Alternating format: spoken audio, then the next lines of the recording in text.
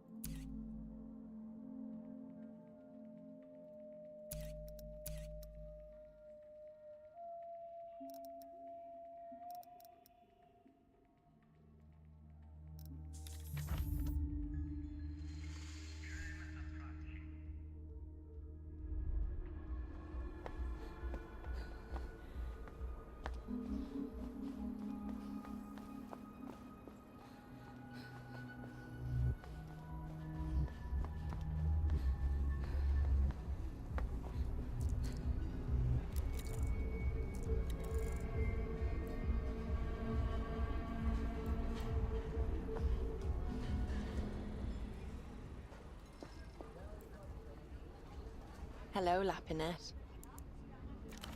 She smiles, indicates the seat to her left. Come, pretend to be real people with me for a while. Not one. Now sit down. No need for a scene. She leans into you. Your thighs touch on the bench. Welcome. Let me introduce you to our barman, Diego. Hello. Not so fast, Diego. Let me also introduce you to the worst calamanic ever put to glass. Diego's very bad at his job.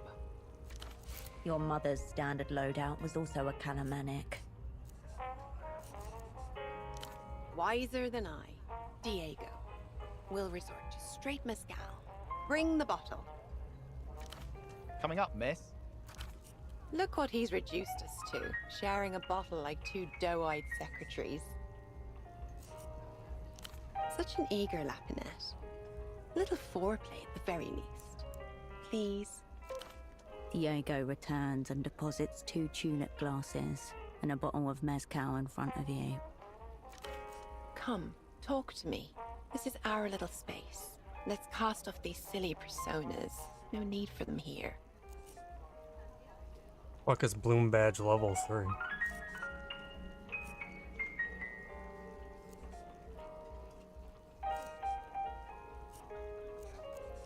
Nobody. Same as you. She looks quizzically at you, drumming her fingers. Self-expression, being known, unself-awareness. In many ways, it's easier being a made-up person, even if you hate them. No more questions with no answers, please. Mes Étoiles, no. She's misty-eyed, nostalgic, sincere, and tender. Makes me sick. That was a pretty huge milestone.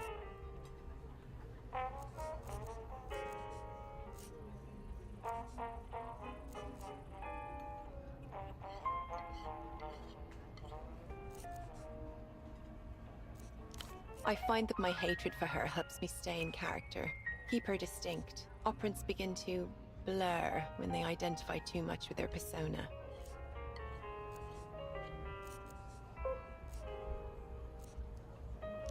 Exactly.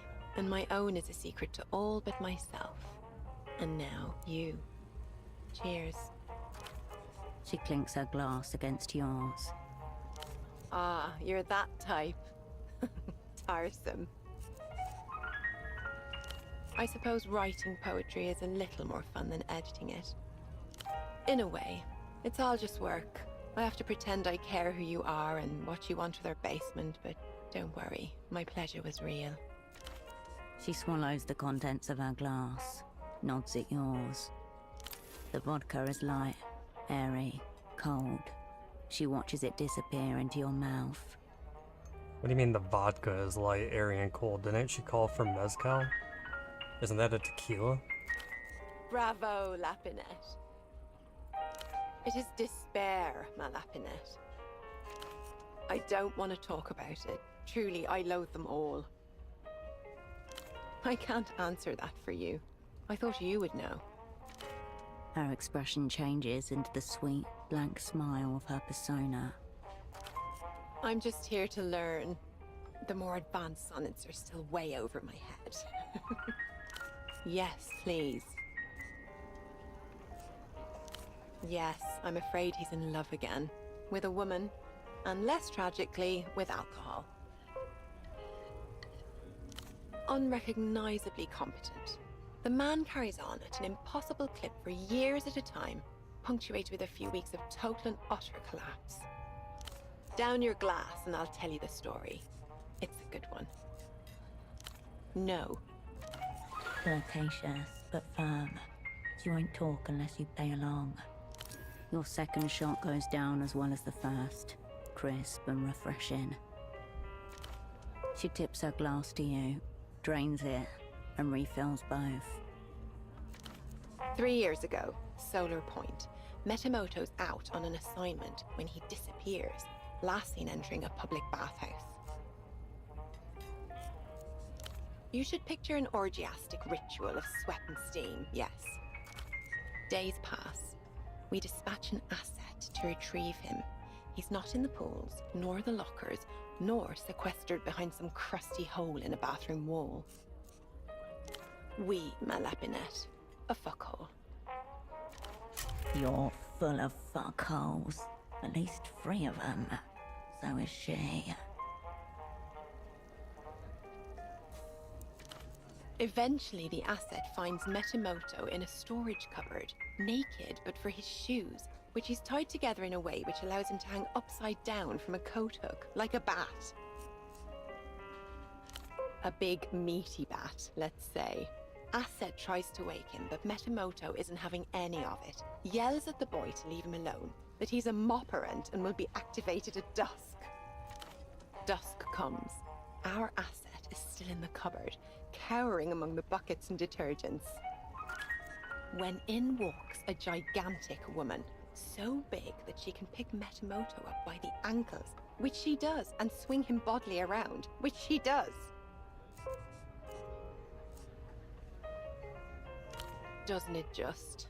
She used him to mop the entire bathhouse every night for a week, until he became so waterlogged that she had to replace him. Apparently, he was rigid as a frozen sardine the whole time. That's also how he got the hair. She dangled him upside down, and it's been like that ever since. I don't know whether it's permanent or he styles it that way himself in homage. Over my career with the bank, I have met several people who would agree with you. Human traffickers, mostly.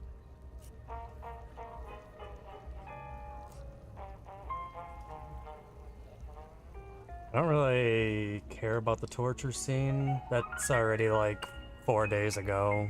I've already talked to Kaleidoscope, so I don't need to know about him.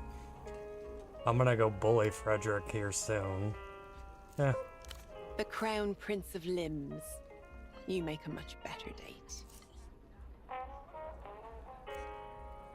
As in, the gap in his schedule?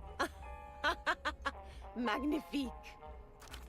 Let's not talk about Frederick. He is to espionage what Diego is to cocktails. The barman winces at the sound of his name. Diego, what do you think of my friend here? What do you mean, miss? Would you fuck her, Diego? Should I? Yeah, Diego, what do you think? I don't. An unexpectedly good answer. What about you, Lapinette? Would you give Diego a go-go?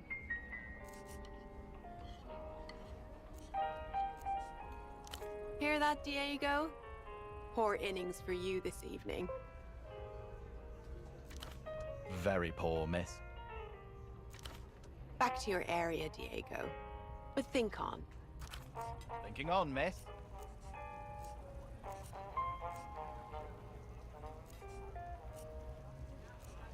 Shame. I would have invited you in. Okay, my Lapinette. Good things can't last forever. Time to pump me for information, right? But I want something in return. Oh, poor thing. Hurt feelings, is that it? Some of them felt good. I know it. You could teach Diego here how to make a proper calamanic. Or, if you'd like something less impossible, you could kiss me. Deep tongue. According to her, the bartender's basically an unprogrammed augmentoid. Get in there and pilot him. Pilot Diego, tongue the enemy, or use the Duchess's technique.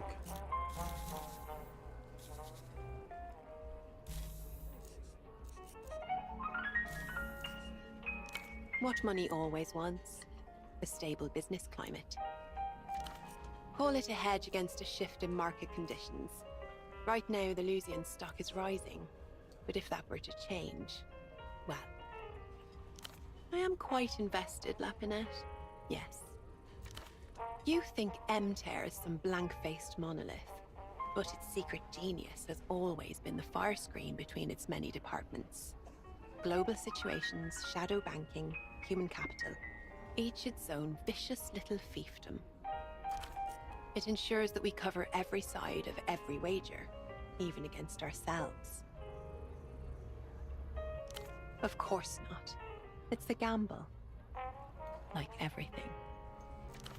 Lapinette, it is high time to accept that this is the best of all possible worlds. No cataclysmic wars, no mass death from famine or plague, an abundance of goods unknown to earlier forms of humanity.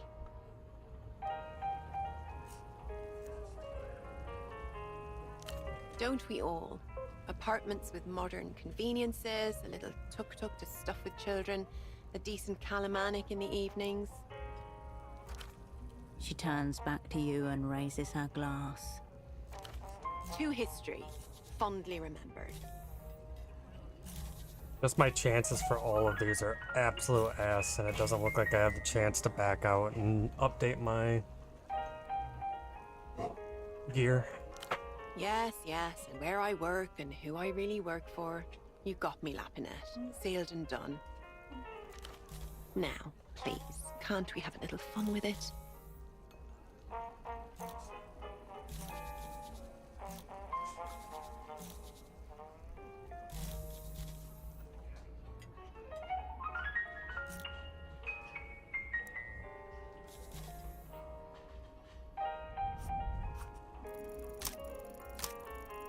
That was a fail. Nope, okay. Get in his brain, yank his wires. There can't be more than 3 of them. What? Oh! The inside of his skull is sparse yet comfortable. A control panel arranged around a large leather recliner. Sparks of electricity drip from the ceiling. You mean Diego? Who knows? Get those buttons pressed. The leather envelops you, soft and well worn. The panel screen flashes a big smiley face. It's janky, but it must work. Start pulling levers and shit. Diego watches, bemused, as his hand retrieves a glass from the bar. Hello. Is that you making him talk? Excellent. The button opens a compartment in the console, from which emerges a long and complicated arm, unfolding like metal origami until a single list lies in front of you. It's a drinks menu. The words mezcal, lime, strawberry liqueur, and cherries each light up orange as you press the buttons to their sides. You flip the switch marked eject. The chair propels you straight out the top of his skull. Whoa! Sorry, missus. What happened? I'll try not to. Let me try that. She reaches over and takes a sip of the calamanic, watching you all the while. Ahaha, it actually tastes like a real calamanic. Not quite the best, but still, merci. The mysterious gap isn't that mysterious. The Grand Lich and his entourage will visit the Lusian war criminal shrine at the top of Portofino. They call it a pilgrimage. I call it group masturbation. Either way, that is where Facundo Reyes will be. When he will be there, you'll have to procure from other sources. They haven't told me. Beside you, Diego puts down one glass and picks up another. Probably to prevent the exact type of incident you have in mind. Your controller needs to know about this. I hope this was everything you hoped for. In another life, Lapinette. Probably should. Definitely won't. She smiles, sadly, and turns to her drink.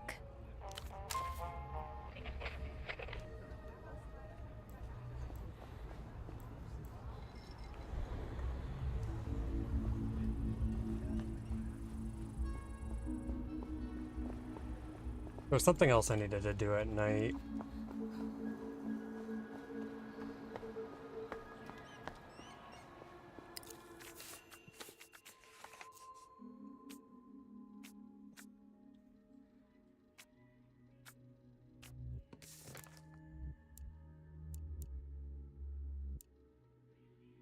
Ridge east of the roundabout.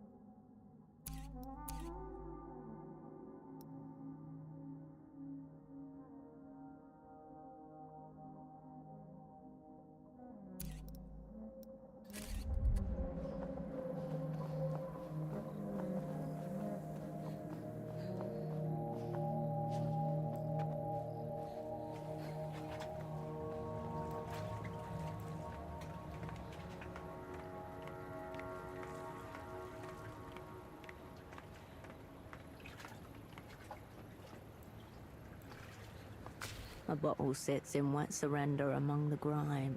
The label, damp but still holding. You snatch up the bottle.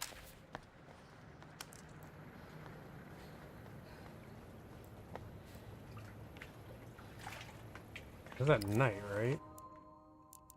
Late mornings. Okay. Never mind. It's like fucking midnight right now. Actually, no, it would be 10 o'clock. So go repair the model train.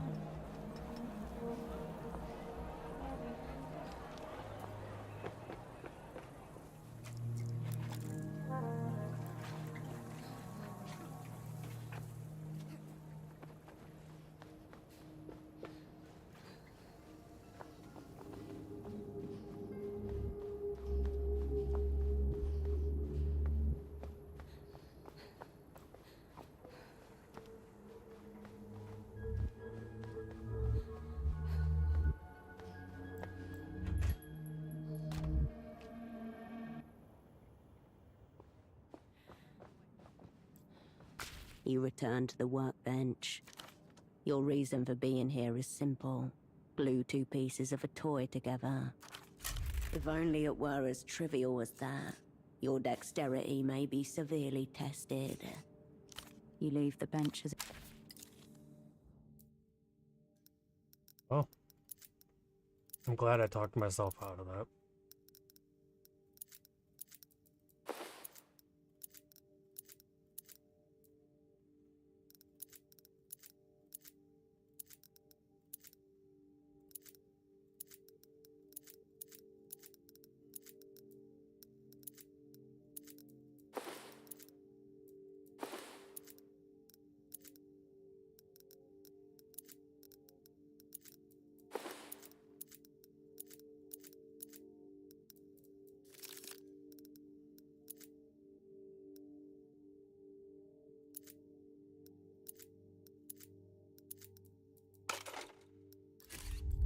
You return to the work.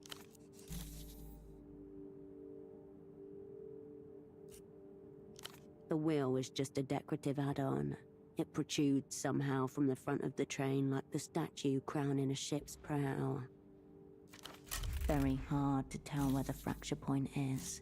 The plastic is simply too disfigured. You never were. You leave the bench as it was.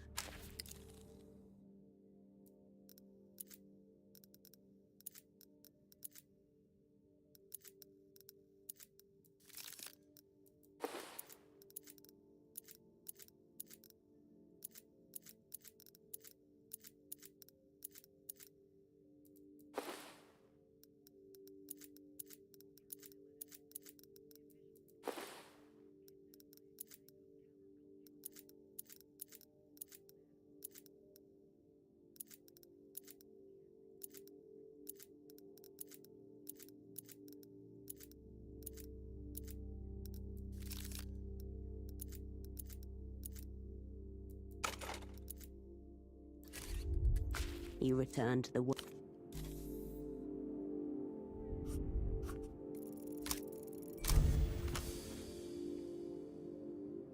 Upon close inspection, you can see that the key to a successful mend here is to snip off the deformed ends of the little plastic rods. The blades do the job beautifully, opening and closing with the delicacy of dragonfly wings. The subtlest of pleasure. You watch as the plastic surfaces melt ever so slightly under the corrosive effects of the glue. Once everything is covered that needs to be, you make the two pieces kiss and watch the plastic bind. Crowned with its free-spinning bronze wheel and curling designs, the train is a thing of exquisite craftsmanship.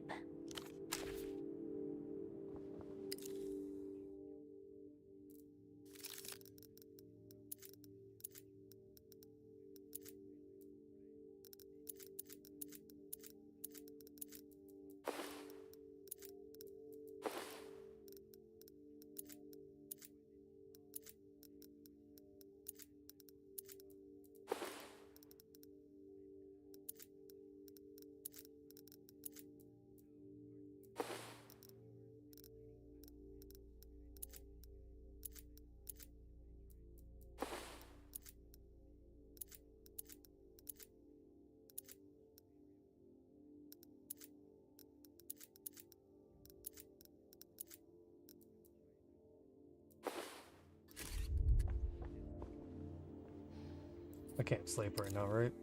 Yeah. But I can take a bunch of drugs.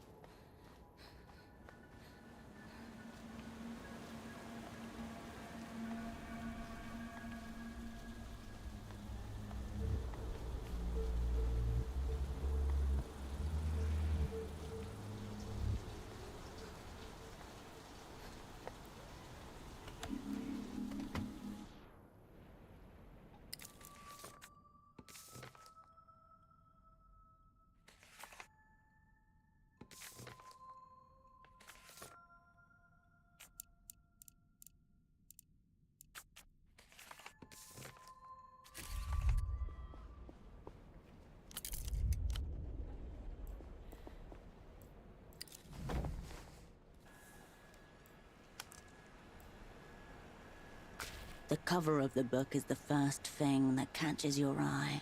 Hand-painted, blood-adorned. The text reads, Blood-type Hecatomb by H.S. Lastra. The key to the next layer of the cipher. But be warned, you may have to read the whole thing. An attempt to escape, maybe. One not diverting enough to drown out the incessant knocking of the world. A couple of chapters from the end. You are preparing to strike the cruelest blow. With a furtive glance over your shoulder, you slip the book into your pocket.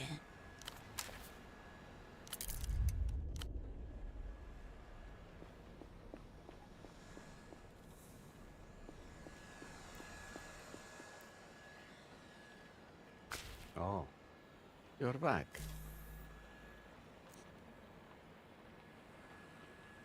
My God. Where did you find this? Ah, the eccentric rods. Tricky. But this is a very credible repair job. Thank you. You have no idea what this means to me. This is such a relief. His eyes well up as he turns his back to you, gently cuddling the model train. His shoulders rise and fall as he sighs. Be well.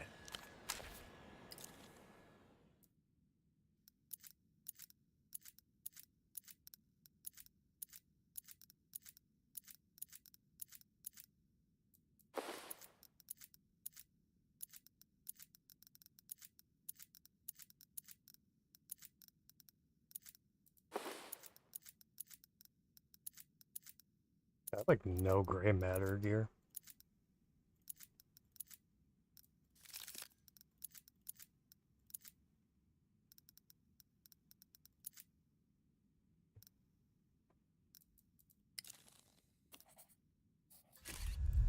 Oh, you're back.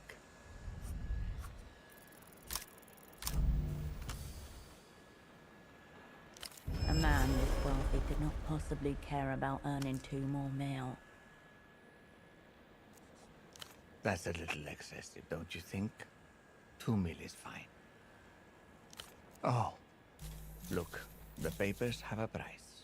Either pay it, or take your bartering elsewhere. Be well.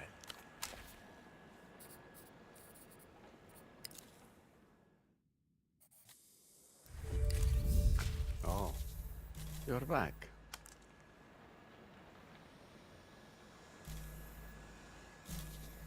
What's it now at a 64? Oh, disadvantage from a status effect.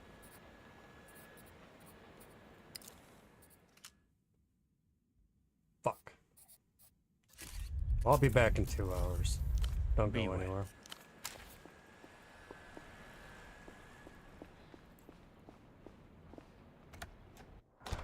Thought did I violate?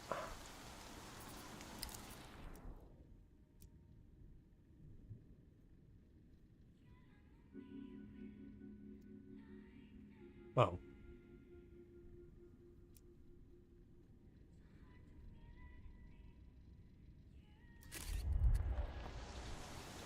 So I guess I did.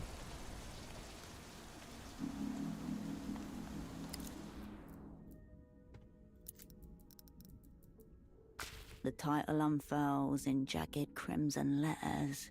Blood-type Hecatomb by H.S. Lastra. The words jar a memory, Holocene engrossed within its pages.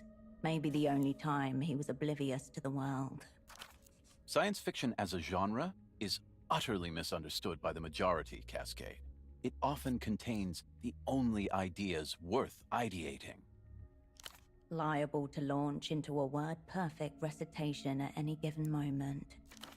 The longest you endured was 8.5 minutes, basically an audio disc. He hoped so too. Hand-painted, crimson heavy.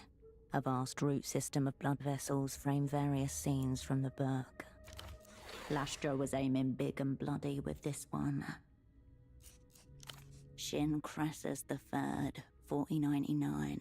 Less than 2 months have passed since the vessel, war hero of the Raoult of Manumission, bit into the still-beating heart of Supreme Dictator Haizai before the cheering hordes of Coco Lobi.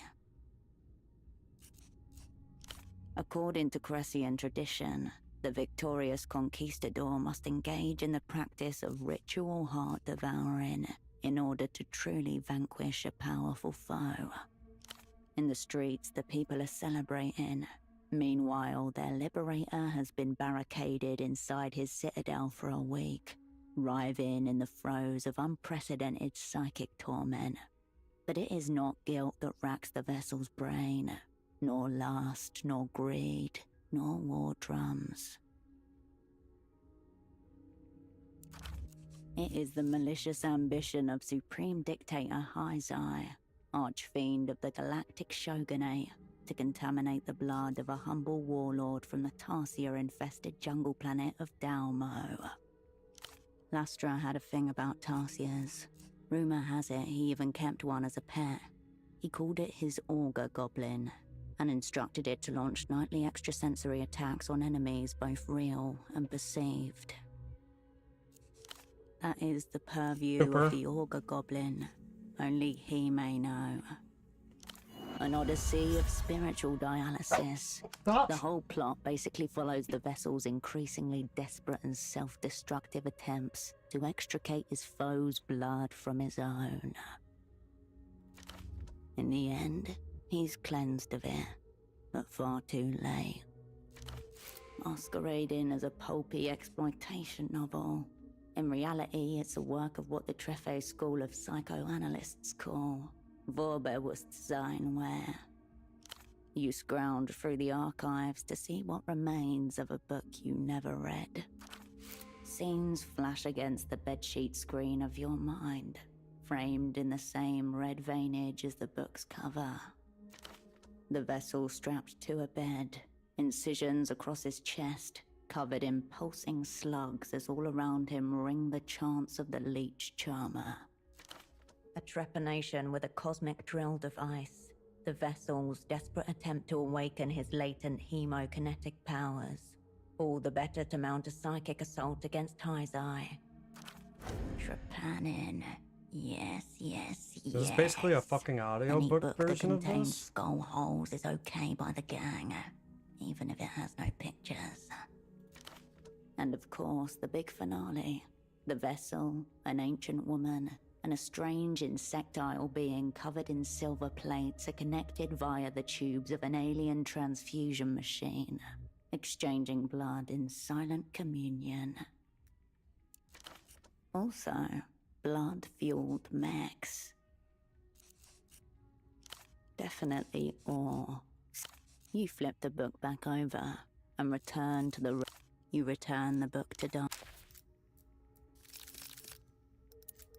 Look, I'm gonna need shadow play for this.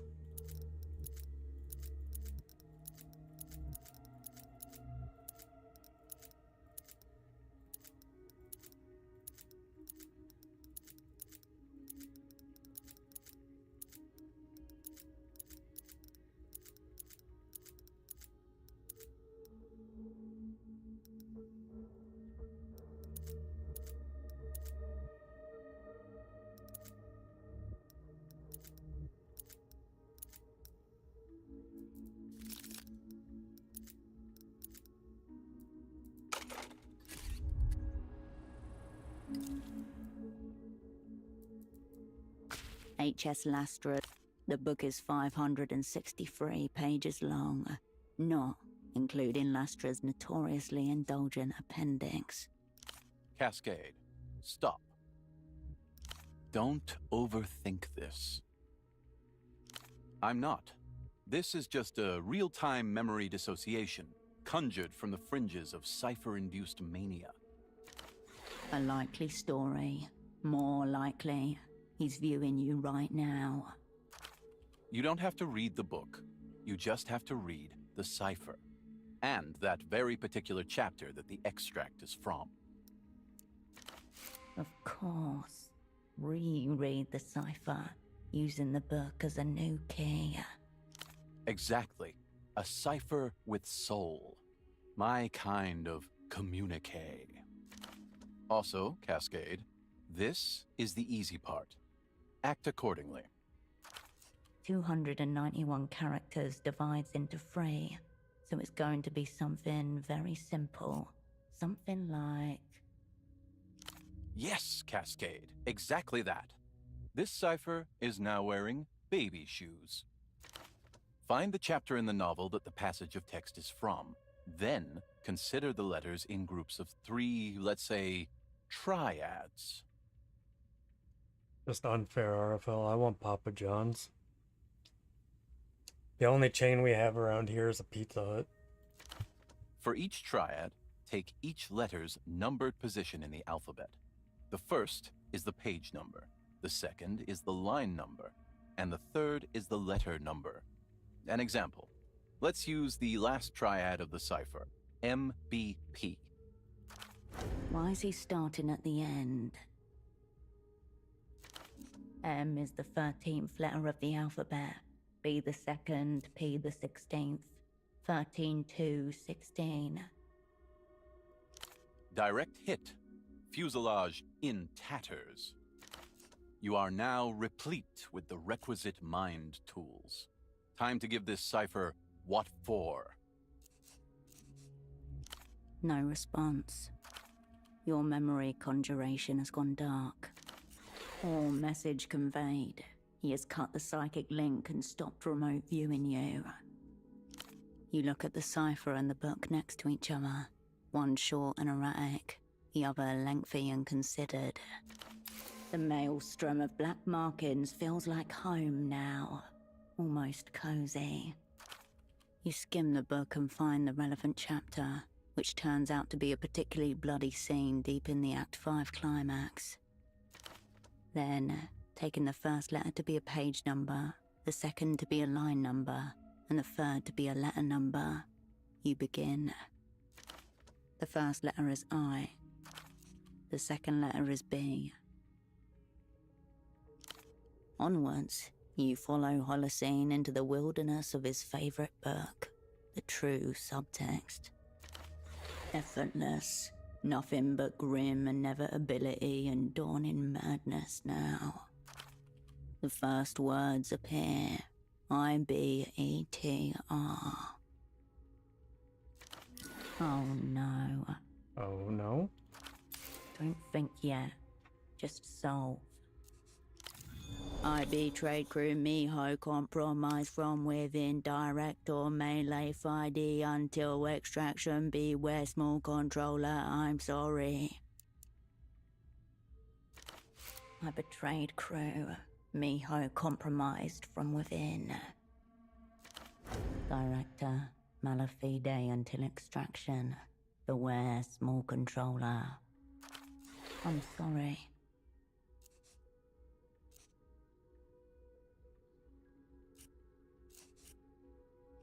So he claims. Also the cipher claims.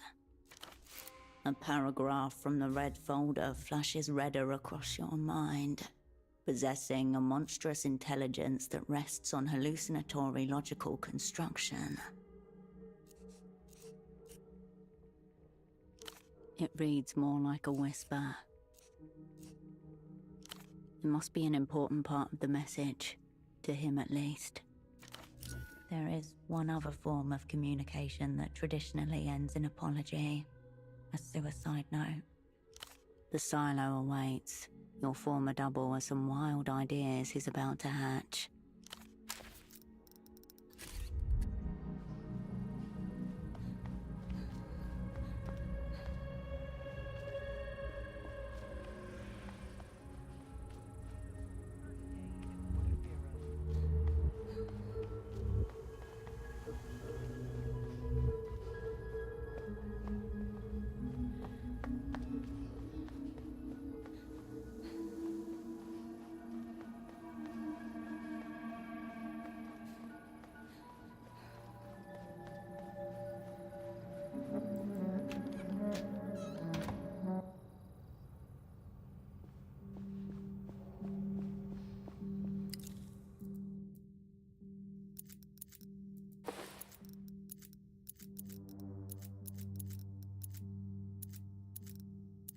I don't remember if this was a doppelgang check.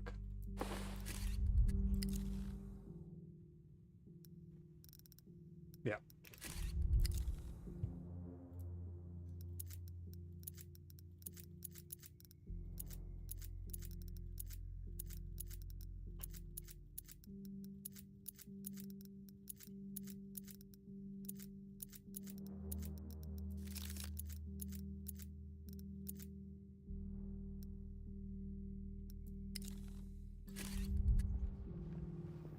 Fuck me, Buzz is back already.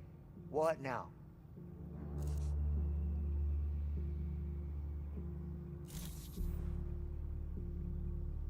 Modifiers +5. You have a fucking gun.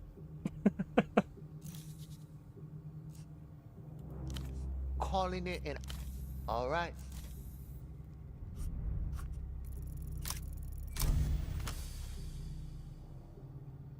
Look down at this cunt. Show him he's beneath us. We are gigantic. You know, I mean, there's definitely been some text to dialogue differences, but I feel like there's a really big one between look down at this prick and look down at this cunt. I don't know, I just feel like how do you mess that up?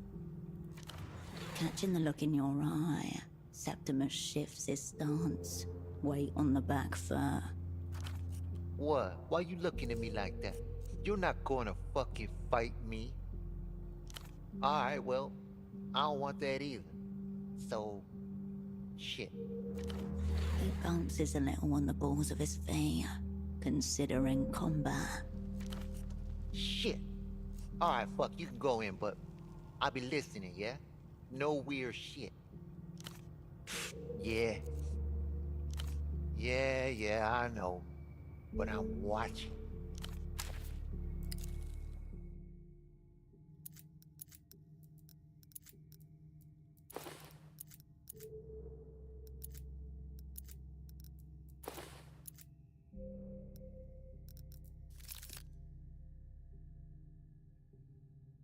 Poetics for Estoc.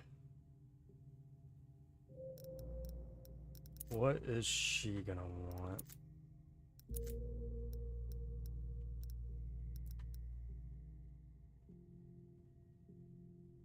Technoflex?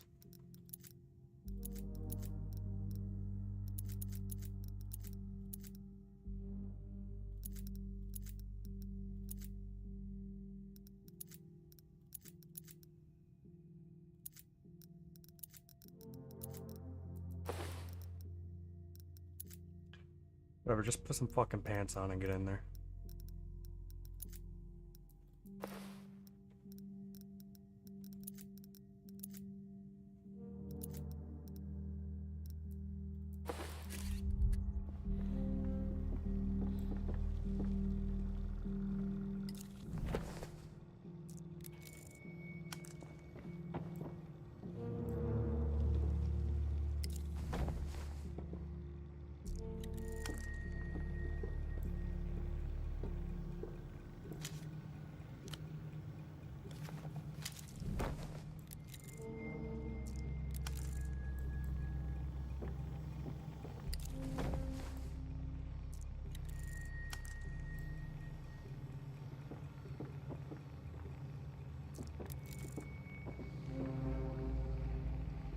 The cityscape of machinery stretches into the room, each component heavily modified and repaired.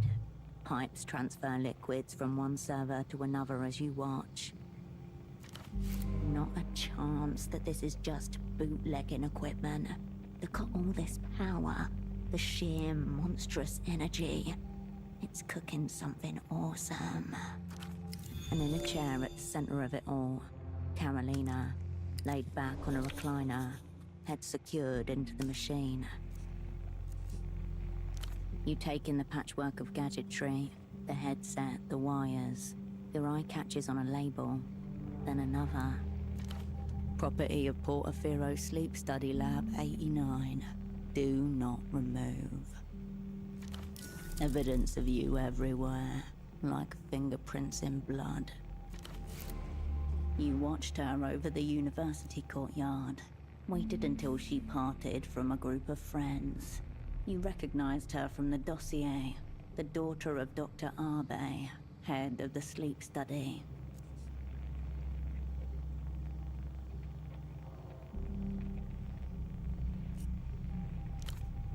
The brief said that she was young, talented, idealistic, perfect for the opera to groom her into service. She noticed you looking at her and smiled questioningly. Her arms were filled with books on ancient languages, programming, and robotics. Hey, can I help you? She did.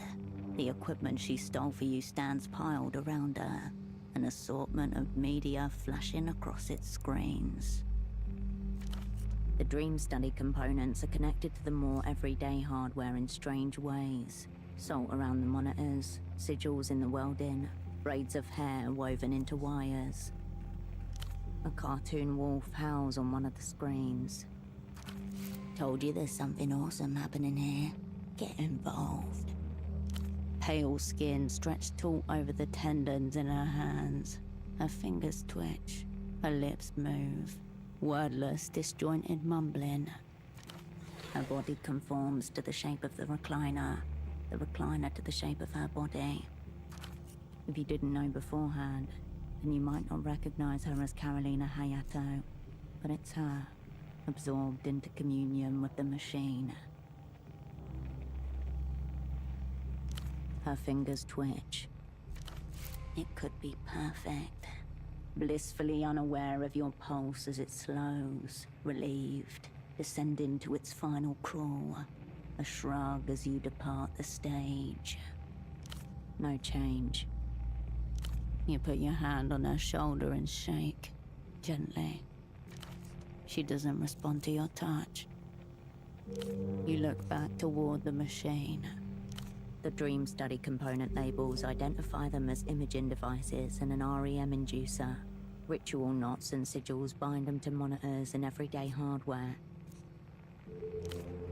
Flashes of different TV shows and music videos between static, irregular lights and noise. The brand name on the central monitor reads MS6. A console labeled Dream Regulator appears to be surrounded by salt. Her headset says REM inducer, but someone has welded a sigil into the metal beneath the study label. The sigil means repetition.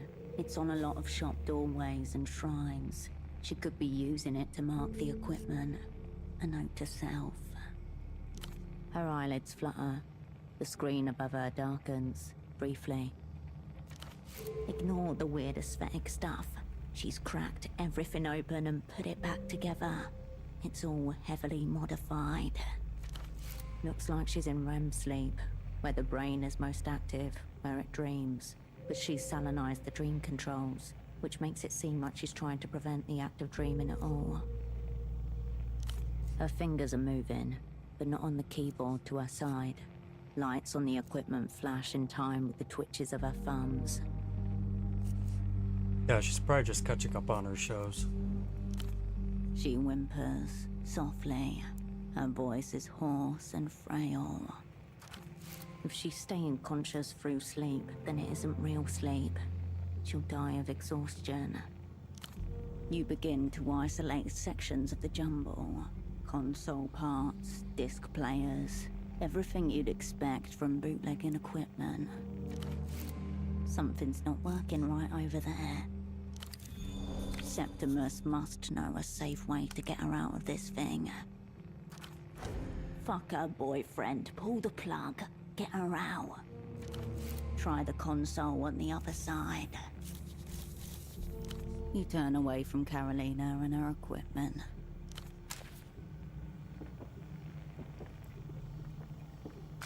The screen glows behind a pane of bulging glass, patiently awaiting instructions.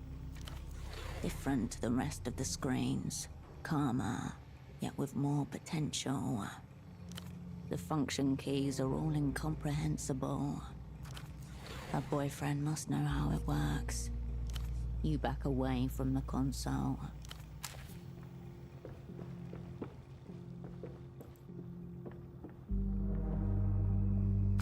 What now? Threaten me and then ask for my help, is it? Storm into my cinema and make a mug of me and demand my assistance, is it? Well, fine. But only because I'm scared you'll only fucking do it again. Oh, that just means it worked, okay? There's a button right on the console saying interface. Press it. Yeah.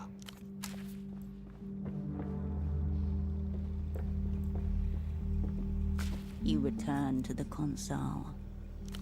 You scan the machine until you see the button right in the center of the console.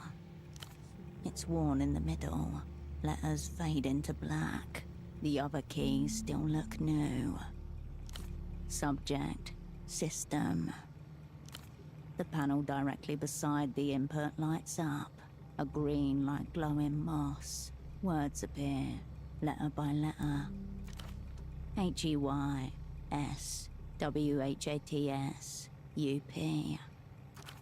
She thinks that you're her boyfriend.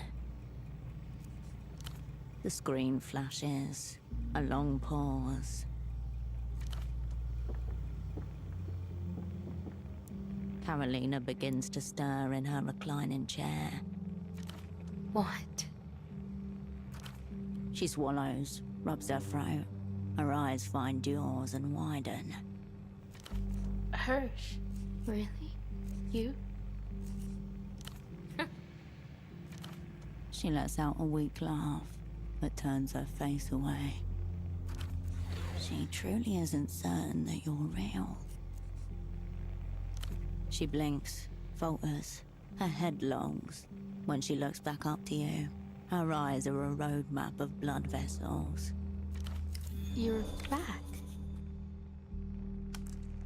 How long? Since... What happened? No sarcasm. Time and space appear to have become mysteries to her. Cooper, don't start. Go.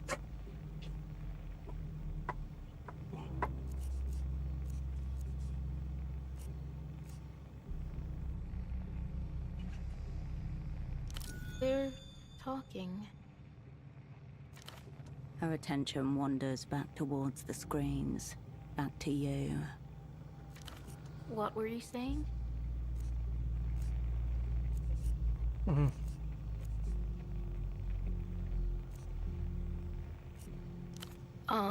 Yeah. Built this myself. Lots of anti-bootlegging tech coming out of loots. Brand new all the time. Got to stay ahead of trends. She's a fucking queen. People want all this Lusian poison, L-pop, bullshit. Least we can steal it. Good talk. Okay.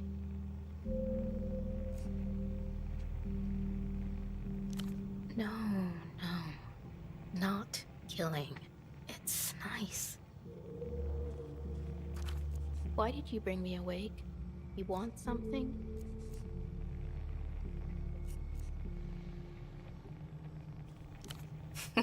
Slippy soul, slippy soul. Was just bootlegging. Look, bootlegging machine. I built it. It's nice. She strokes the headset a few times to demonstrate.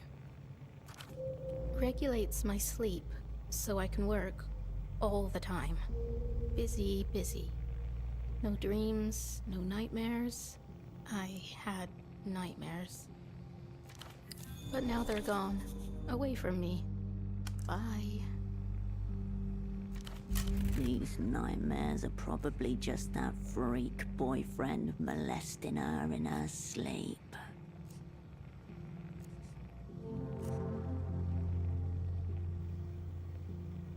She isn't listening. Her eyes roll toward a point in the middle of her face. Her Her lips move as if she's soundlessly repeating a conversation to herself. She looks at you. Oh, hey, Hirsch. What's up? Chronic sleep deprivation. She's half mad. Kindred is unrecruitable in this condition. Picked up?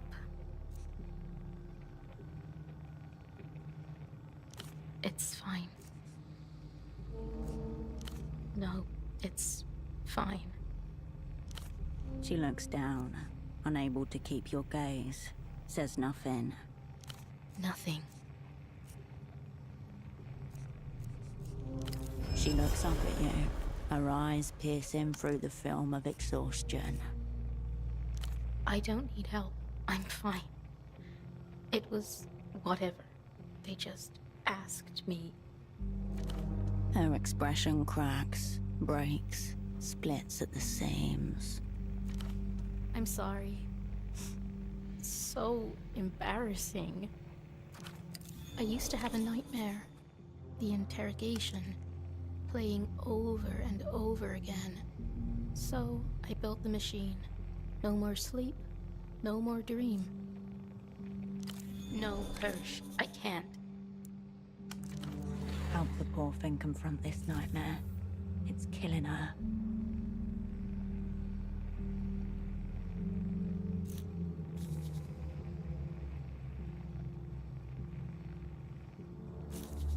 Well, the worst part is I'm disadvantaged right now from, I think, saying nothing.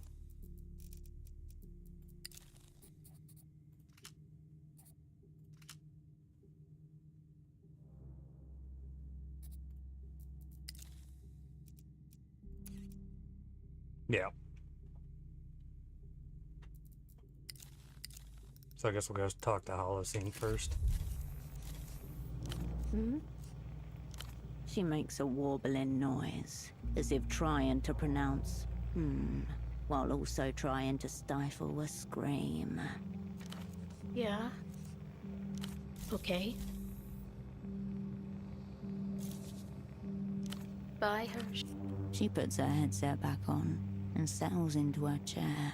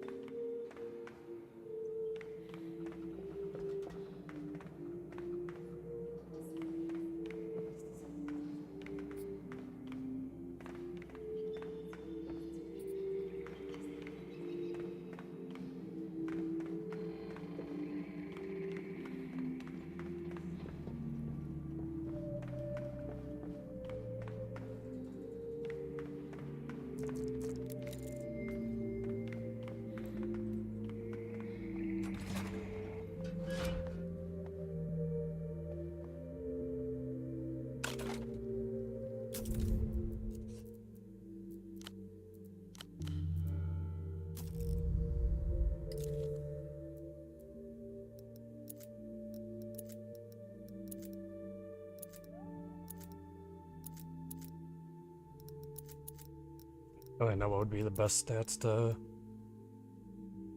stack for him. I'm gonna stay as is.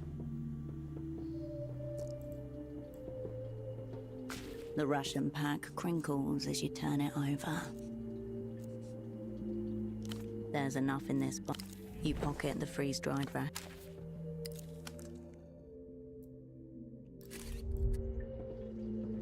The mold's tendrils rise gently as you approach. Slime class, if you were to guess. Educated mold guess. 1,000 skinny antennas. The tendrils seem to favor seams and stress lines rather than smooth concrete. Solid operant instincts. The denser part sits low, where the floor dips slightly.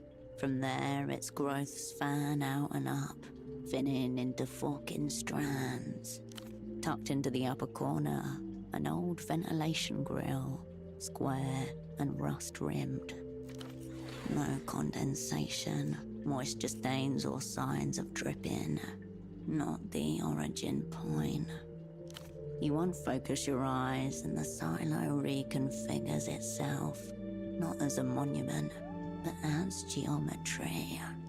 Condensation trails along the cable trunk, faint warps across the ceiling panel, load stress from moisture rot, blackening around a bolted vent. Neither rust nor soot. You follow the spread backward, through cinder block and pipe, along maintenance crawl spaces and sealed corridors, beyond human reach.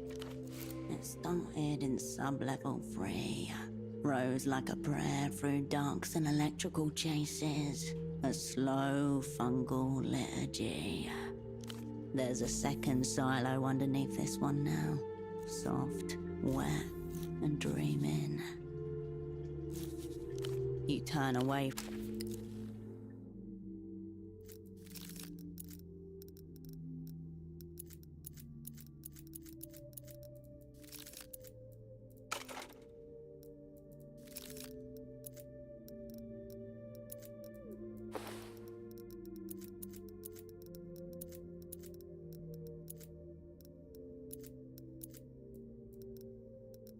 I have a pair of boots that give me +2 to coordination.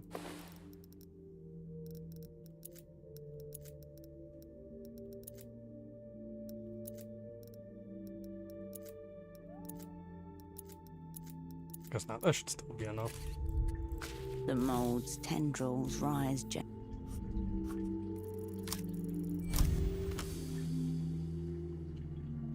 You slide your screwdriver just beneath the edge of the growth. You tip the mold into a nearby container, frail as ash, then pocket the sample. This needs a specialist, or at least someone specialist adjacent. A doctor might be a good first bet. You turn away from the mold.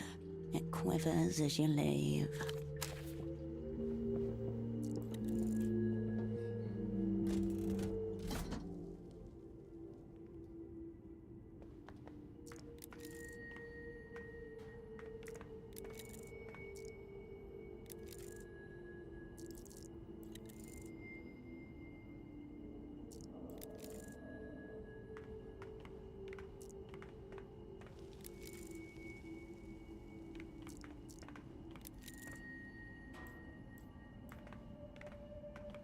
Cascade, stop. Before you utter a word, be aware that anything you say in my presence, anything I hear, should be considered pre-intercepted by the small controller. That explains communicating through cipher. though we may soon be rezoning the boundaries of explanation. The treacherous entity in my head that is directing my movements, of course. And also my words and thoughts. Oh no. Oh no. Quiet.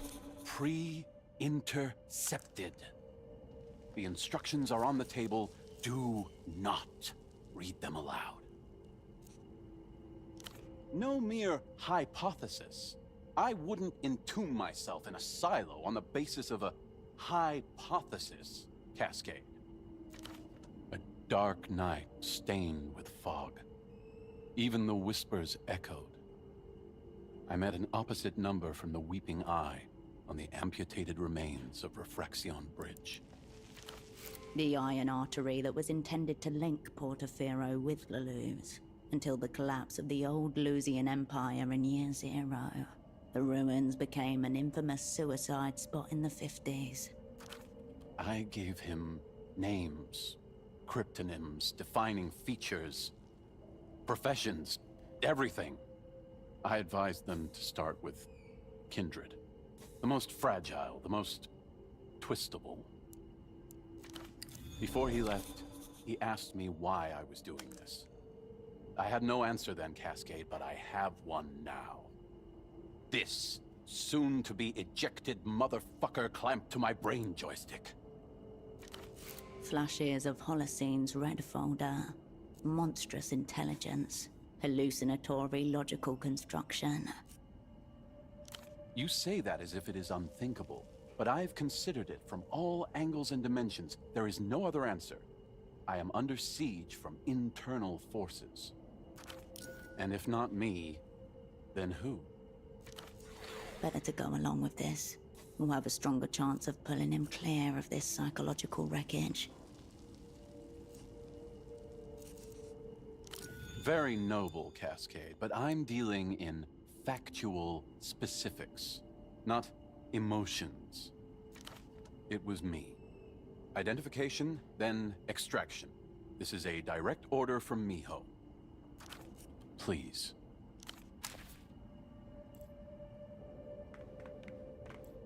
Upon the reflective surface of the table lie a sketchpad, a pen, a strange container, and a crank drill.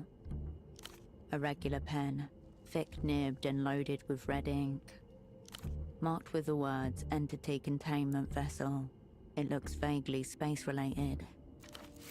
Designed to be taken into the far reaches by cosmonauts. Any alien life matter can be sealed inside and brought home. It's intended for bacteria or microorganisms, and if it's bigger, an Earthbound research becomes the least of your problems. The crank wheel features a worn logo, now illegible. Rust blossoms in tiny patches along the drill bit. On the first page, scribbled in hurried handwriting, you find the instructions. The mere sight of Holocene's handwriting incurs a shiver of post-code breaking trauma. A bare 14 words. Small controller inside. Locate via remote viewing, then extract. Through dimensionality to analysis. The traitor within. The technique of seeing things with the mind which is spatially or temporarily remote. Close your eyes. Think of what you're trying to see, then draw what comes to you. Fall in with his own systems, bridle his hypertrophied imagination. The outcome will be the same.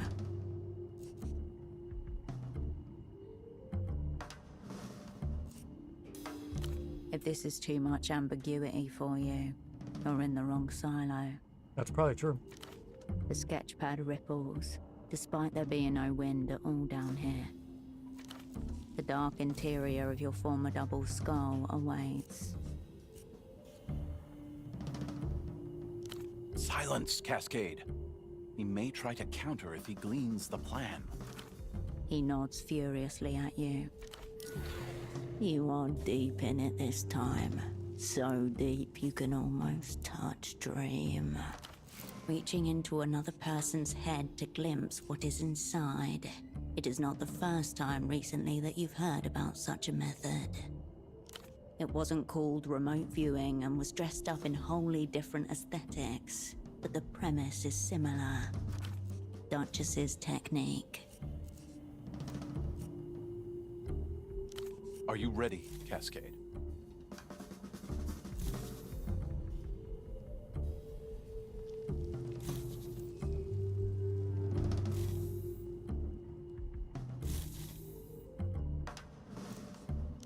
Immobilized like a torture victim, your former double just gives you a firm, unwavering stare. This does not bode well for your future.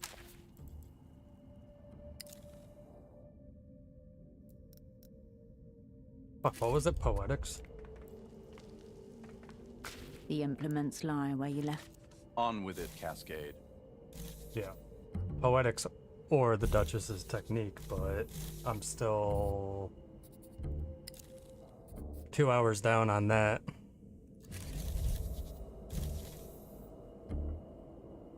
I don't want to walk back out here though, god damn it. This does not bode. Do I have anything else I can do for 2 hours?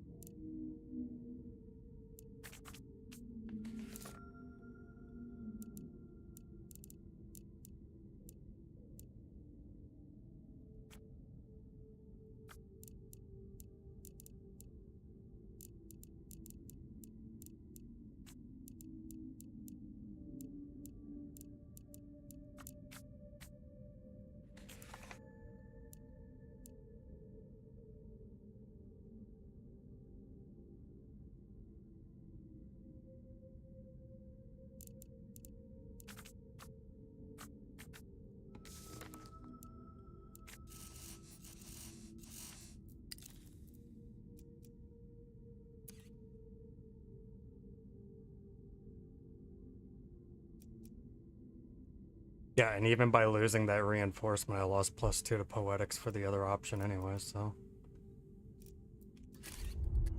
I'll be back.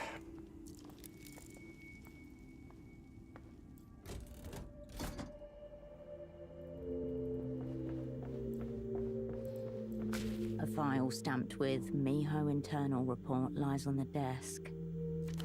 Below the stamp, a heading, Project Eschaton. In a matter phasing conclusions, the rest of the cover is obliterated by warning labels. Eschaton, a day after the end of time, a final turning of divine machinery. Exactly what it implies. Solid matter moving through other solid matter by phasing with it on a metadimensional plane.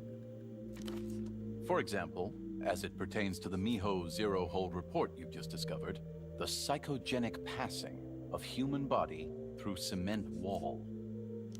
Cascade, I asked you to clean up, not compromise the agency. Entirely dependent on your career progression, but after 5 years or so of service, I think things would look promising. What can I say, Cascade? I'm a stickler for the need to know. You feel Holocene.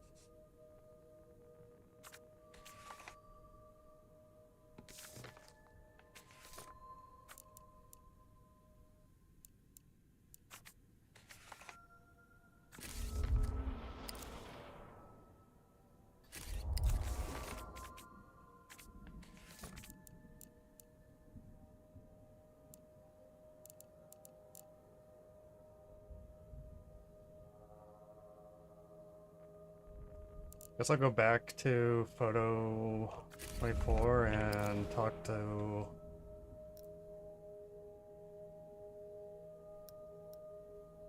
my controllers. I remember like internal thoughts came up at one point about that.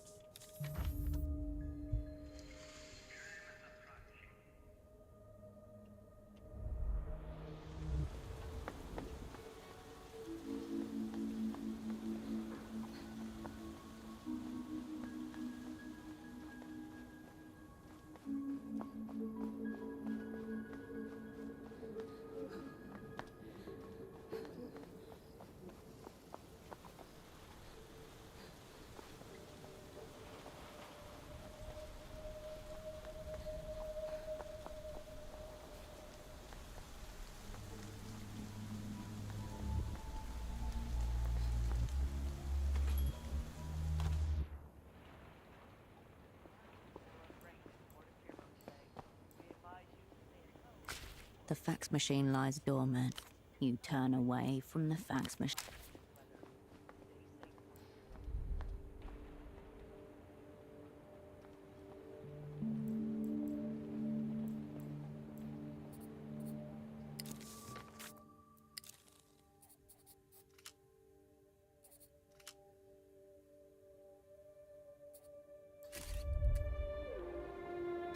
Raw information atomizes itself. Cascade.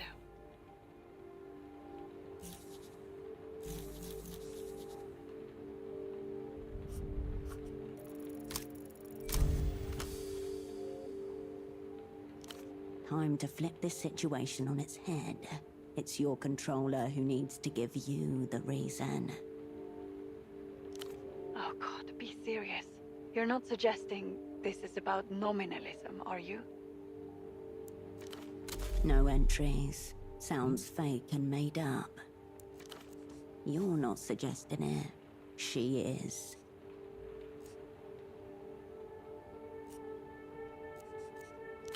But that's the thing with these new watchwords. All you have to do is say, this initiative supports our nominal pillar, and they'll throw gobs of resources at you, whether anything comes of it or not.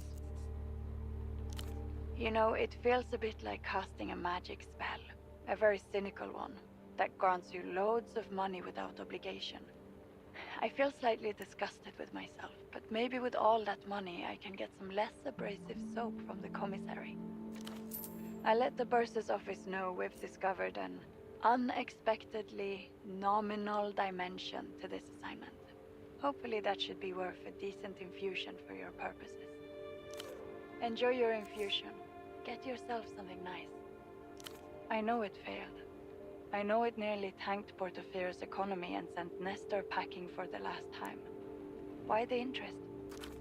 Why the interest in space? Look at it. What's it doing up there? What if it's just a big painting? Is that surprising? Project Autonomia was a big deal. Portofiero was meant to join the first rung of nations. It was going to become a scientific and engineering power. Plus, it was going to really stick it to their old Lucian colonizers. Instead, yes, boom boom. How do you mean more? You're saying instead of a failure, it was actually a success? Intense skepticism. She's worried you're developing a logical framework to apply to your own assignment. Questions. Of course. We love questions. Perhaps you have some others? Go on.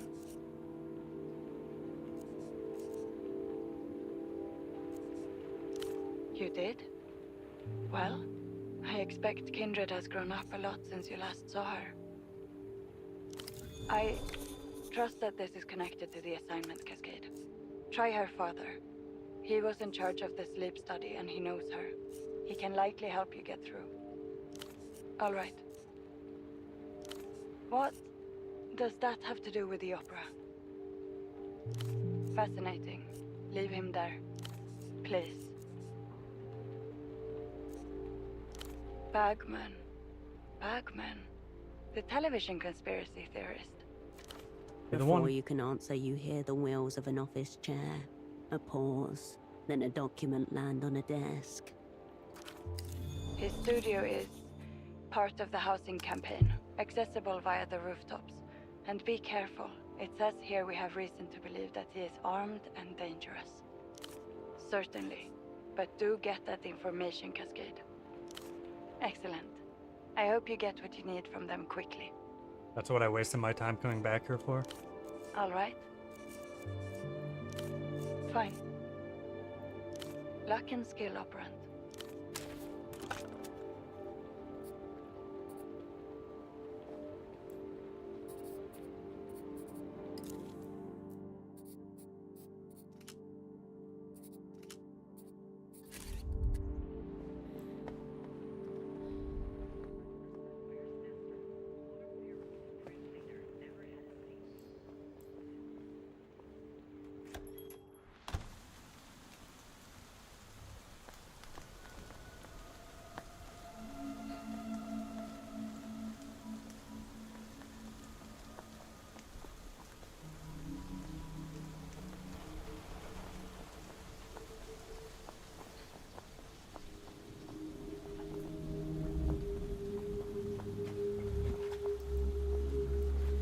A watertight marine door. A small placard above the entryway reads, Community Care Clinic, open 4 a.m. to 10 p.m. That would necessitate coming within spitting distance of his hated rival. Neither doctor is willing to break their date on. Differences of opinion in medical practice are just the tip of the iceberg here. You could do that. He seems like a reasonable enough man. You can probably talk sense with him. At least more so than you can with Dr. Gonza. The frame is solid. The hinges well oiled and free of rust. You'll need enough force to disjoint a 15mm thick aluminium alloy frame, supported by a weather-tight rubber seal. The answer is no. Well, can only ask the questions. You slink away from the houseboat. Wait, what time does he open? Now. Literally?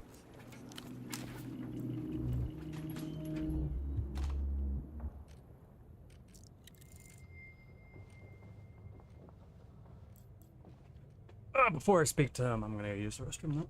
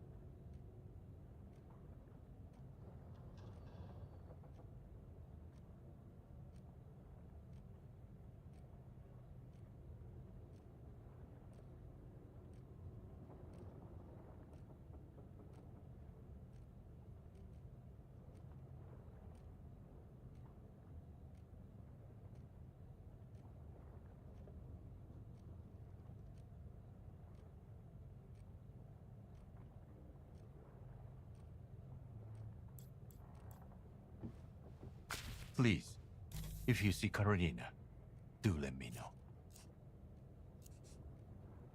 Yes, I was running a dream study. She was a participant. That was a long time ago. Dreams are one of the least understood phenomena in nature. My colleague Gonzalo and I developed a novel technique for rendering our subjects' dreams as two-dimensional imagery. We received a generous grant through MTES Foundation for basic research. Though I have to say it was an uneasy match. I came to understand our benefactors saw our work as a form of market research, not exactly what I got into the work for. It was a long time ago. I prefer not to dwell on these things. Carolina started out as one of our participants. A volunteer, surprisingly. Simple. Because until Gonzalo and I received our grant, she's never evinced the slightest interest in my work. I'm afraid the raw data were carefully anonymized. We couldn't match any individual participant to a particular set of subconscious imagery. This was by design. I'm a trained physician. Patient confidentiality is sacrosanct. A conversation, fogged mirror, 2 gin cocktails, a regular table. To be a spy like you, in theater, getting totally absorbed in a task greater than myself. And then she wasn't. And she did. When her turn as a participant concluded, she begged me to stay on. I thought, well, what harm? There was no real limit on our grant from amateur. And Gonzalo agreed. We needed an assistant of sorts. Yes, perhaps that was my dream. A dream that tastes like ashes on his tongue just now. She was responsible for organizing and cleaning the visualizations. A massive undertaking. Very labor-intensive. Approval. Pride. Immediately apparent in the copies she passed you. Annotated pertinent sections marked with color-coded flags. Carolina didn't appear at work one day. I went to the police, who had no information. I thought she must have been in some kind of accident. You must understand my fear as a father. You must understand that, he means, if you're going to understand what happens later. I received a call from the hospital. Carolina was there, in intensive care, barely lucid, handcuffed to her bed. There were 2 carabineros accompanying her. They told me she was under arrest, to be charged with unlawfully aiding a foreign power, espionage statutes. The Super Broke, their spy service, the opera. Isn't that how they call it? I was in shock, borderline delirious. It took me some time before I realized what it meant. For his work, he means. EMTA pulled their support. The study was shut down within days. All our data seized. I was investigated too, of course, along with Gonzalo. The official part dragged on for several years before they finally closed it. Hard to say. Sometimes it feels like it's ongoing. Your eye gravitates toward the framed credentials on the wall. The dusty anatomical torso. All of it. When she came home, I said some things. Perhaps things I shouldn't have. You gain nothing by making this poor man repeat the words he's most regretted saying in his life. Thank you. You understand. Of course. She left after that. Then I opened this clinic and moved down here. To Kisak. And here he stayed.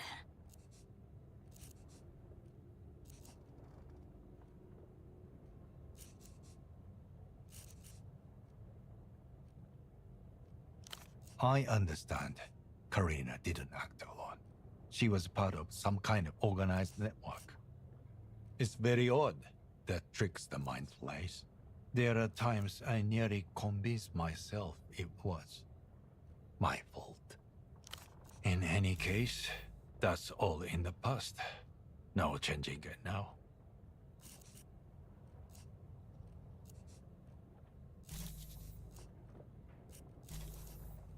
And? Is she eating well? Does it look like she's getting enough sleep? The boyfriend. Fine. He's treating her well, at least. Perhaps he was putting on appearances. Because you are around. I expect he's good at that, given his upbringing. Wait, if you see Karina again, please tell her. She's always my daughter. Thank you. I appreciate it. He gives you a slight nod, indicating that you may leave. I suppose that's fine. Of course. He gestures to the small ladder leading up to the second level. I know a possible amount. Medical concerns, indoor sports, anything that may trigger an asthmatic response. Why do you ask? A subtle shift in his position. He's mold curious. Continue. Fractal branching. Yellow veining. Where did you collect this from? The Peter tract. I see. This is Chimera Verde, a mold strain indigenous to Portofino, and a surprisingly stubborn survivor. Quite the find. Hooked. This guy's a mold man, through and through. Extermination. I think Chimera my nose Verde is itches. in a class of its own. It first emerged in the 40s. 10 years later, it was all over Portofino. Households, offices, schools. The authorities had to call for large-scale fumigation. Paid the price for being too good at what it does. A century earlier, and it could have ruled the world. Have to say, I'm not that surprised it stuck around. Clever little organism. I think this one's dumb. It didn't even fight back.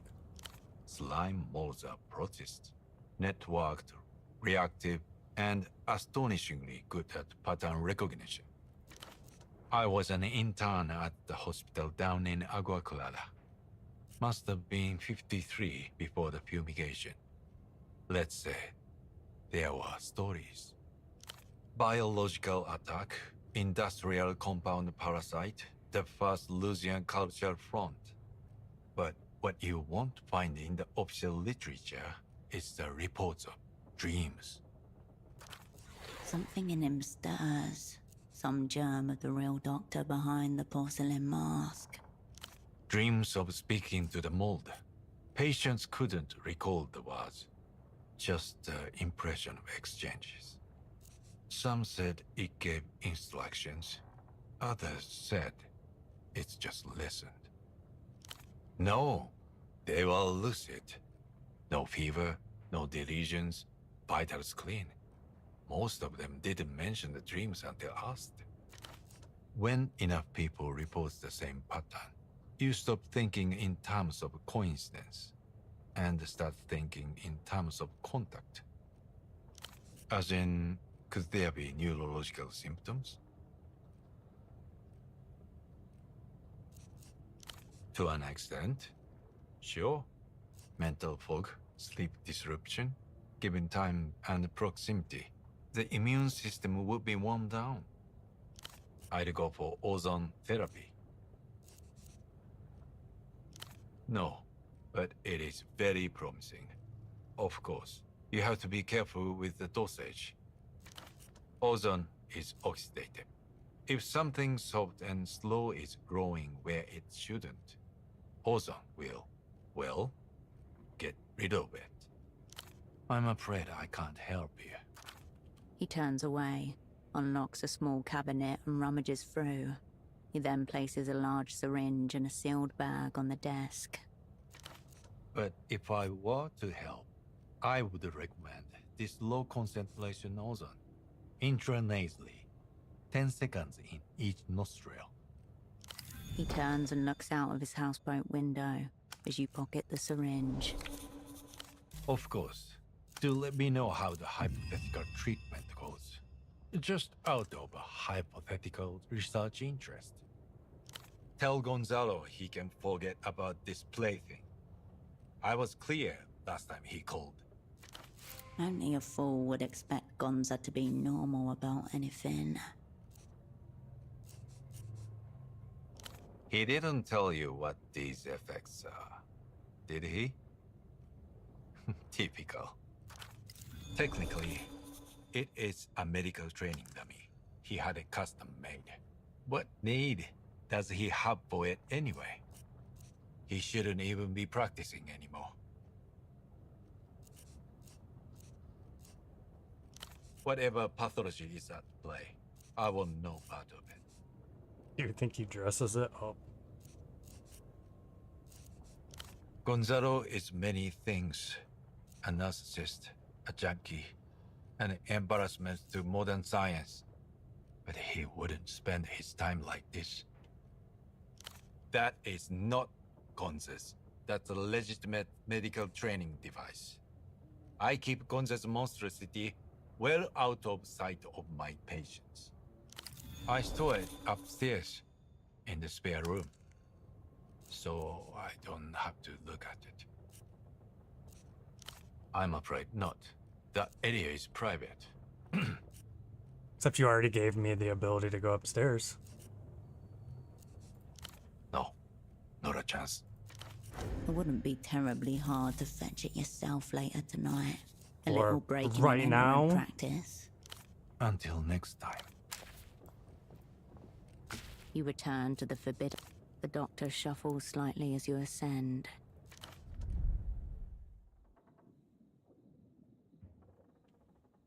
You made it. Oh, that definitely looks like a sex doll.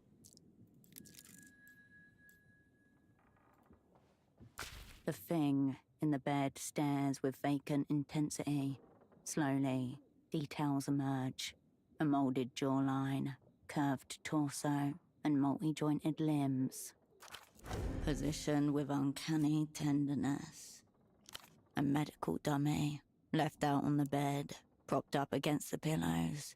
A tag dangles from its wrist.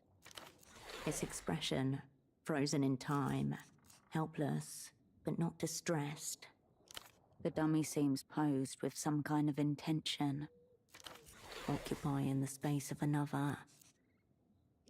The dummy is surrounded by the delicate shrapnel of a previous life, space exploration memorabilia, cotton jackets on hooks, old radios. Cozy and unkempt, not like the impersonal cleanliness of the doctor's clinic below. Yet, she is not here. Instead, in her place, there is a cavity filled with something even more hollow. Technically, it belongs to Dr. Gonza, but perhaps the question is, where would it bring the most happiness?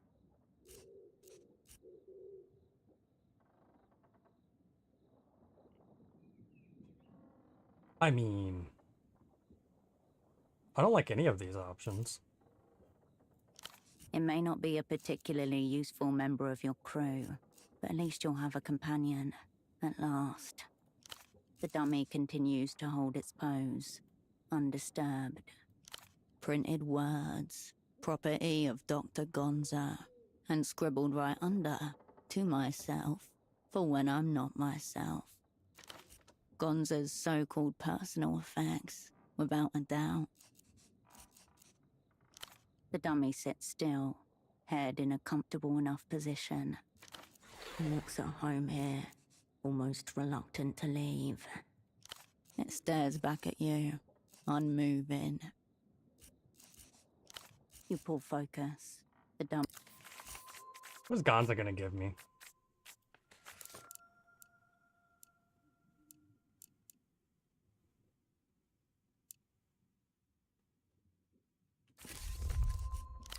The empty bed is sadder than when it was occupied, somehow.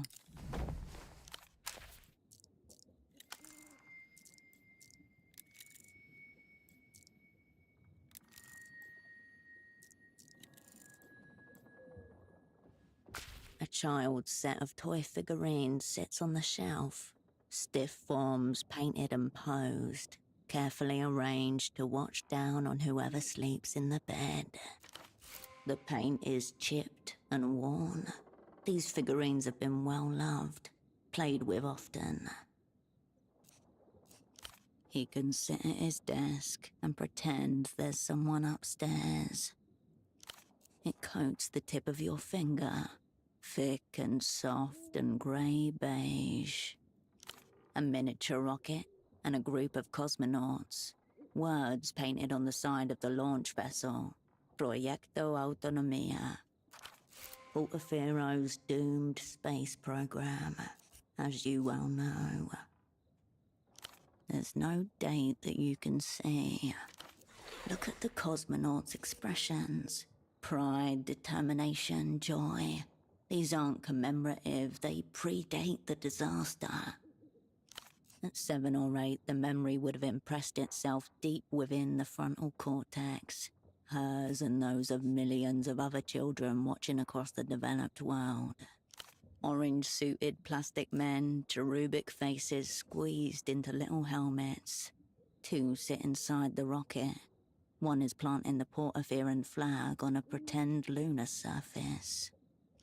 One of the figurines appears to be missing from the set. Maybe Carolina took it with her when she moved out. A little souvenir, keeping her closer to home. Even the smallest movement of your body sends dust. Carolina's childhood tableau, undisturbed.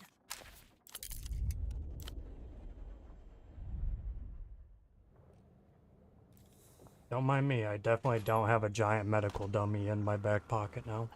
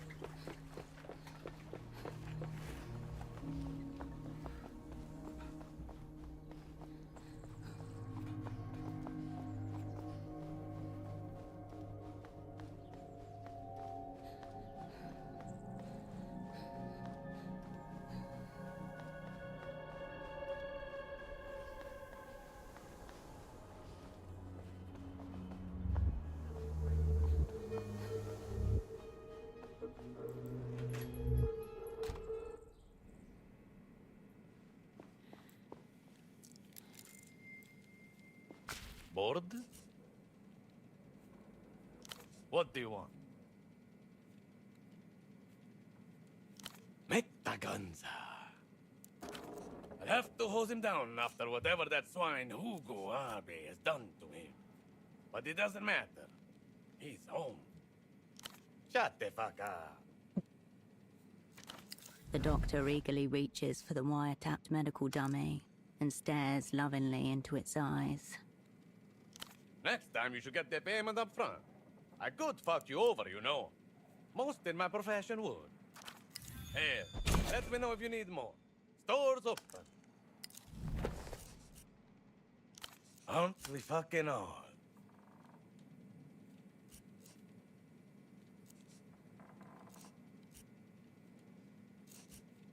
Well, at least now I can buy cocaine, I guess.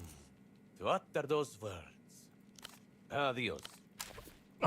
Okay, so I think I lost that disadvantage.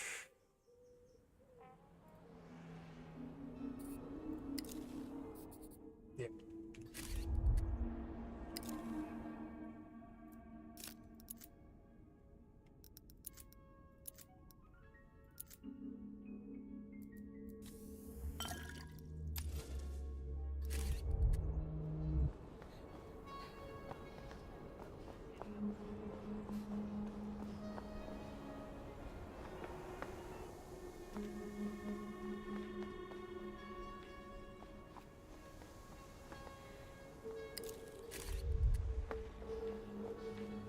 What classifies as late morning?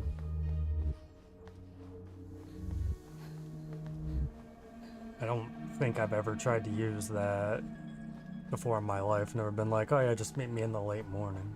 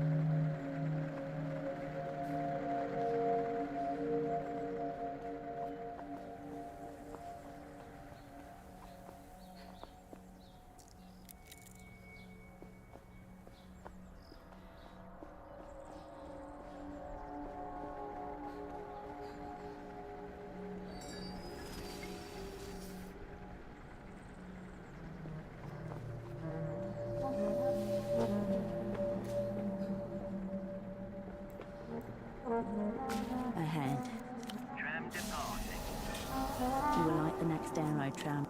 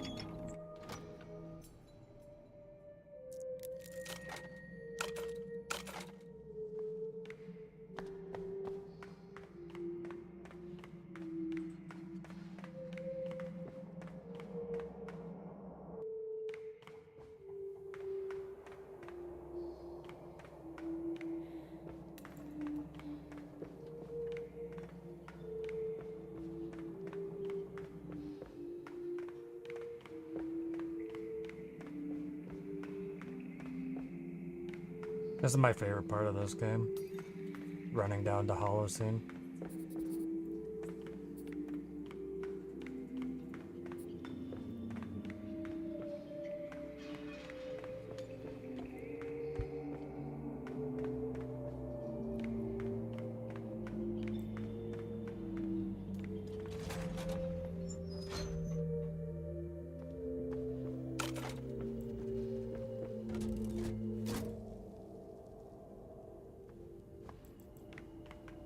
The instructions cascade.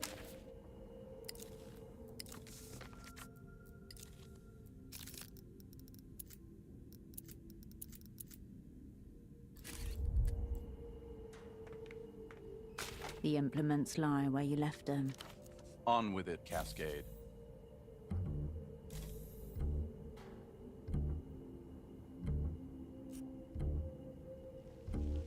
Cascade, please.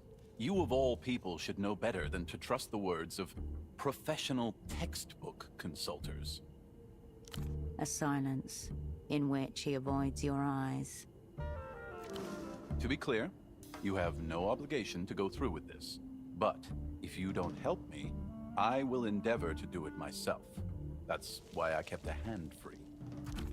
This game's getting played, even with a handicapped substitute.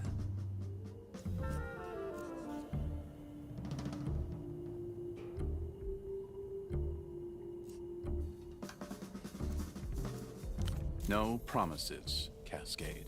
Got to find him first.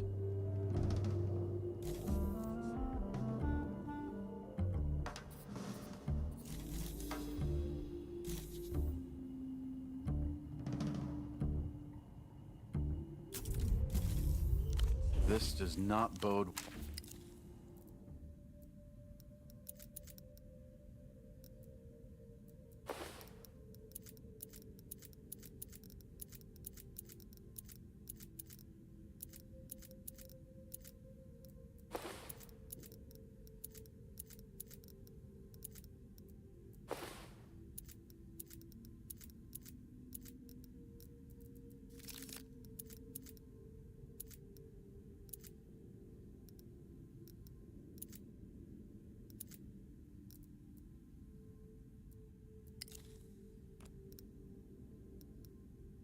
I only get one shot at this, don't I?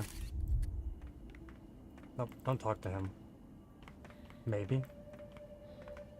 The instruction. Nope, okay. The implements lie. On with it, Cascade.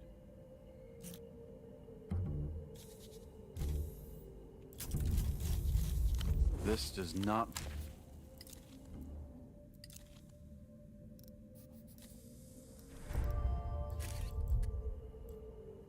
The implements lie where you left. On with it, Cascade.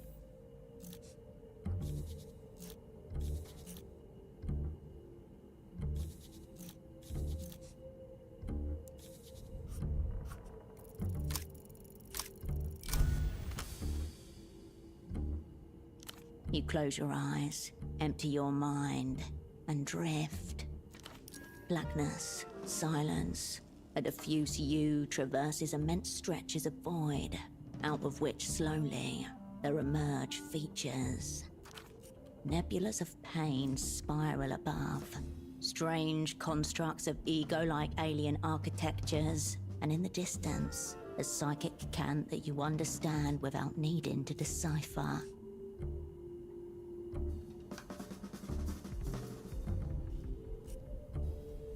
Take it away from me, Cascade. There, the exact nature of his lacking, just as she taught you to find. Please, take it all away. He couldn't find an answer, so he made an answer.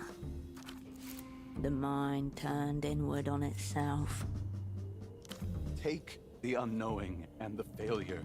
Smash the mirror into thousands, then reform. Make it knowing, make it certainty.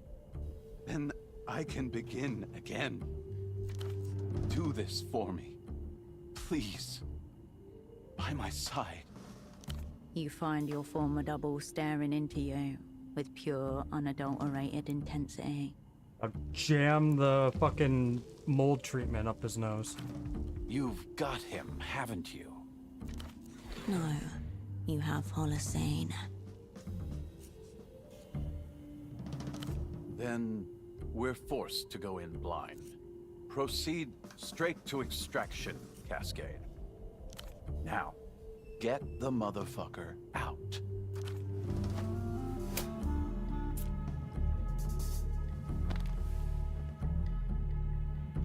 A movement so quick you don't even understand what's happening at first.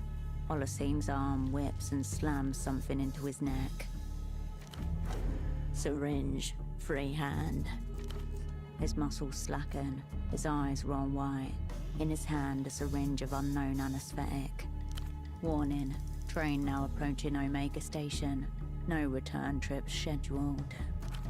From the implement table, the crank drill snickers at you. A good opportunity to administer some semi-rational treatment. The ozone.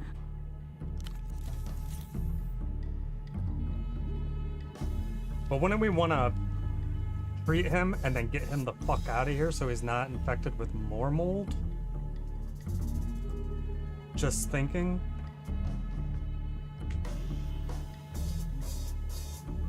You depress the syringe slowly over the course of 10 seconds, watching the unconscious patient's nostrils twitch involuntarily as they are invaded.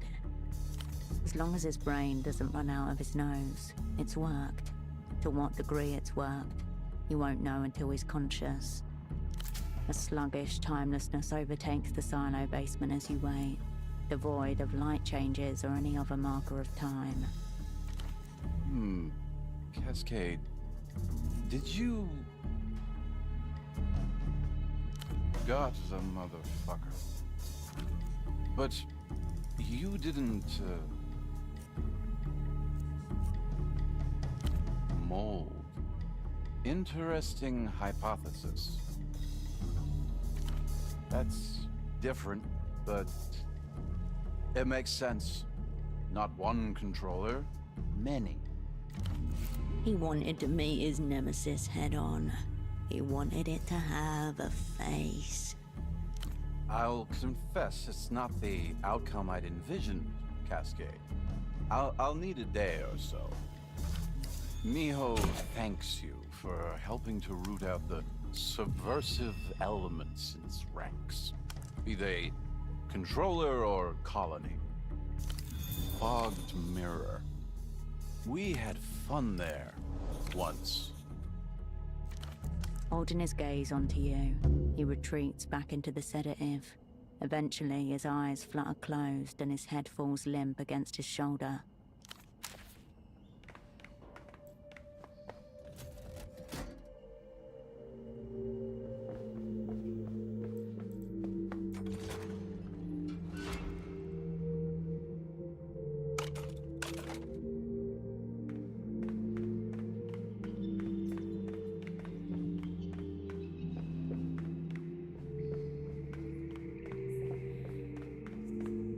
I think that means I only have 2 people recruited at the moment. Theoretically, Yana is sitting in limbo as I try to figure out a better way to deal with V, but that's what Kaleidoscope wants, right?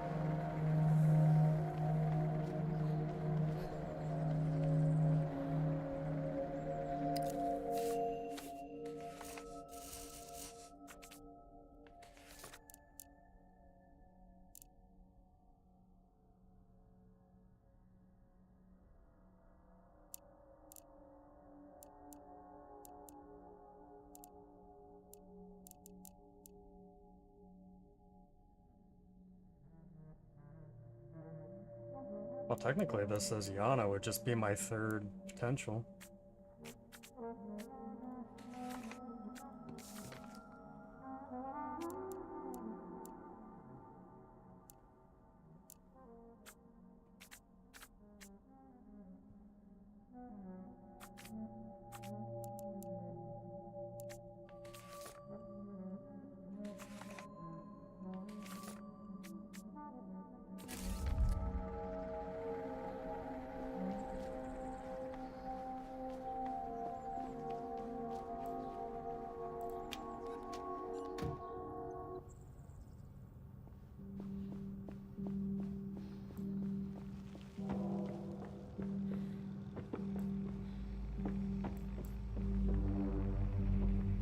You tap her headset. She lifts it to peer at you. Hey.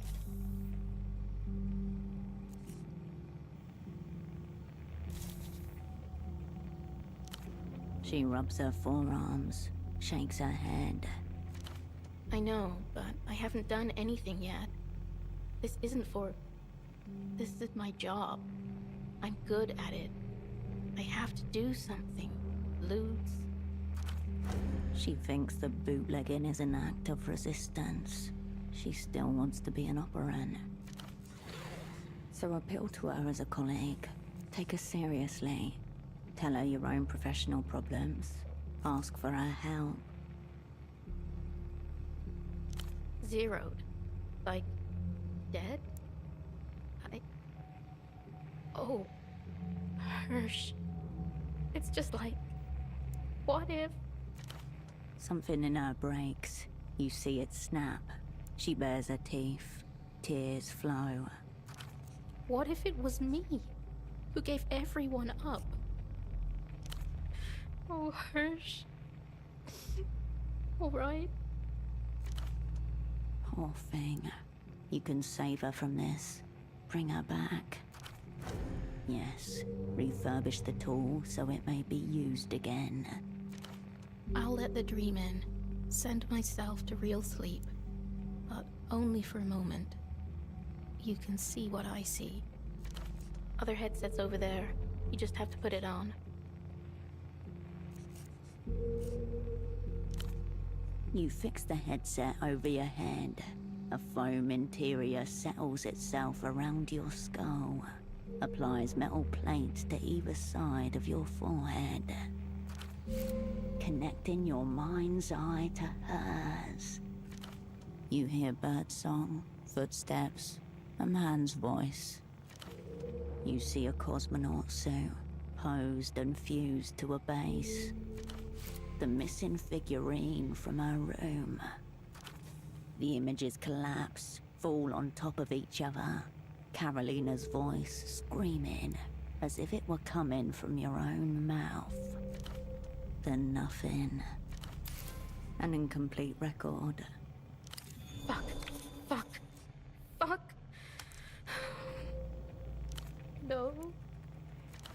She's shaking, tears streaming down her face. I'm so sorry. I didn't stop it on purpose. I think that's all there is. As she blocked the rest out. Not good enough. Yeah, I had it with me when they picked me up. It was? Oh, I messed up. I did what you taught me. I did what you told me to do. Unclear. Insufficient search terms. Oh, fucking hell, what did we tell her? The advanced cognitive maneuver, where you displace yourself into an object to withstand interrogation, remember? The one you claimed to have done yourself. The one you lied about. You taught it to me. I think it kept me alive, but all my memories are in the figurine. Again, the opera has no record of any operant successfully performing this maneuver, let alone Cascade. Septimus already tried. It's gone. He already checked the old pet shop because of the bird song, remember? I don't know where else it could be. Forget that. Just flex your way into the console and override her controls while she's plugged in. It sounds fun and practical. You don't know whether she can really unlock this memory with the figurine, but you do know this modified tech works. Now get over to that console and get flexing.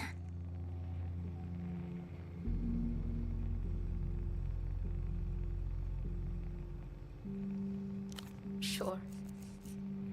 I'll be here.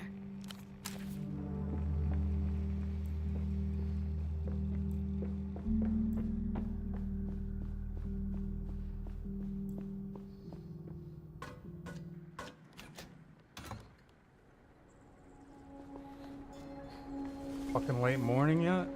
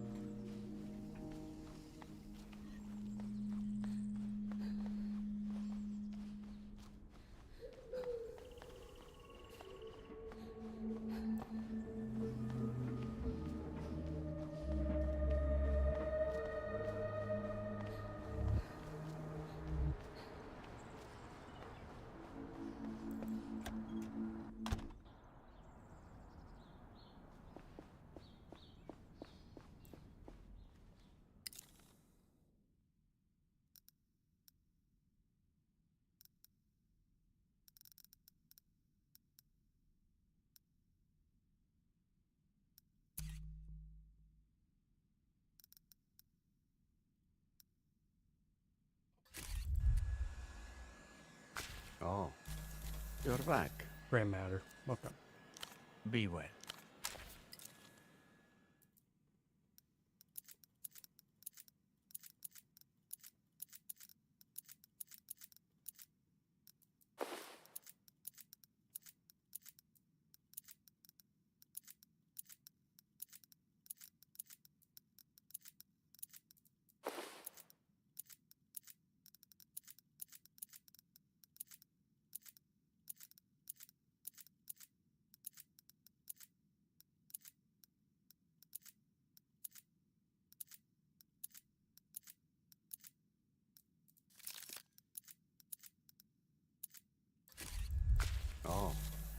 You're back.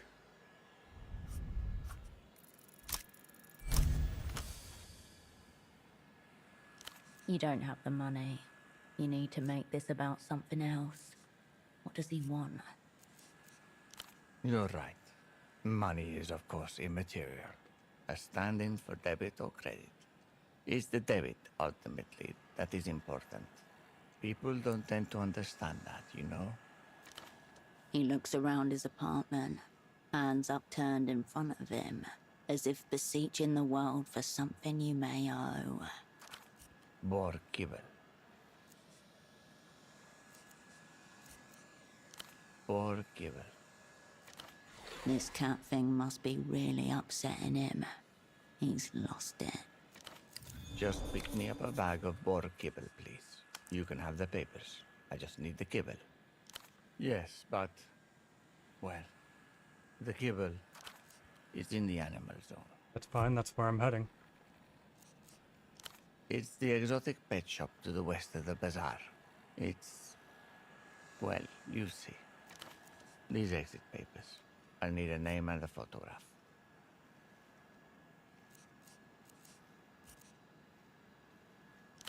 He takes the postcard and pauses, a look of recognition flashing across his face.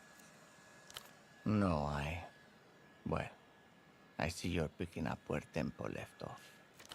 He brought her here once. She played the piano for us. It was rather lovely, much nicer than her standard L-pop fare. It's hard for him to remember. He swallows, tucking the postcard into his shirt pocket with a strange gravitas. Tempo almost cried even. Borkibel. Yes, this photo will do just fine. But she'll need a new name too. What will it be? Oh yes, I knew a Maria Abreu in high school. She married a coroner. That will do. Sure. I'll be here.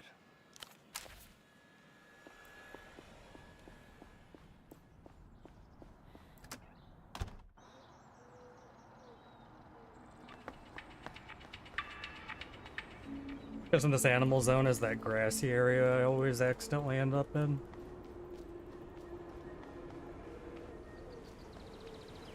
Right here.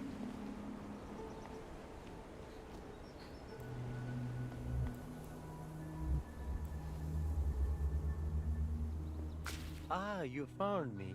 As you can see, I didn't get very far. I'm still here, still a Renotel technician. I'm still considering it. I thought perhaps if I stayed a while at this tree, it would help clear my head. No, not entirely. Nothing yet. The weather doesn't seem to want to test them either. Right you are. Ahead, the electric hum and rhythmic clatter of an aerotram station. The city welcomes you back.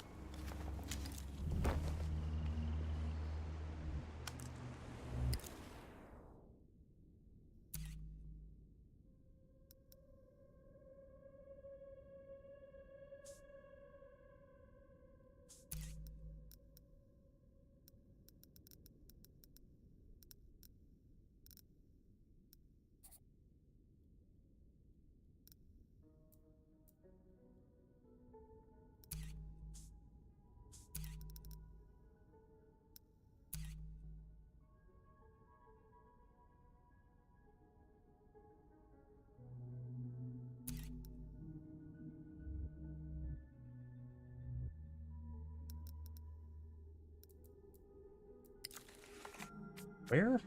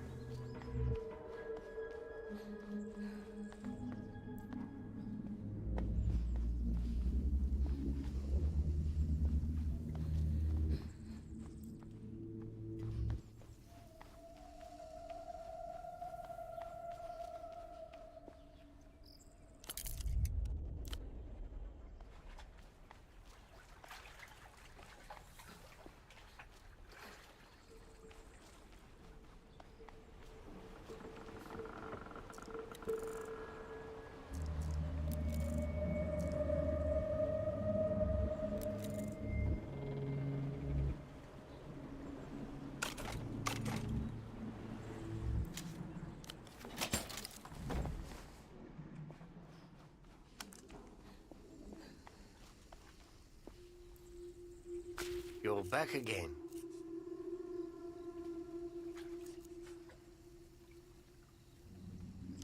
Shit. Where? No, wait. Do not tell me that. Just... is he... Alright. Fuck me. Did you tell the kid? Shit. That poor girl. It changes nothing. Sometimes it is better not to know. Yeah. The GM gives you...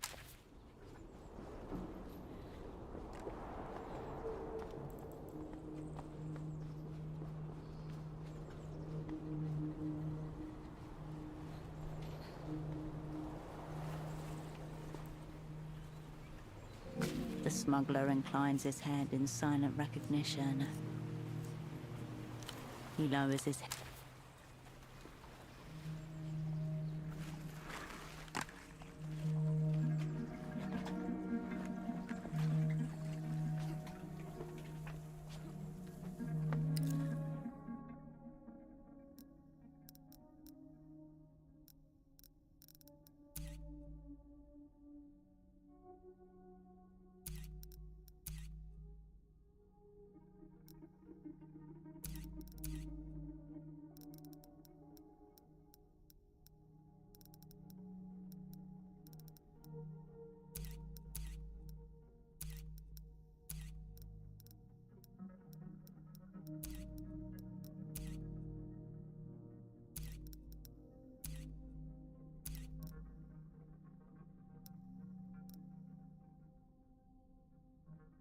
I have no clue where this fucking animal place was. What the hell did he say? Is there a log or do I have to go back and talk to Reno?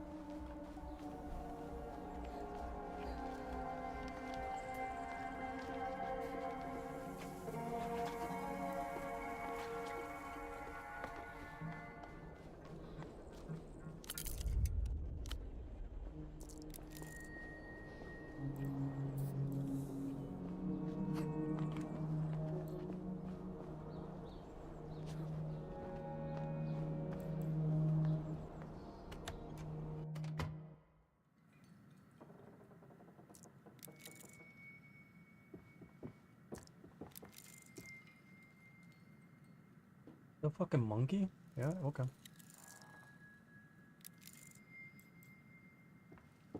Your presence is weak. Fate delivers me an unworthy adversary. The creature's eyes glow with cunning flame. its ears tufted delightfully in every direction. Long grey toes ripple over a mountain of trinkets as it inspects you. Broken cages everywhere. This could be an escapee. Abandon your notion. Tremble before the majesty of my realm and of me. Is this the dog thief? It is standing on what looks like a pile of stolen goods.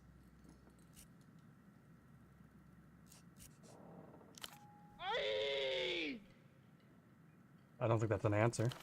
Hard cut to his tiny face. Crash zoom. His golden eyes flash. I'm king of trade! For now, enter the economic war zone.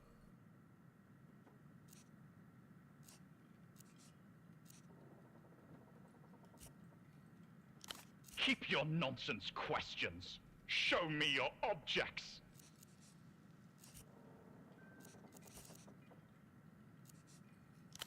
Yes, yes.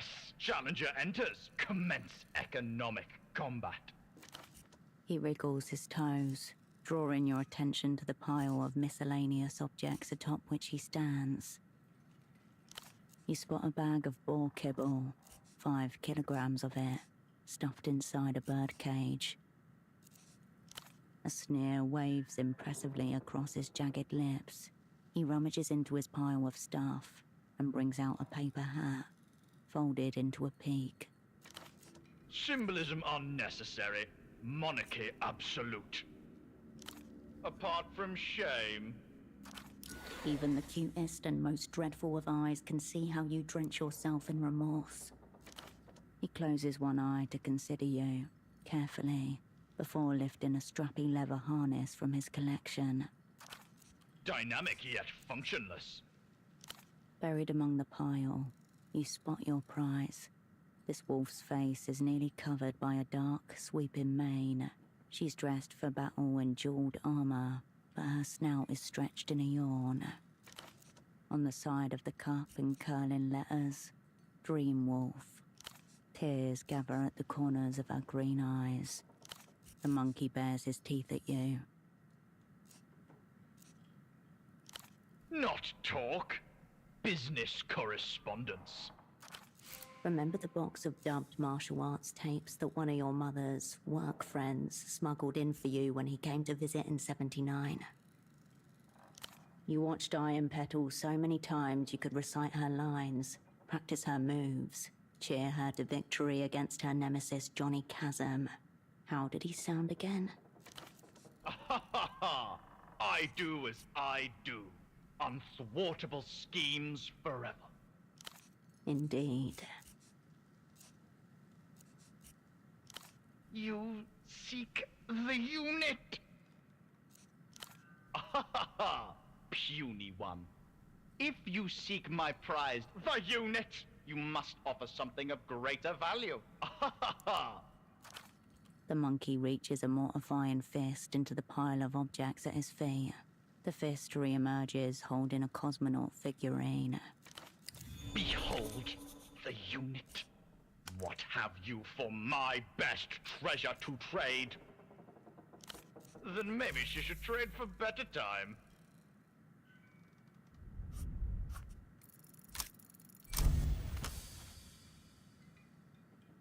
You gaze into his eyes, seeking a glimmer of his soft simian soul.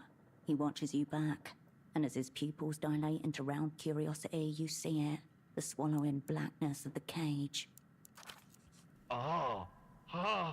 Ooh. There, he sees the glimmer of the helmet, reaches for it. He looks into the figure's face and there sees his own eyes looking back at him. Oh.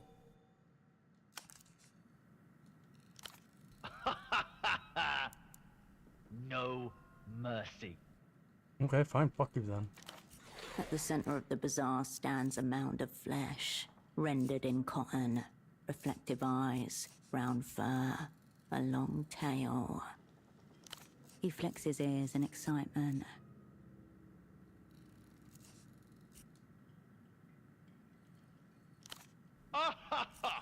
Commence it!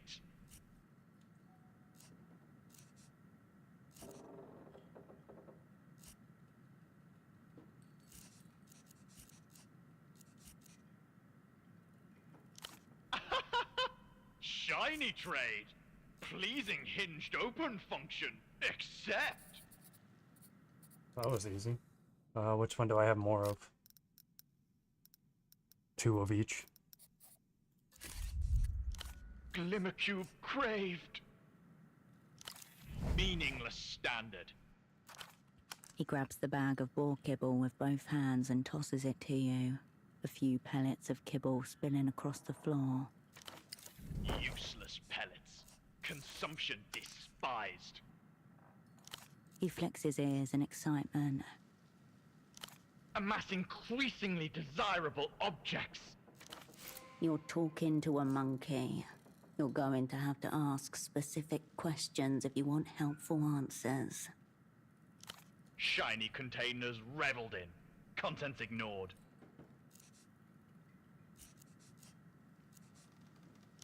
Everyone is bad at everything. Yet to find worthy companion. Is it a companion that he's looking for? Condescend at peril.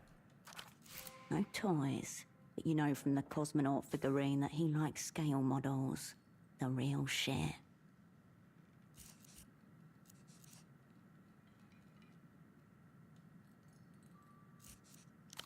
Ponderer.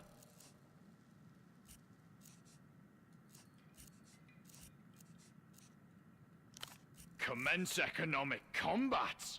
Prove yourself. How about a fucking gun? Variation in packaging proposed. Pleasing crinkle. Enjoyable sound. Meaningless standard. He flings the tiny cosmonaut figurine at you. Trade completed. He flicks his ears and False wolf admired. Must trade fair. Variation in packaging proposed. Glimmercube craved. Meaningless standard. Okay. He's gonna trade everything for cigarettes. I he can digs the fucking deal wolf with cub that. out of the pile and throws it into the air, watching with glee as you scramble to catch it. Pointy goblet repelled! Foolish question. Screams cannot be traded. Farewell, combatant.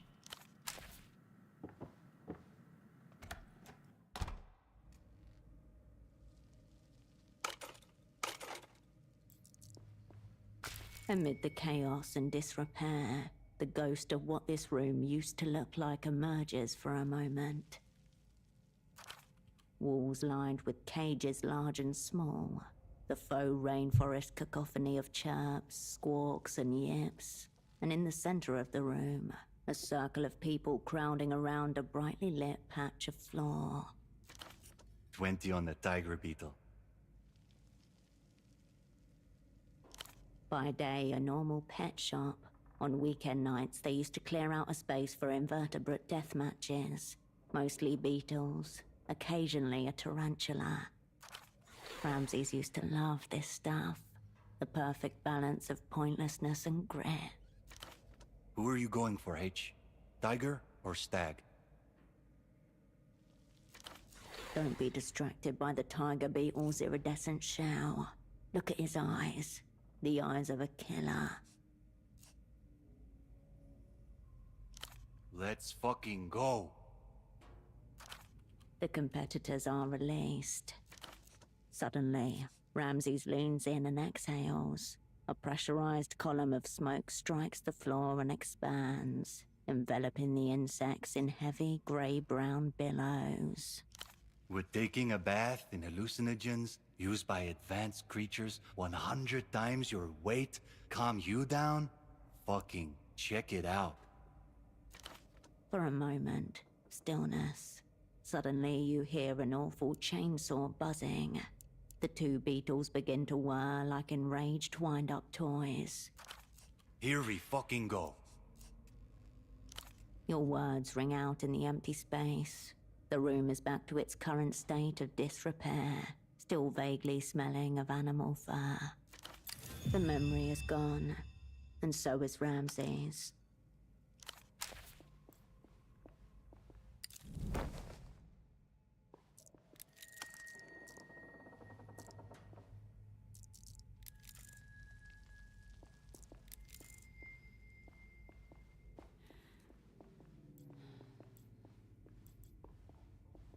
You flip the shutter lock open from the inside and slip out into Portofino.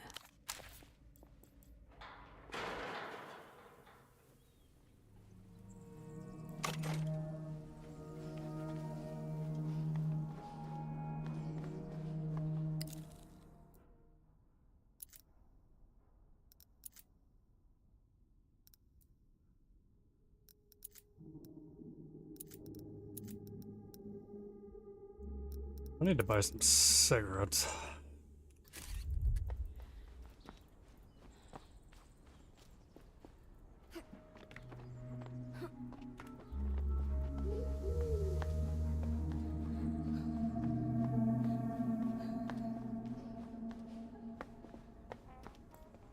The machine is still soured by the smell of... The packet makes a satisfying funk as it hits the well.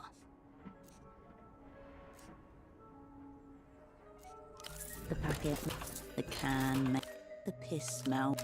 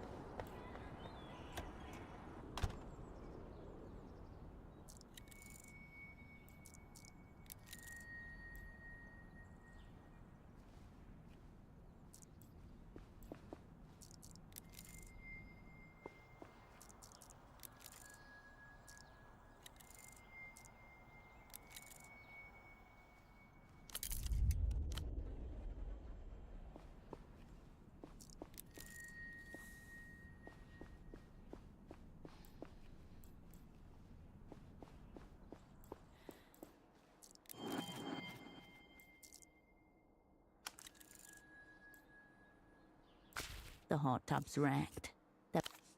You turn...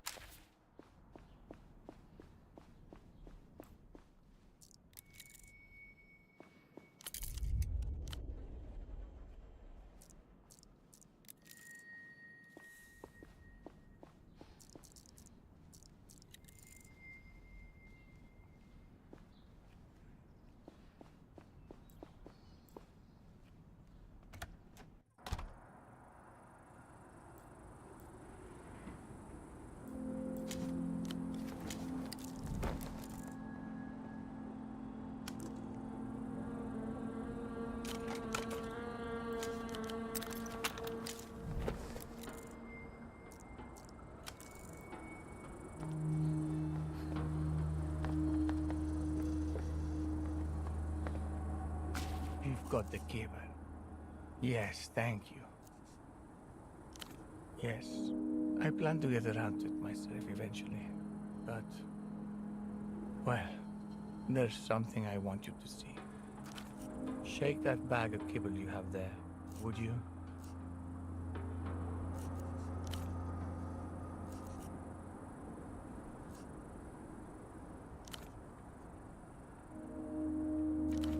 Here, I'll take that.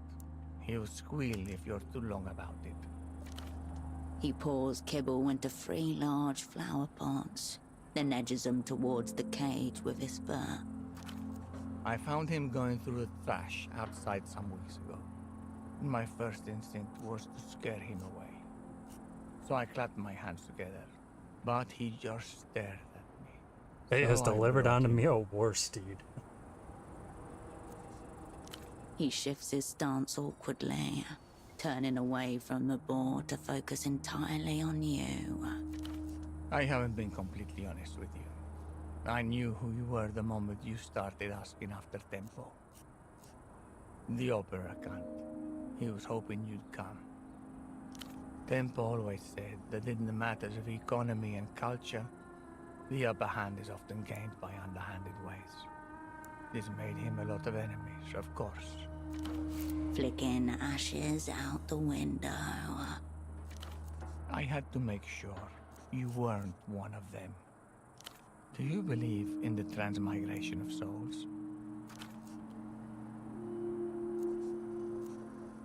I believe that when we die, our souls rise up through the atmosphere and into the void of space, where they lay waiting.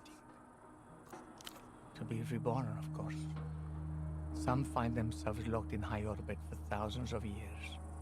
Others bounce right off the moon. Whatever happens, our souls will always return. It became more erratic in those final weeks. It was always on and off. We fought about something, or he fought with me. But I always thought that in the end, I always thought that it would be the two of us. I don't even remember. Once we had a spat about... what was it? The hot tub, I think. Whether or not I needed a bigger one. I said he just needed to watch his weight. Well, yeah, that's a great way to start a fight. He stormed out of my apartment with one of my model trains. Then spent the next month mailing me photographs of it, getting involved in completely historically inaccurate railroad incidents. No, that would be a bit silly now, wouldn't it? KG. Contradictory.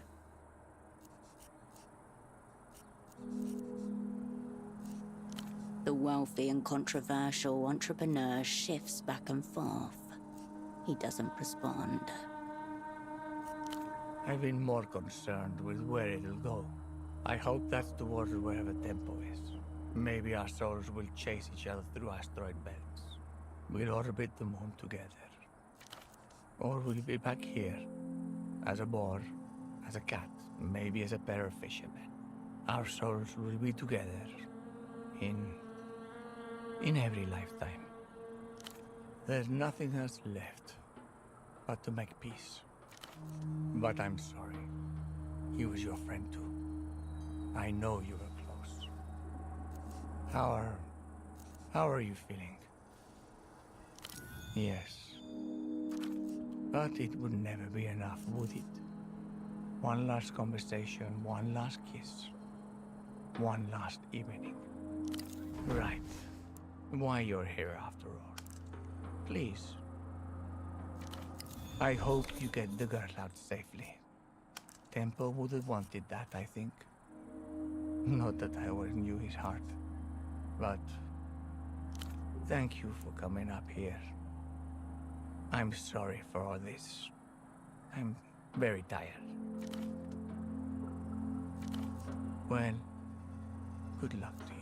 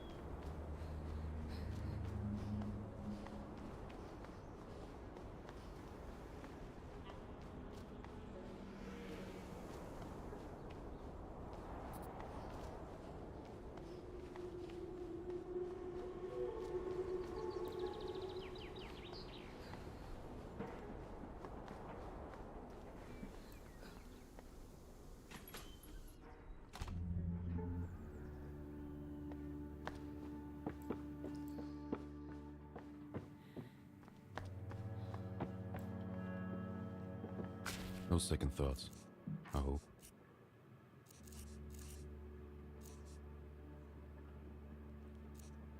Until then.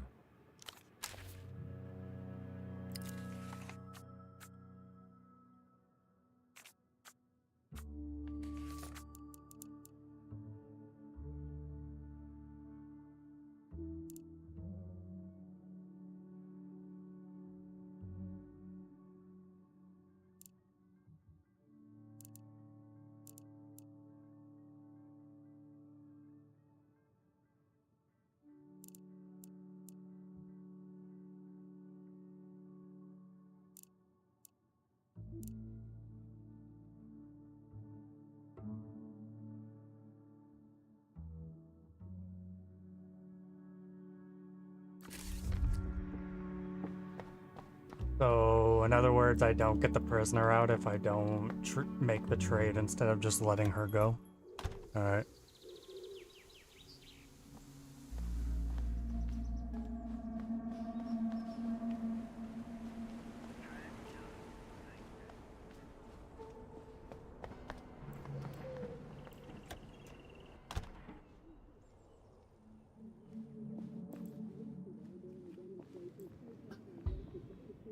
Lot of to-in and fucking fro-in, Hirsch.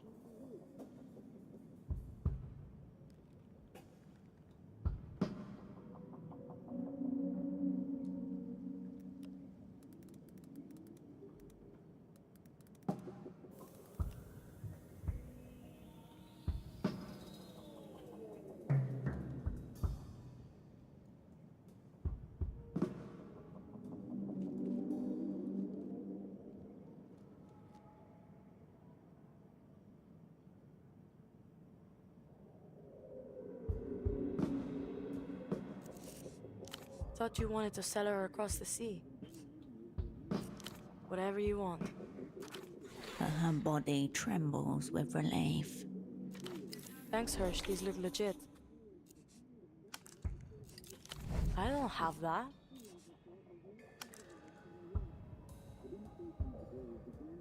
I won't be paying up. The world can fuck itself. She grins. Her face suddenly seems lighter to you, and young again.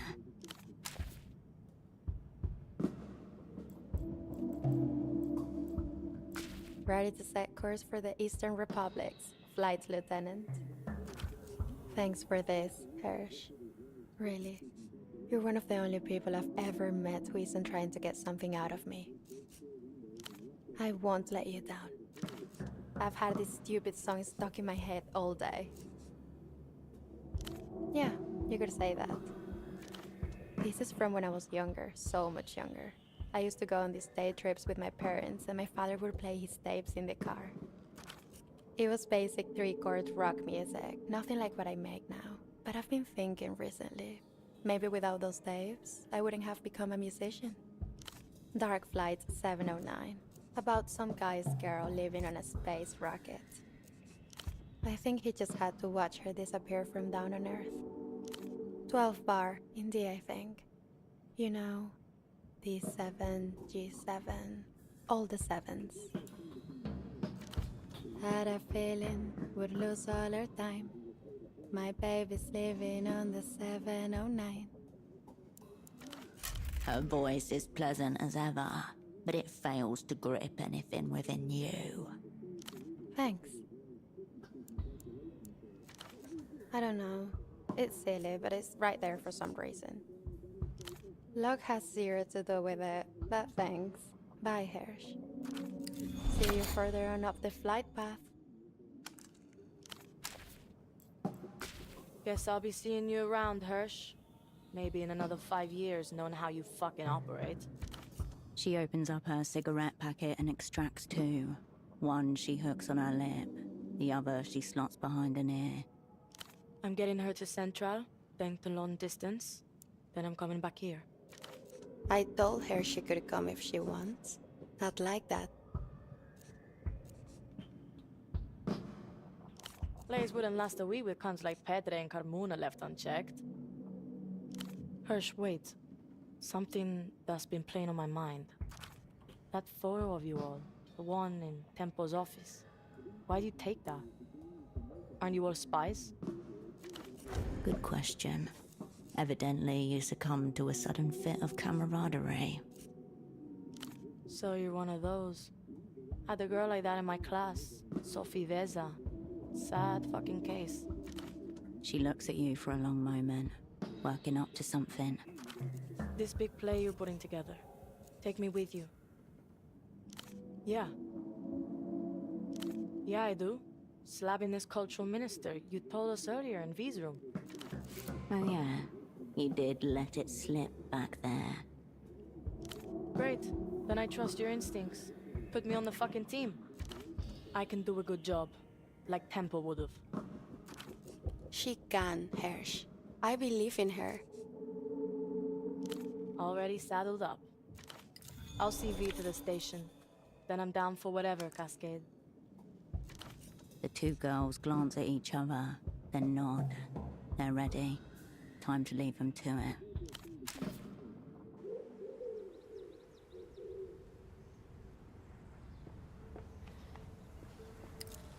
Is it late morning yet?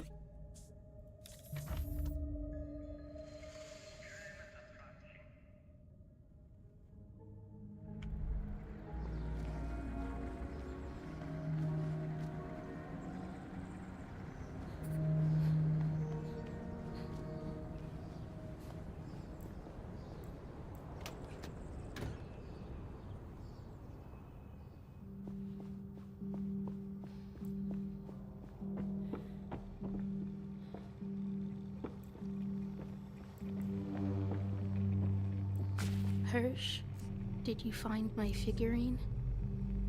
Her eyes settle on the cosmonaut. She hesitates. But Septimus said that it wasn't there. Yeah, cool. No. She takes the cosmonaut, smoothing her thumbs in an alternating rhythm over its torso. She nods. Her grip tightens on the figurine, her nostrils flare. The shock of lost time returning to her. I can hear birdsong. Feel the hood over my face. It smelled like other people's sweat. Stale. The sound of their tools. Metal scraping. But that's it. Go get the headset, Hirsch. I'll turn off the REM repeaters again. No, there's nothing there. It's like a wall. A psychological barrier. You will only be able to slip past it by lowering the mind's defenses, as in hypnosis or sleep. She doesn't look at you, just replaces her headset and leans back, cosmonaut on her chest.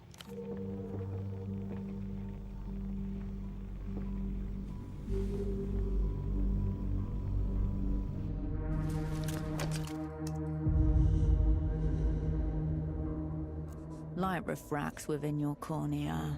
You are someone else, somewhere else. A man and a woman look down at you and at each other. There are cages strewn over the floor. A casual intimacy to the interrogator's posture, slouched towards each other. Their partners. She's confused. I told you not to hit her in the head. Yeah. He'll do it again. We just need a name, dear. Your opera handler. Who got you into this whole mess?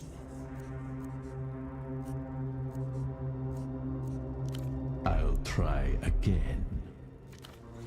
Brace yourself.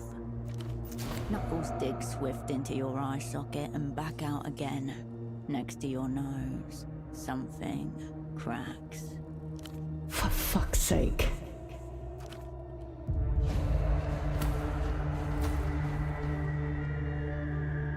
The room scrambles, fades, returns. You can feel something in your ears now. The woman caresses a device in her palm. The crease of latex against plastic, amplified in your skull. What did they promise you? Money? Did they tell you they'd make you a big-time communist operant? It doesn't have to be this hard. The woman smiles, closes her hand around the device. Oral torture. Wicked. Whispers, words crawling over each other, turning into one. Fractal, burrowing under skin. Chitinous legs rippling inside your skull. The device isn't making any sound.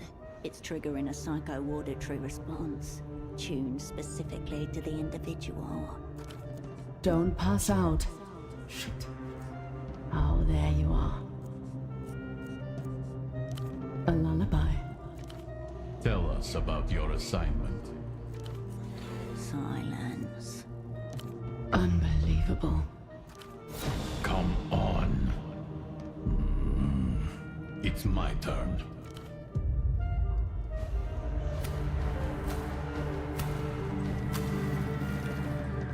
A white flash, cold, static. The room buzzes, fades, clarifies. You catch a glimpse of orange in the back of the room. Breathe easily. I smell death. Her wounds are beginning to decay. Disgusting. She's shivering.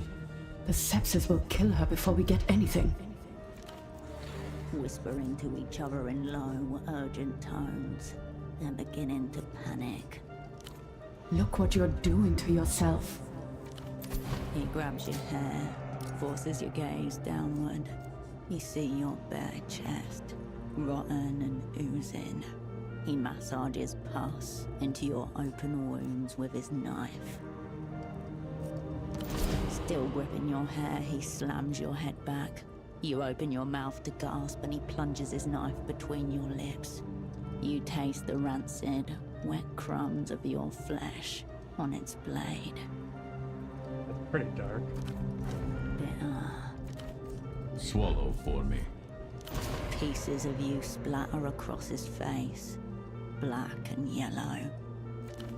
He wipes his face, then forces his hand back into your mouth. His fingers plug your throat, you choke. Vomit splutters out of your nostrils. You cough. It burns. Did you like having his hand inside you? Do you want him to do it again? Maybe we should bring Dr. Hugo here to visit you. Is that what you want? To see your daddy? The doctor blows onto his tea. A smell of mint rises with the steam. We'll say that his little girl told us that he was the head of the network. He'll die thinking you sacrificed him to save someone else. It's up to you whether we have to bring him here or not. We'll keep him right downstairs. You'll be able to hear everything. It hurts. Make it stop. Who was in charge? There must be an operant in there. Come on, don't tell him. Lie. It feels like drowning, like clawing your way through dark water, like you don't know which way is up.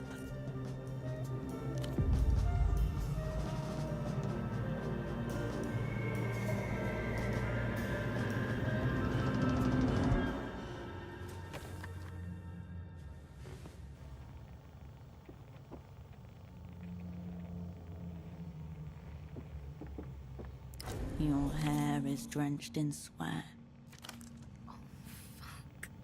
Oh, fuck. Septimus soothes her, ignoring you. Luz's interrogators have broken assets far more experienced than Kindred. She gave up what she could to protect what she must.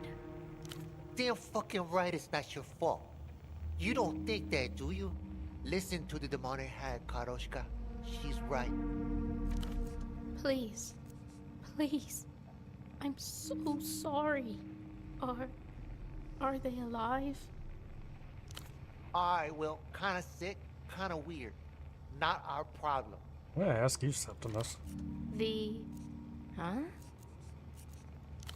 Hey, Tempo can't die.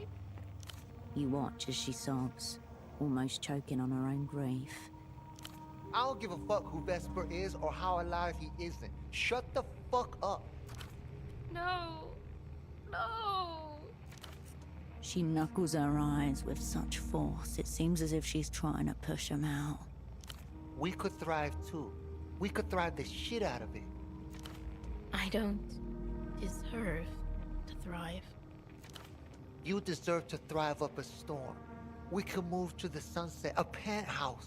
I could call in some favors with the Azola, get us set up with a dope view of Kisa. We'll watch the boats tonight. We'll have rugs. And we can keep this place as our studio. Finally start making movies together, like we talked about. I want to die. I want to die. Karushka, please.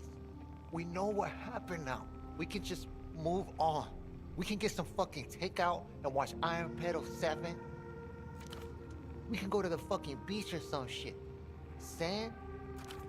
We can make movies about all this. Espionage, fighting fascists. You can make it so real. It'll blow people's fucking minds. But it isn't real, Septimus. What's real is this. Me, scars, and dead friends. I don't care about rugs. I'm not just going to forget this. Calm the fuck on. We all just saw what this thing looks like. He waves an arm madly in the direction of the headset. Herschel's fucked. She's gone all inhuman and weird, just like dance guys when they done too much. You need to stay out of it. No. Stop telling me what I need. It's you who's afraid of this. All your uncles and your dad? I'm not. I can take it. I can do something about it. Carolina sits up, looks at you. Hirsch, why are you here? Why did you come back?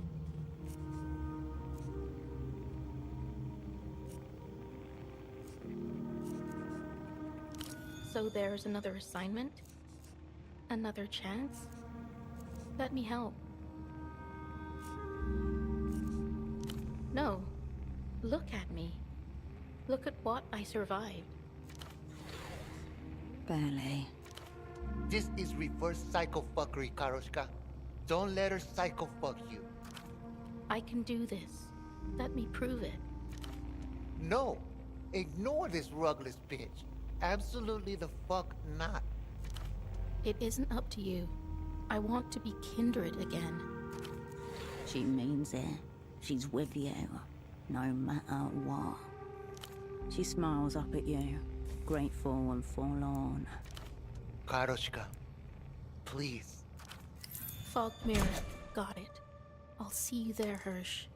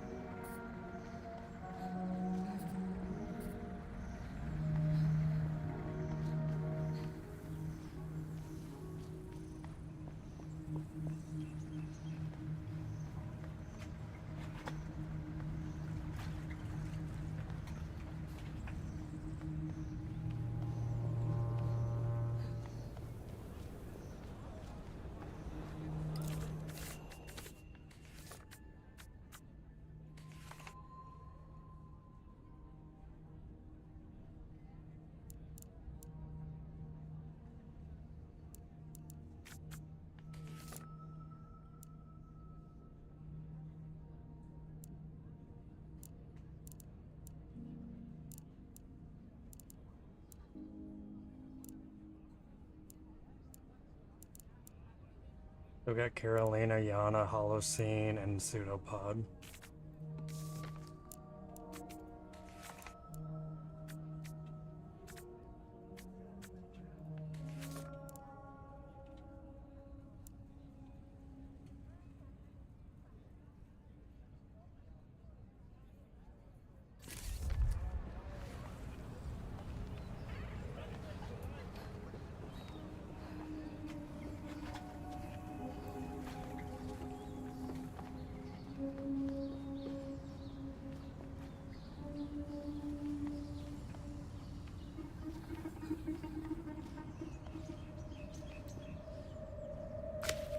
red and black special editions are lined up behind the sheet of glass.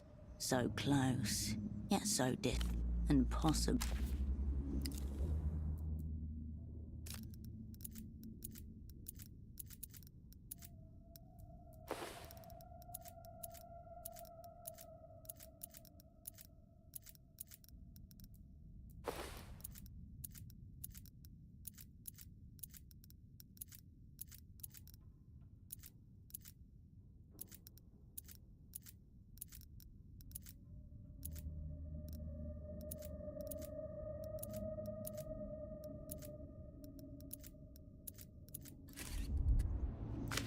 FO red and black special editions are lined up behind the sheet of glass.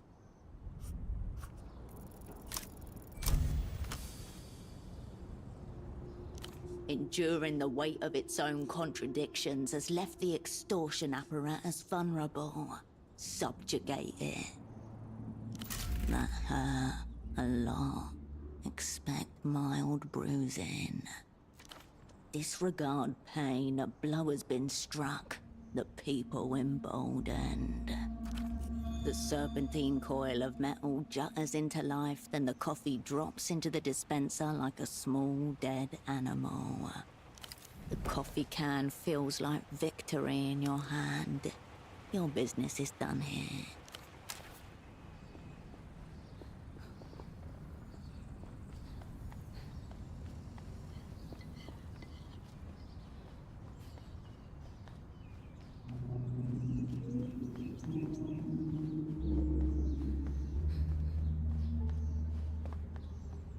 Look around your feet. Your gaze turns instinctively towards the Ginkgo Plaza.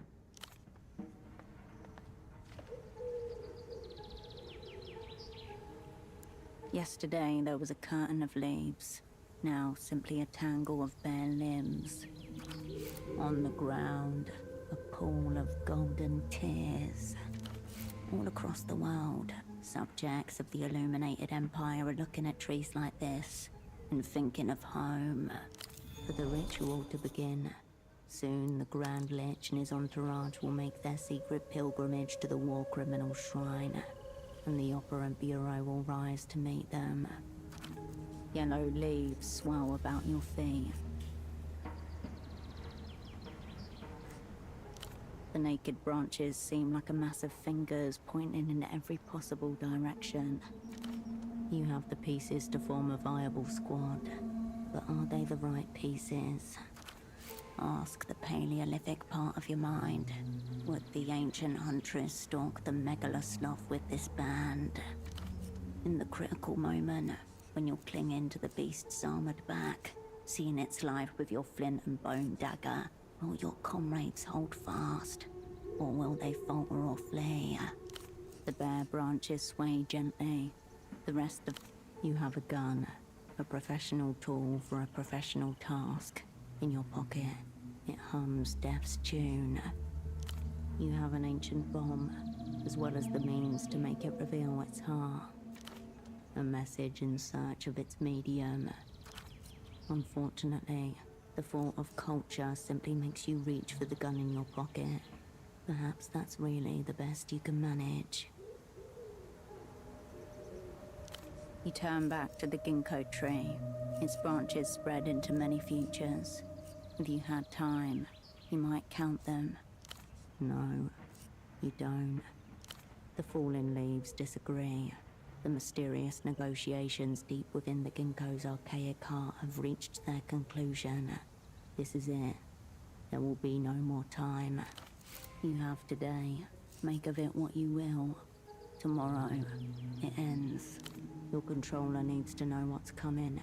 She'll want to talk you through the assignment and your chosen squad.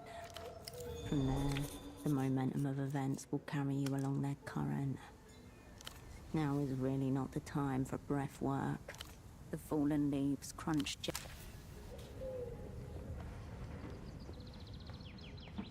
What random things can I do to lower fatigue and shit?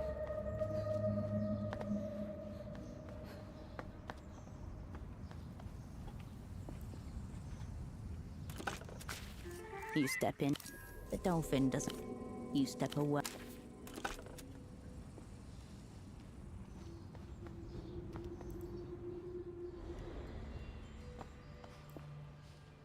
With awkward reverence, you approach the shrine again. Ouroboros. As soon as you pick it up, you feel that whatever outslide a few staple rite of passage. Just the papers. No. A sense of strange finalities. You refold the pages, a ink stain in your guide-in. Dock workers' voices.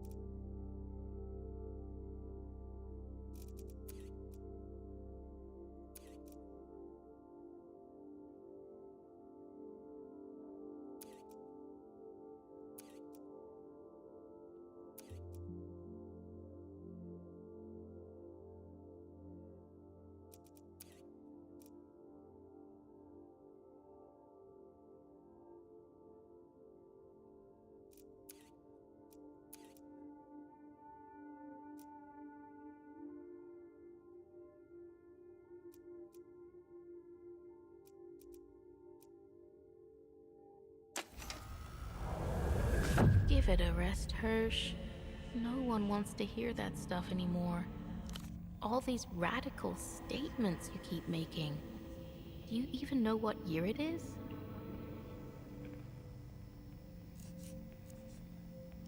How about you actually do something?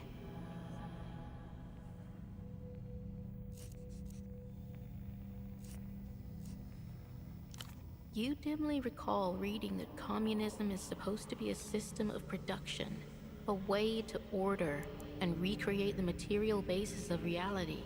All you're doing is inflicting statements on people. Awkward imagery, agglutinated constructions, the rhetorical mode of the age.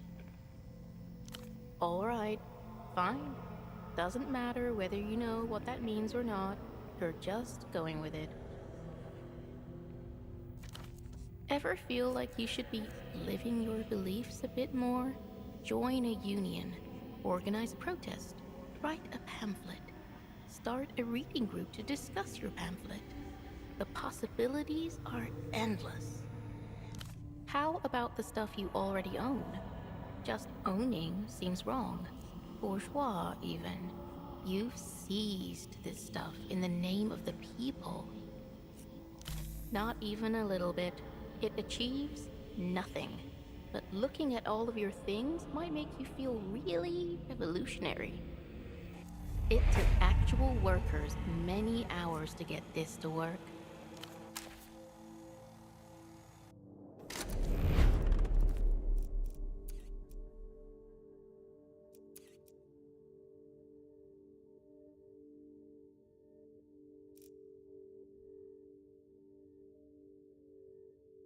Gonna get shot is the question.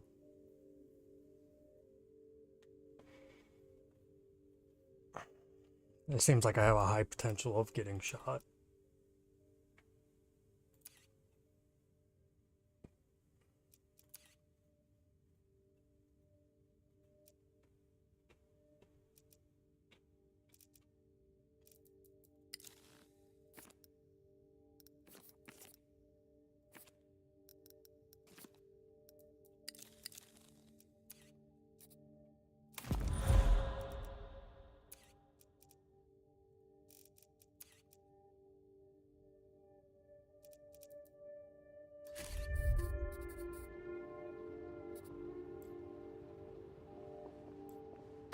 Raw information atomizes itself.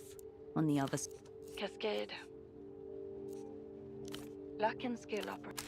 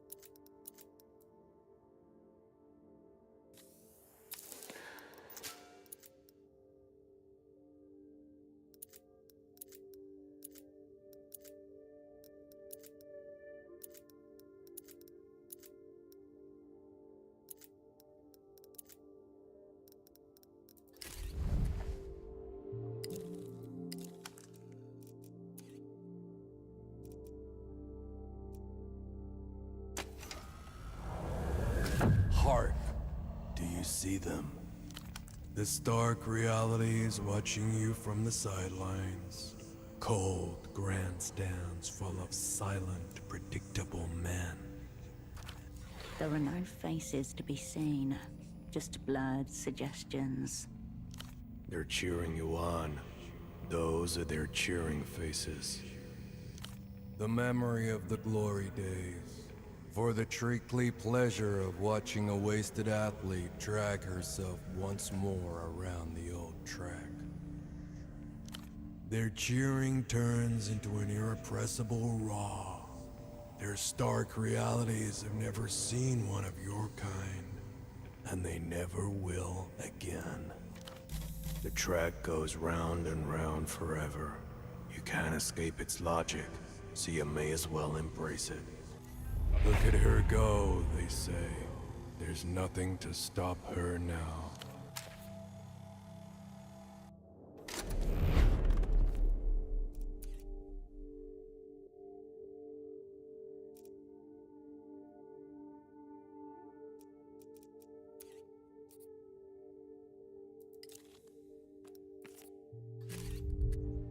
The bed welcomes you for a soft slump.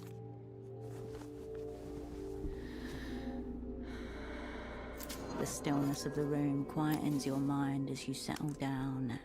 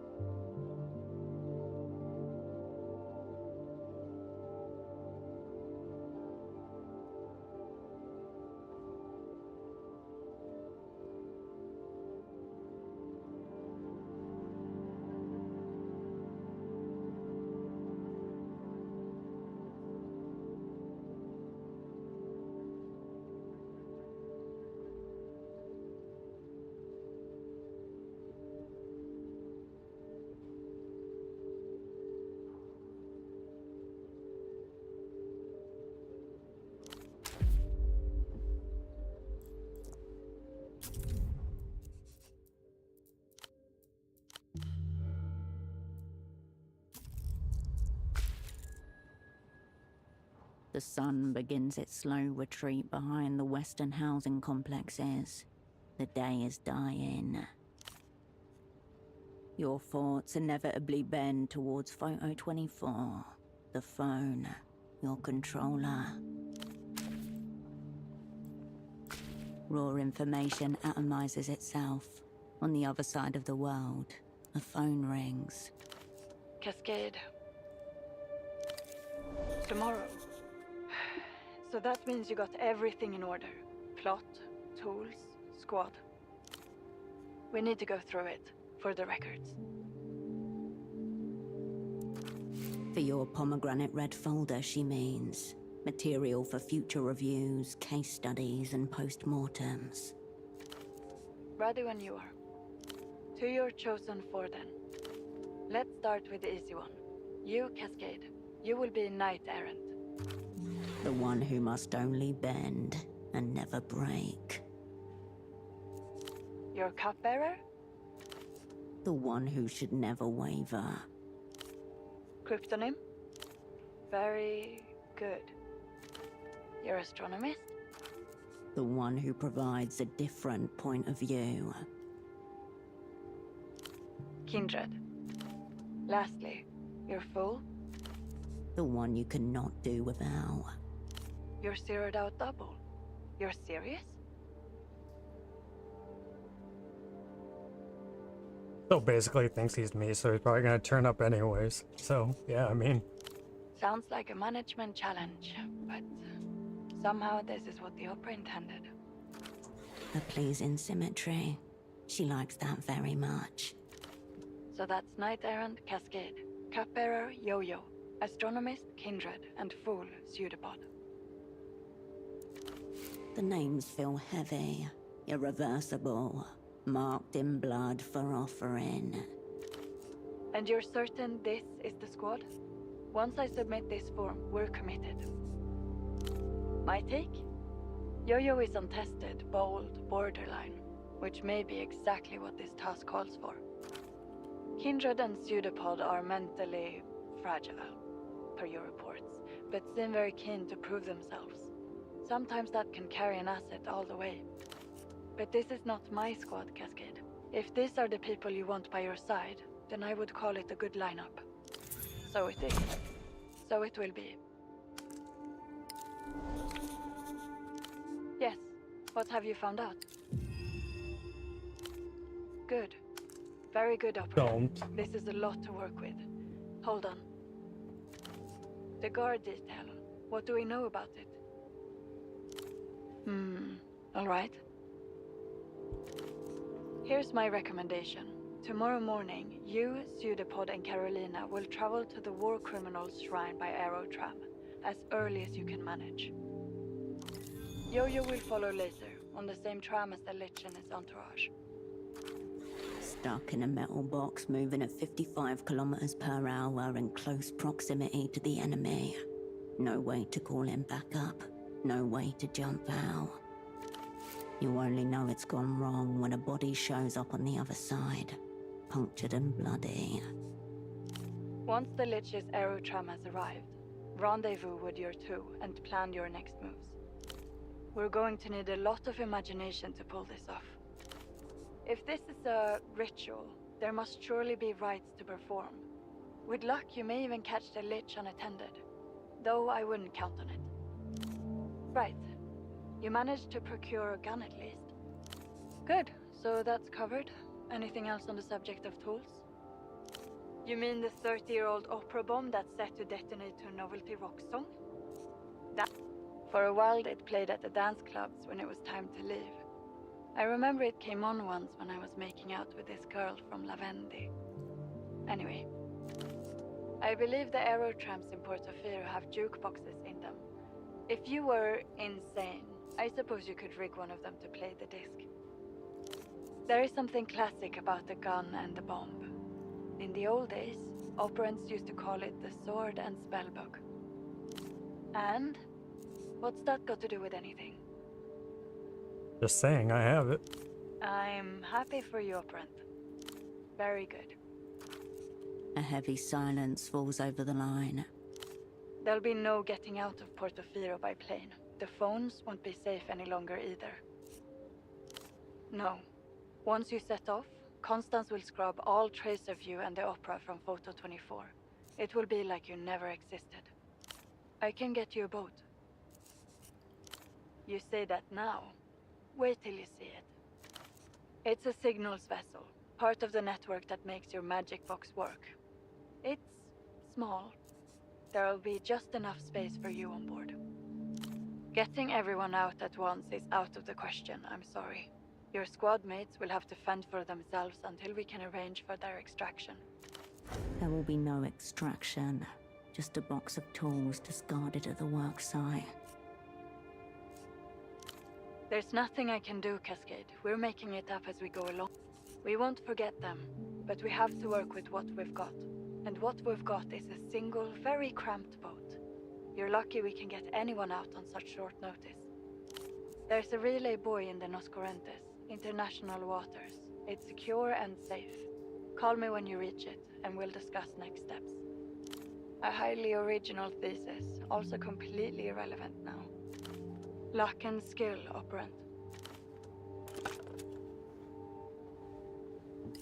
A click in your ear, a moment of silence, then the familiar hum, somehow more empty than the silence.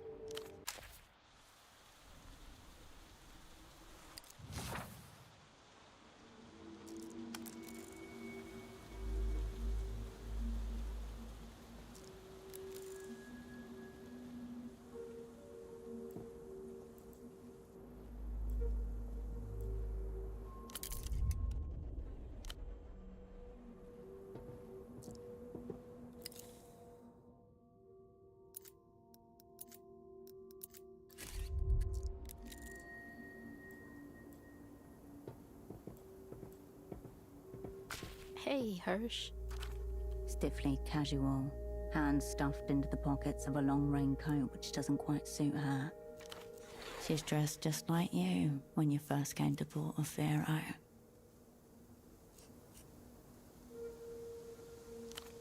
She looks down at herself, realization dawning. Shit. I didn't even think. I just thought I should look normal. Spy normal. And it has pockets. She flaps her hands around inside them to demonstrate volume. Is it okay?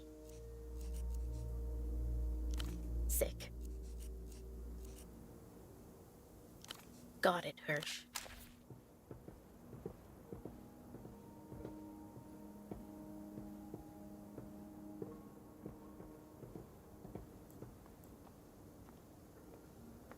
Cascade. Good morning.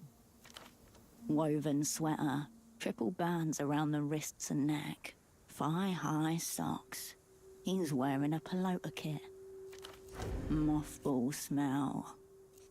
Many seasons old. Yeah.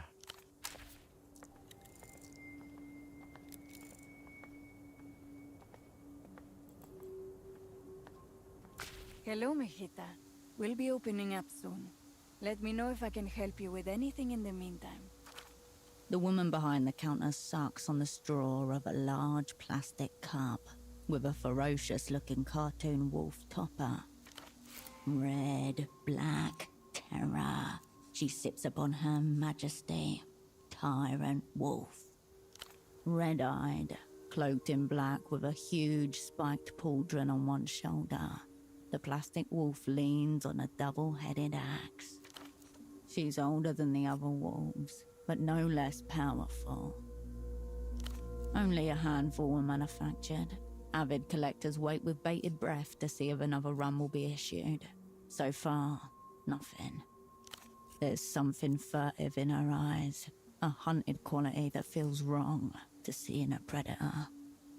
She wants to nuzzle, but she is too proud, too tyrannical. Of course. You stand before the first permanent structure built in Portofino by the Illuminated Empire. The main shrine is dedicated to Canopus. Additional shrines have been built around the core to commemorate the deathless heroes of the Lucian people. Supplementary propaganda, lovingly committed to memory. In total, there are 66 patriots enshrined here, from the earliest captains of the Lucian Armada to figures from more recent history. 66, like the wolves.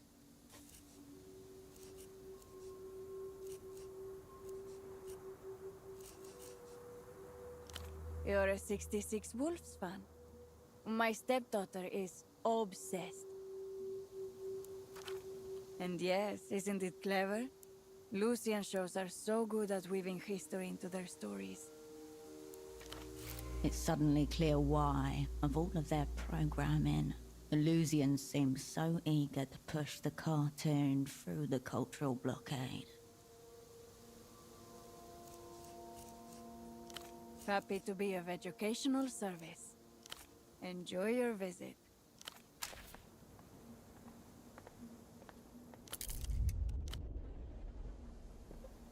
Hooper.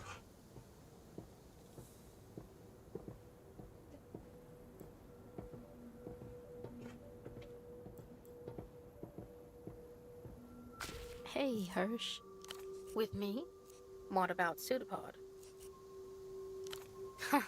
Yeah, I guess so. She turns to look across the city below you, visible through scraps of cloud. The tram will be here soon. More excited than nervous. I didn't really sleep much. Because I was excited, Hirsch. I'm not nervous or anything, and I'm not tired. I'm fine. I am together, but there is something I keep thinking. I don't think you should have chosen me for this assignment. All your assets in Portofino must have wanted to come, and I can't be the best. So, why me? Is that true? Hirsch, I always wanted to do something important with my life. Something with meaning. Her yellow coat crinkles as she folds, then unfolds her arms. Do you think you could put in a recommendation for me after this? With the opera, I mean. I want to join. She is principled, skilled, self-sacrificing, and the worst has already happened to her. Bring her in. Stiff elbow, eye strain, sitting in a dark room all day? No way. The world's full of horrible bastards. I can't unknow that. There's nothing I can do about them in Portofino. Fighting them is the only reason to be alive. Remember at the end of Dude Army, when he finally gets the guys that killed his brother? And he has that big realization about how revenge didn't solve anything? 90 Portofino. Spring dawn filtered through the windows, promising the year's first beautiful day. You drew the curtains, turned on the TV. Your task: educate your young asset in the history of martial arts movies.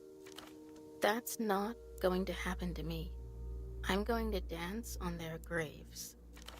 I already proved I can do the advanced cognitive maneuvers. I can be like you, Hirsch. Like you, a paranoid fabulist with next to no idea which parts of the world are real. Hell yeah. Kindred and Cascade. A gust of wind blows her hair from her face, obscured so often that you forget how much she's grown, that the picture of her in your head is still no more than a child. You're going to get her killed today. The tram lines creak and crackle above you as the carriage lumbers into view, stained with mist. Let's.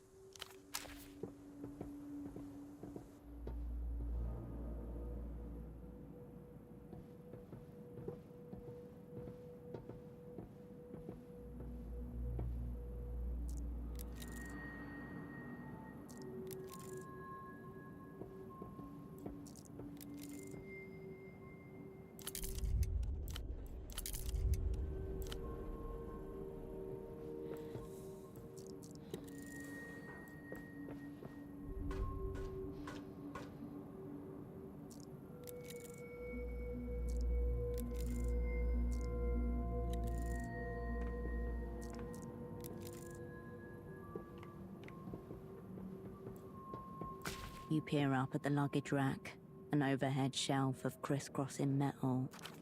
Suddenly, the 4 kilograms of P4 in the pelota bag become a leaden 1,000. It's time to commit, or not. You lift the bag with both hands and wedge it into the luggage rack. As she looks over her deteriorating wares, Carmuna pulls her shawl closer and glances towards the shrine of Canopus. She could have sworn she heard familiar music. The explosive device is completely silent. For all anyone can tell, it's a regular pelota bag, a muddied kit rammed inside, waiting to be thrown in the corner of a non-existent bedroom. A sleeping thing, indifferently dreaming, sensitive only to the music to which it will violently awaken.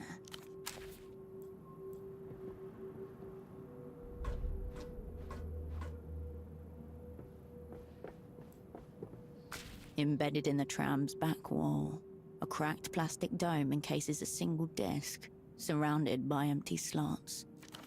The lock that was holding it closed has been bashed, broken, scratched jaggedly into the plastic. Fuck music. Someone's done the hard part for you. The way is open. Music for Trams, Volume 7. Not even the teenage ransackers had any use for it. The damage is mostly surface level. The obvious mutilation of the dome and theft of the discs. The graffiti scratched into the plastic. Beneath that, the machinery is intact. The greatest advantage a machine has over man, the will to live, is not required. It will do for your purposes. The plastic dome lifts easily. Its shattered locks jangle as it rises. Now that you're actually here, you see every detail of your plan up to this point with new eyes. It's too late for all those considerations right now. Time to select the Song of Death, or the many songs of death. You can always decide on the most fitting one when the time comes. If it comes. Better to be prepared. If you have only one choice, you have zero choice. The disc slots into place with a satisfying click. The trigger is primed. The orchestra is cued and ready. The Great Cascade. On time. World's first. She's dressed in a vague impression of a school uniform, customized to within an inch of its purpose. Worst one yet. Looks like I'm the only cunt who showed up. I wasn't worried. Saw a decrepit dope and some barely sentient goons get on a central. They sat over there at the table thing. Yeah, him. Our prime target. She was about to say something else. Something she thinks might be important. 4, including boss cunt Leech. Or maybe 5. Couldn't see shit down here, so I went up and asked one of them for a light. Bro, move. Could have been 6. How the fuck was I supposed to count? They were all like undercover. That's why I asked for the light. I've got tricks. The old guy reached over with a lighter, said he liked my badge. Ultravia letter. Who else? Yeah, there was actually her. I mean, Cascade.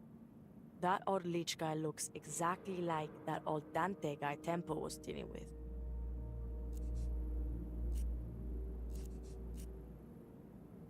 Lucky he's in prison then. Otherwise, we'd be slapping both to make sure. Anything else, Capitan? You mean, what do they look like? Like hired goons, I don't know. One of them had a ridiculous coat on, fucking standard for these clowns.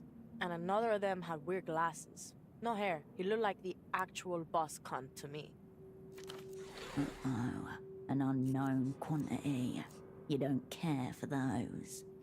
I know boss cunts when I see them, Hirsch. The bald glasses guy was running the show. Probably. Dunno. No. Leech was definitely packing a cool lighter, though. I'd say I felt some guns, if that's any use. Saw them feelingly.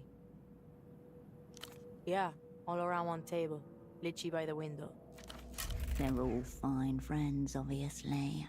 Enjoying their day out. I don't know, I wasn't watching them the whole time. That would be pretty fucking obvious. Some form of explosive device may have been useful.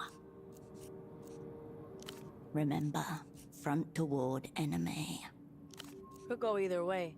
But if things go totally fuckward, we'll get our last licks in. Let's say that. They'll know what they killed. It sounds cool, yet in this scenario, we're still dead. Wouldn't be so sure, Cascade. The best rituals end with blood on the walls. You've got some kind of signal, right? If it all goes cunts up.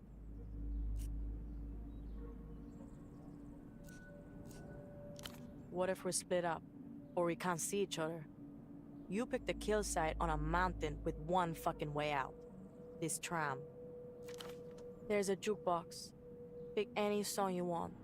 Think of it as a signal. A sign for us to make our move. She motions to the music player beside her, wedged awkwardly into the space behind the back seats. I thought so. It wouldn't take much to break into it and set your own music. Fine. Ready. Let's go.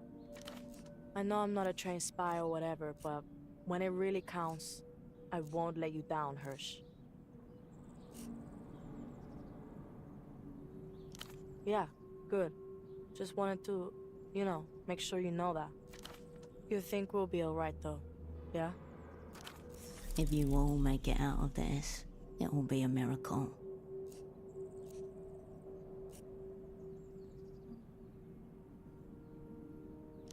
Good. Neither do I.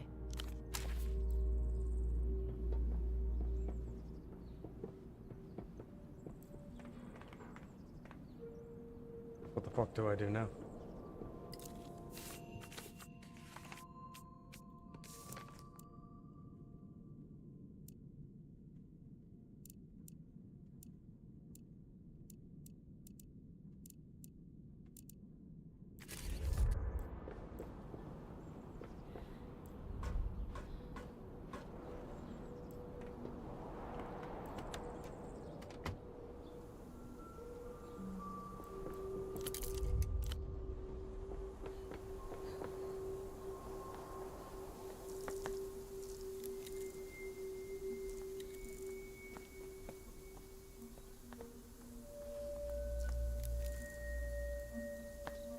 Your asset cowers before the shrine like a penitent monk. And she looks up at the sound of your voice. The hue of her eyes has changed. Her pupils are an empty swallow in black. Something dark has risen within her, eaten all the color from her soul. He's here, Hirsch. Not the Lich. Don't you see him? Recognize him? The man over there, Lucian. I know him from my interrogation. It was him. Over there, through the trees. I'm going to kill him. Fuck the Lich. This will make it easier. Take out one of his fucking guards. You barely recognize her voice, emerging like a stranger's from a haze of red mist. Don't worry. It'll be easy. I can curse him. What the fuck? What the fucking dude? Hear her out.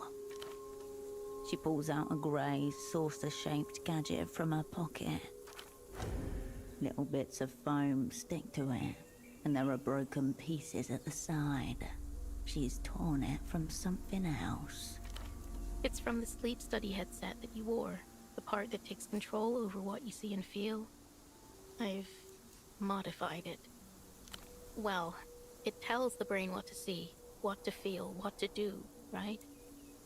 So I click the sides here, and it thinks it's on someone's head. And it will tell the brain to destroy itself. Necro-techno-sorcery. Awesome. Hang on, no. She cannot possibly have tested this. No untested gadgets on your big assignment. Obviously not. I don't just have spare brains lying around, Herschel. Please, please, please let her try it. The signal doesn't carry far, but it's designed to be worn. So it will make it through a layer of cloth. Stop her. He may recognize her and sound the alarm.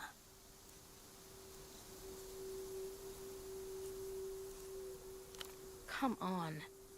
If he remembers me at all, it's as a scream. Or a bruise. I can bump into him, he won't notice. There may be one less Lucian to worry about if she succeeds.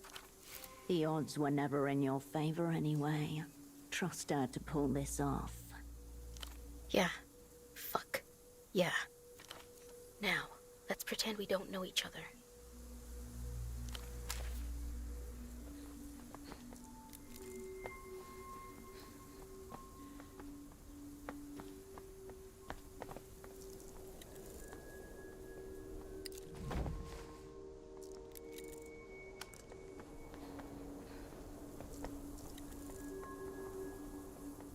Hundreds of faces glance or gaze out from the photo frames gathered at the statue's base.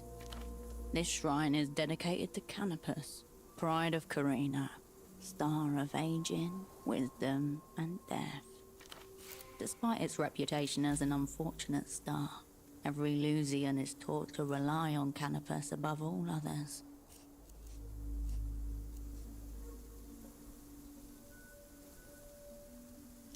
You find a gap between the sea of frames and delicately set the photo down. You all seem uncomfortable in a crowd. At least you could always unite against a common enemy, everyone else. You tuck the papers between two frames, partly obscuring the man's ancient face. One eye stares out at you.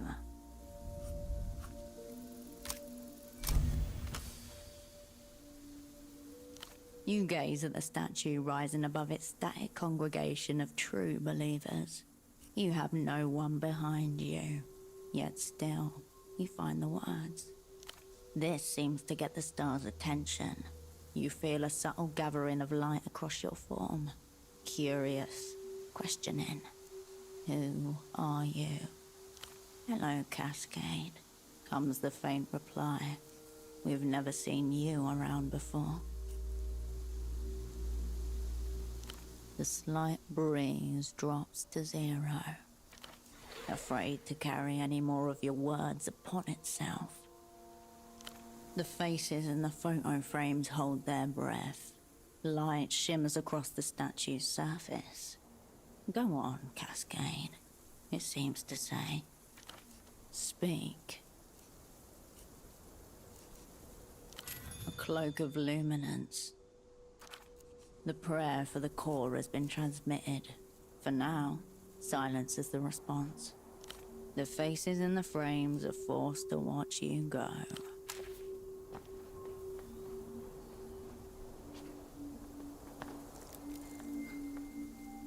Wilderness has gradually crept over the shrine, like the earth is trying to pull it out of sight.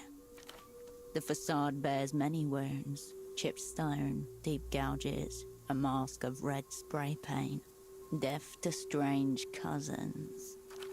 A perfume of pollen, stale piss, and the dead plant lingers. What to tackle first? You grip the plants where they meet the ground and tug them from the earth. Soon there's a small pile of uprooted stems and leaves lying next to the shrine. The name on the plinth revealed. Adria Hector Rigor, Admiral. You curl your fingernails underneath the green vegetal softness, separating rhizoids from stone. You manage to clear the very front of the idol's head before your nail beds begin to sting, plant matter catching against the delicate skin. You stand back and admire your handiwork. A voice from the dirt, bullets in stucco behind him, ears ringing, throat tight with panic. He shifts in the dirt, gun clutched in his hands, and whispers a prayer to an unnamed star. Not here, not like this.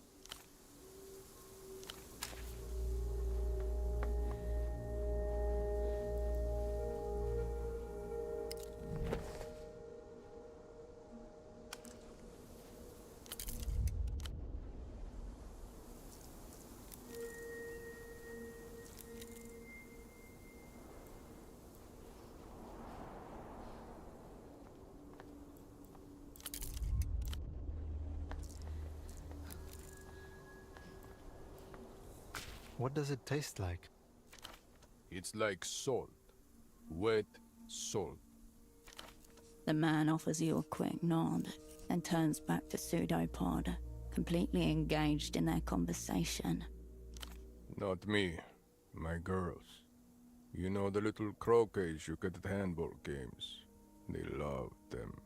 I took them to their first match just before I came out here. I've never been away from them for this long before. Turns out handball is what they call pelota where he's from. Isn't that interesting? As he turns to you, he mouths something rapidly. You got distracted by your own eyes looking back at you. Probably trying to tell you that this guy is blatant goon. I had to buy them each a bag of those horrible fried shrimp. The bags were bigger than their little heads. Children do tend to be quite small. Exactly how small are we talking? Oh, tiny. The best years, I'm told. He reaches into an inner pocket and produces a square photograph, which he holds out delicately between giant thumb and forefinger. The picture shows two pudgy toddlers grinning over the horizon of the man's arms, whose own smile is so broad that he's almost unrecognizable. He withdraws the photograph from your grasp. Only look, don't touch. He's my only one. Do you read to them at bedtime? Every night. Stories of our day. They like to hear about whatever we did. They have matching pajamas. I trust you instructed your babysitter in a proper hot chocolate making technique before you left? I didn't, but it's been on my mind. Should I have, do you think?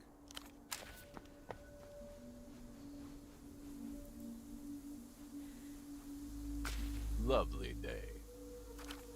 This might seem like a rather odd question, but are you by any chance ill? That voice, it wafts out to you from some obscure recess in your memory. Not any dream. Carolina's dream of her torturers. A hand slaps away the vomit that coats your face. Obscured in the nightmare, he now stares at you with a calm smile. Is something the matter? I was just asking if you were terminally ill. Sorry. He tucks a strand of dank hair behind his ear and pulls softly on his cigarette. Once seen, it is obvious. He's not just an asset. He's a high-level operant for the Weeping Eye. Another conclusion follows. Half inference, half intuition. Yes? Has all this talk of death frightened you? Is that it?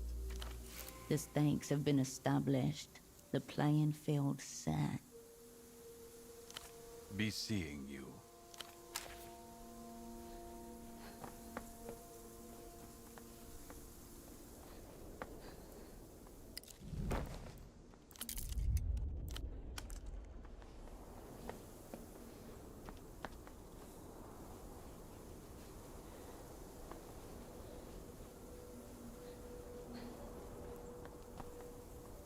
Hey, check this out.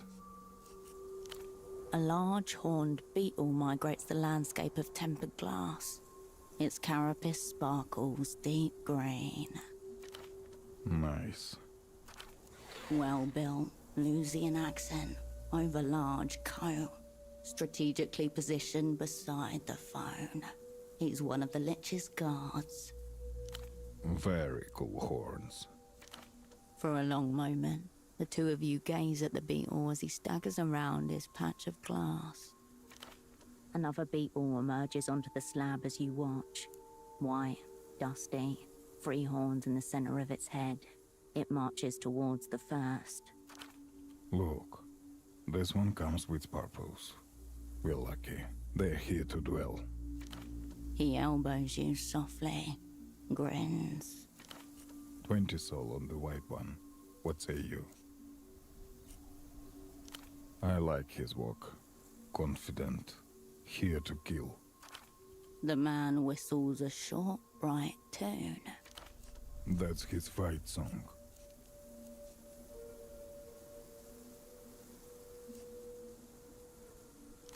Go ahead.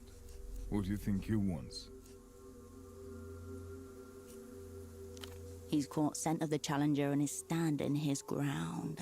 Dignified, his green antlers raised in acceptance of the fight. Can beetles even make a sound? Nobody ever sang you a lullaby, but you remember one from a TV show about nice people. The beetle seems to relax. Shit fight song. Sounded sleepy. I'm going to win. Nice. Go, white. The beetles advance, locking their horns together and rotating their prehensile skulls to get better purchase. White, dynamite. Come on, guy.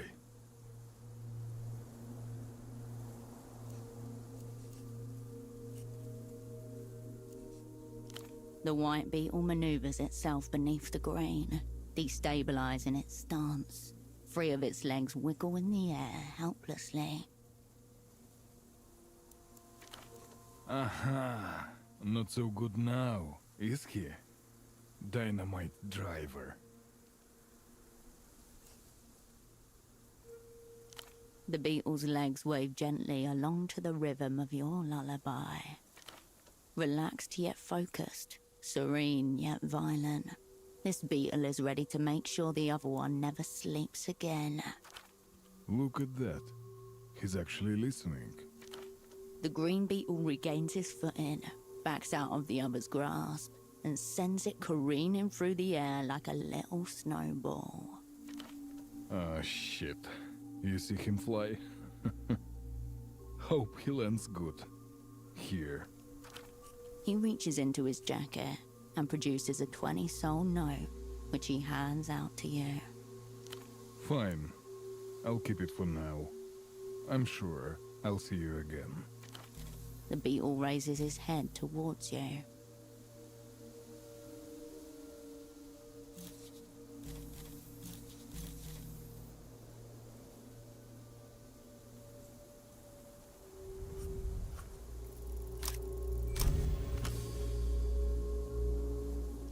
Behold the compound masses of his eyes. His shape itself is class-conscious.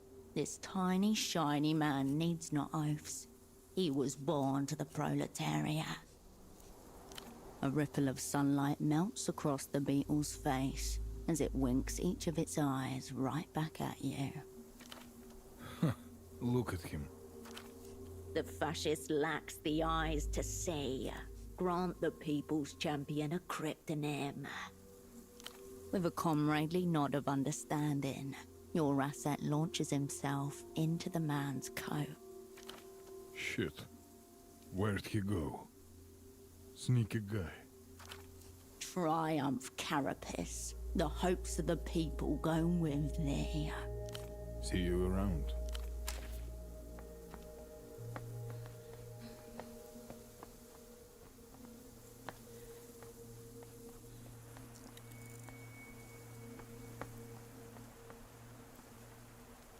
Head bowed, one hand raised and held against the statue in front of her. The woman in the military coat murmurs softly. Severidad, embriágame de vuestra fuerza, alumbra. What? On the statue, a smear of fresh blood from her hand, open cut on dirty stone. It's nothing. I cut myself. Rock sharper than it looks. That stone is smooth. She did it to herself. Why does this matter to you? My well-being does not answer to your concern. She was part of the trio standing in front of the housing campaign. Goon. Just going to stand there? Or do you intend on making conversation? She gives you three sharp, militaristic nods.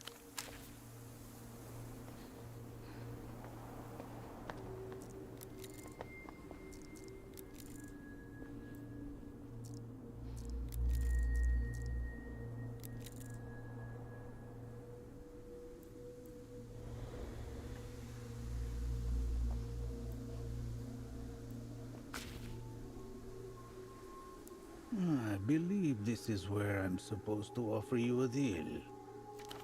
The old man sways slightly as he studies you. Far below, the rooftops of Portofino glitter in the morning light.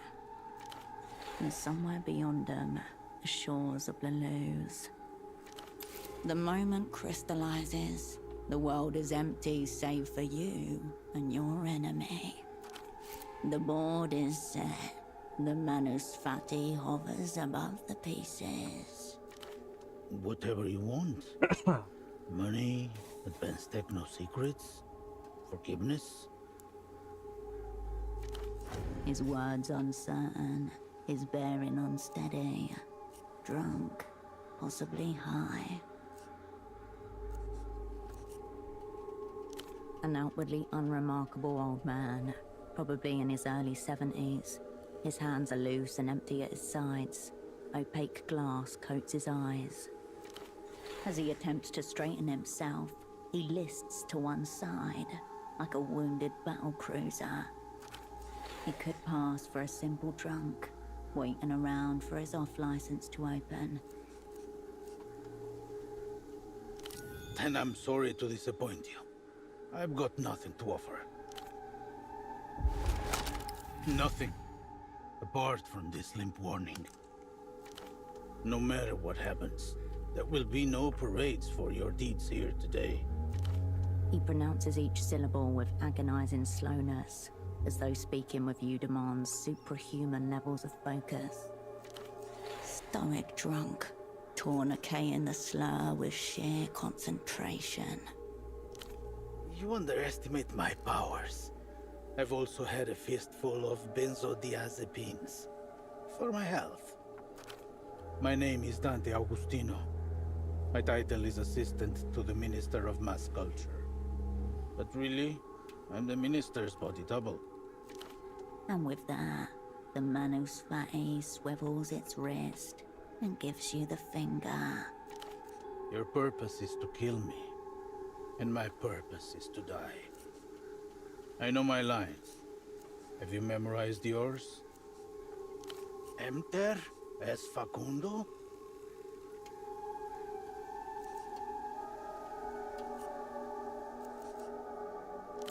No. It is the man they have caught. You only have caught the after-image. The person in that Emter jail is Facundo Reis, Minister of Mass Culture for the Imperio Iluminado. In spite of you, the knowledge slips into its natural niche in your brain. Common sense, inevitable in retrospect.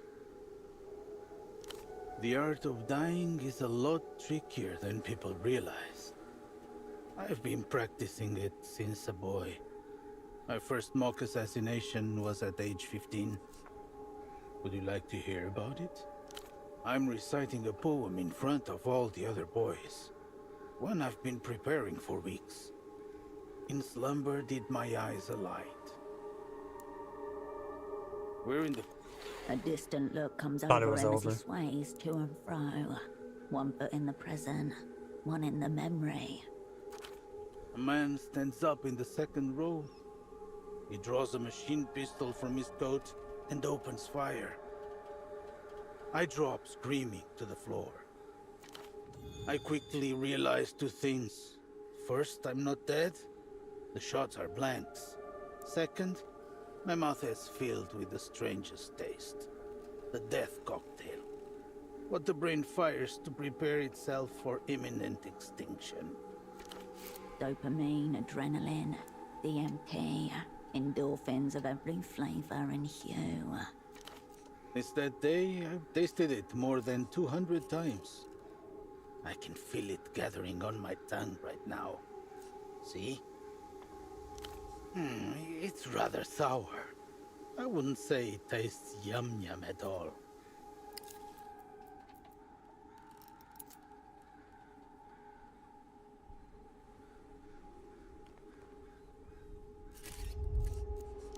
You do believe me?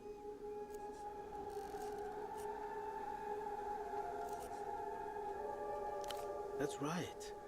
A series of twists, turns, and dead ends, all for the amusement of monsters. Pretty sick, wouldn't you say? Dumb hand, unquestioning of its purpose. Okay, we'll work with it. Before we get to the action, there's just one thing I've been wondering. Where does the Weeping Eye find killers both disposable and professional? His mouth opens, but then closes again. But then, who is it you think you are with? No sense in lying at this point. Neither will you, from the sound of it. Okie dokie then. Free? He blinks rapidly and nods as the concept sinks in. I was hoping I could just push his ass off, but... Good luck for what's coming. I hope I never meet you again. A solitude descends upon the shrine as the body double disappears from your sight. You are left alone with the city beyond you, and your enemies gathering like a storm behind.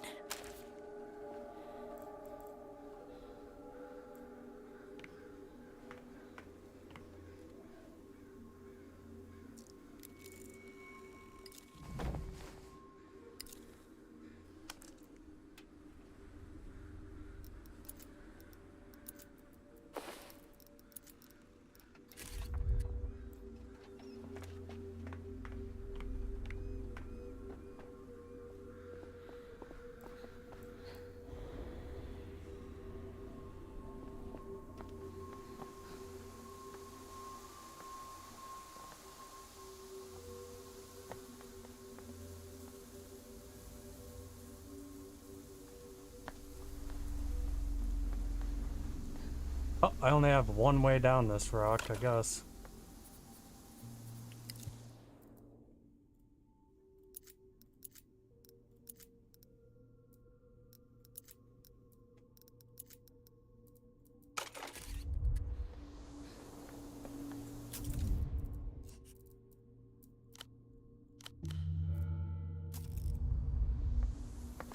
Dull the blade and unsteady the hand. The Great Cascade makes her appearance at last. Before you, a heavy-set form flanked by 2 minions.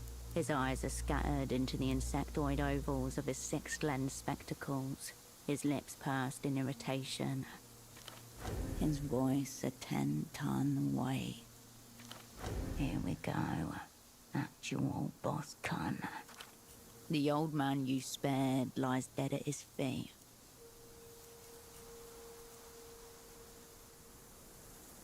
You did, just as you were directed to. They were waiting for him, like they're waiting for you. And now you're in the care of the Weeping Eye. His voice, the tonality, like a shadow creeping up the wall of a memory. Hold on. Could it really be? Mistaken twice over, off to a poor start. My name is Tesoro Buendia. To my techno countrymen, I'm the Director General of the Weeping Eye. But I suspect you know me by a different name. 100 eyes dilate and bleed in sockets. The beast stands before you. Quiver or conquer. We'll get into that shortly. For now, let's catch up with your friends. Down the hill, your squad mates are being hustled onto the waiting tram, amidst a small group of passengers. Hair curtained across her face, trembling violently. With fear, or maybe rage that the past should repeat itself so shamelessly. Arguing with his captor about a non-existent pelota game he's going to be late for.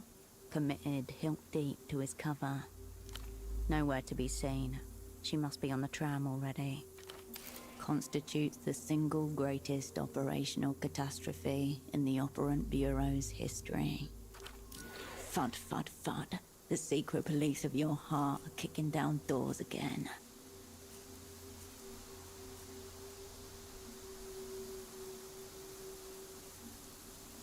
A girl, little more than a child, and a lost boy. The best you could do? Your heart rips. You feel warm, hard metal against this new, fresh wound. Ouch. A damning admission. Nameless corpses, piled in flames, faces turned toward each other. The composed man moves quickly, rough hands across your body. You can hear phlegm in the back of his throat as he disarms you. Exeunt. Curtain down. Look, the audience have already made for the exits. He takes one last glance around, then turns to his minions. Come on then, if we miss this tram, it'll be an hour before the next one.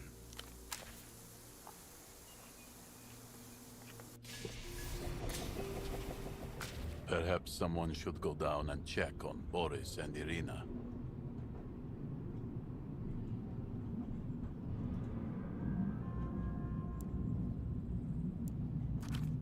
They'll be all right. Irina didn't seem any more agitated than usual. Meanwhile, the head of the Weeping Eye has been watching you. You see your face reflected back 6 times in his sextuple lenses. There's something I've been meaning to ask, Operant. How did you earn your name? Was it just assigned to you at random? Or was it chosen with purpose?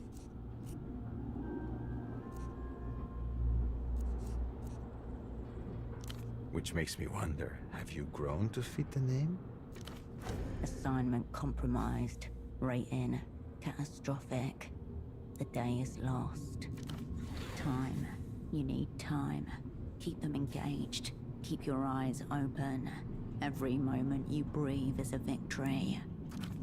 I only ask because there is one thing that's been bothering me. A niggling matter I was hoping you might clear up. My name. More precisely, that name the opera has seen fit to bestow on me. A good name has to suit the role, don't you think? The Grand Lich, I understand. Facundo worked hard to cultivate a certain mystique with his body doubles and so forth. I'm saying it's my horrible burden to look into the hearts of humanity and weigh their contents. I'd expect my epithet to convey something of the grandeur that implies. But Hundred-Eyed Golem? I don't know what to think of it as a name. I think it's the eyes. There should be more of them. Maybe that's it. It's just not that many eyes when you consider the magnitude of my burden. This is good. Keep him talking. The jukebox, signal, fighting chance.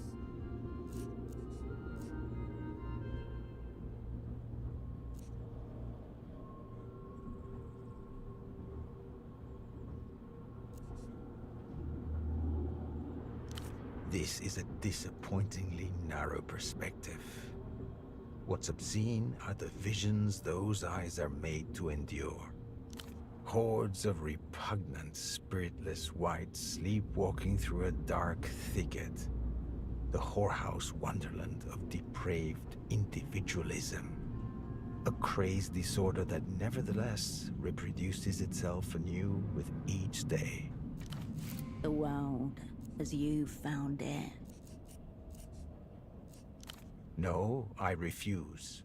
Someone must have the strength to face the world as it truly is. I have to agree.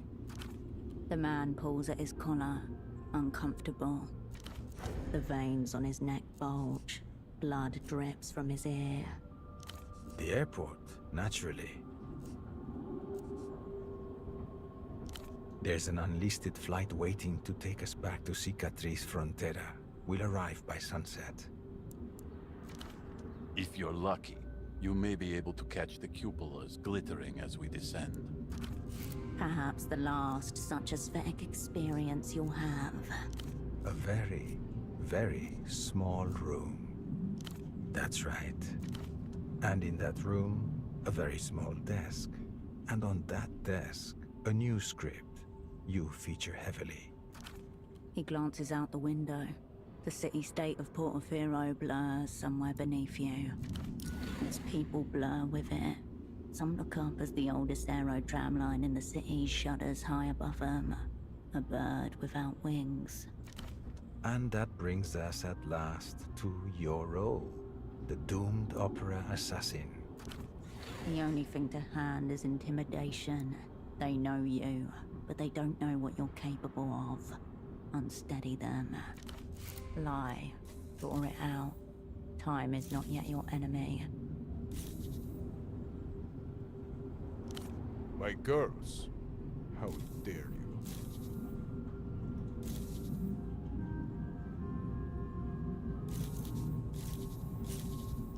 The tram today is only lightly occupied. A handful of commuters, a couple of old pensioners, a few shopkeepers and small tradesmen. A shop girl nods her head, aware of nothing, lost in the same rock and roll dream she slips into every morning on her way into the city.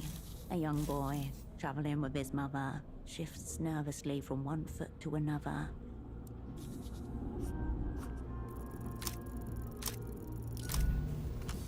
One off. A strong line, in theory, except for your voice slips and cracks. The man to your left stifles a laugh in his glove. I'm sorry, the opera, what was it?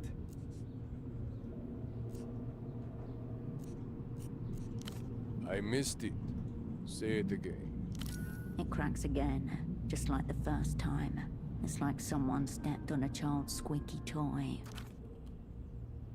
Shame how far the opera has fallen behind, gasping for breath, about to be lapped by the field. Which is why, in a desperate bid for international relevance, they've dispatched you, the cowardly opera assassin, murderer of our own Minister of Mass Culture. As he looks at you evenly, his eyelid begins to twitch. The Imperialists are shaping new realities while you sit and do nothing. What a tragedy that poor Facundo relied on us for his protection, and in his moment of dire need, we were nowhere to be found. Massive fucko on our part.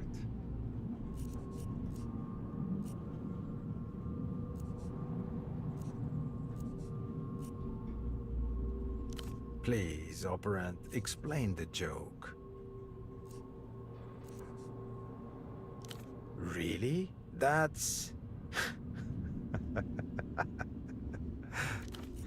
kind of laugh that compels others to politely avert their gaze. Nothing? Everything. Facundo may have gotten himself detained by deviant accounts, but excuse me. But your Grand Lich, our Minister for Mass Culture, has just been assassinated by communist fanatics, led by yourself. Dread, realizing itself as vomit rising up the back of your throat. Could these be the sensitive, invisible fingers you've always felt, hovering darkly above your days? A shame that you flinched at the critical moment. Fortunately, we were on hand to keep the performance moving. A movie, yes. An overlong documentary, 4 or 5 parts, I'd expect. Behind the man's gaze, the world turns against you. In a few hours, we'll be in Cicatriz Frontera. There will be state media and propagandists from across the Imperio Iluminado waiting to record your arrival. They'll expect a more convincing performance than what you managed up at the shrine. Max will make sure you're camera ready. The composed man nods and gives you a sad smile. Your show trial will be compulsory viewing, I expect. The finale and the live executions will be a public holiday across the illuminated empire. What about your friends? The dialectical counterforce? The only ones you've ever truly known to be on your side. Beneath your feet, Carolina trembles under her see-through coat. A few meters away, Pseudopod can barely contain himself, his fist balled and trembling with nervous energy. Wait, there, at the far end of the carriage. A familiar face, watching you with that impassive stare that teenage girls are the natural masters of. Your controller was right. Yana has eluded the Weeping Eye's gaze. To them, she's simply a teenage delinquent, skipping class for the day. A knife in your boot. You can turn this around.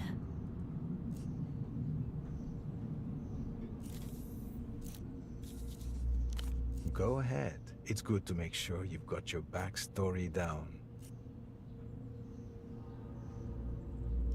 I'm not interested in giving you a techno primer. That was more Facundo's domain. Too bad you shot him. I was no one. A 4-year-old boy from a little village out on the Luthien plains.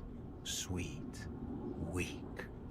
You're right. I want nothing to do with the developed world and its degenerates. Anonymous imprints were meant to transcend the cesspool of the now, not go dipping our cocks in it. But Facundo has his own ideas. Cultural victory. Pop music, space concerts.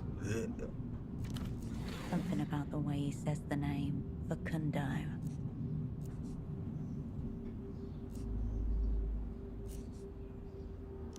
He's taken aback for a sliver of an instant.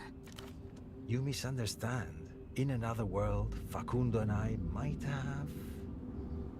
But there was something in him. A sign of psychogenetic drift. We both knew it would always come to this. There are times, even now, when he wonders whether the drift is actually within him. A secret tide pulling him even further from himself. Facundo knows as well as I do that it's the role that matters, not so much the body that feels it. Whether Facundo himself yet lives is no matter. The role of the Lich is dead. I'm sure your controllers will take a similar view. It warms my ancient heart to hear someone say that, but sadly, our collaboration is coming to an end. Yes, 91, wasn't it? We rolled up a good few that year. It started with a girl, if I recall. I remember her very well. The Hayato girl. Carolina, wasn't it? She's downstairs now. Twice unlucky, it seems. I figured she'd be out of league play for good after what happened in 91. I'm honestly surprised you brought her. Very surprised. 91. I'd just gotten married.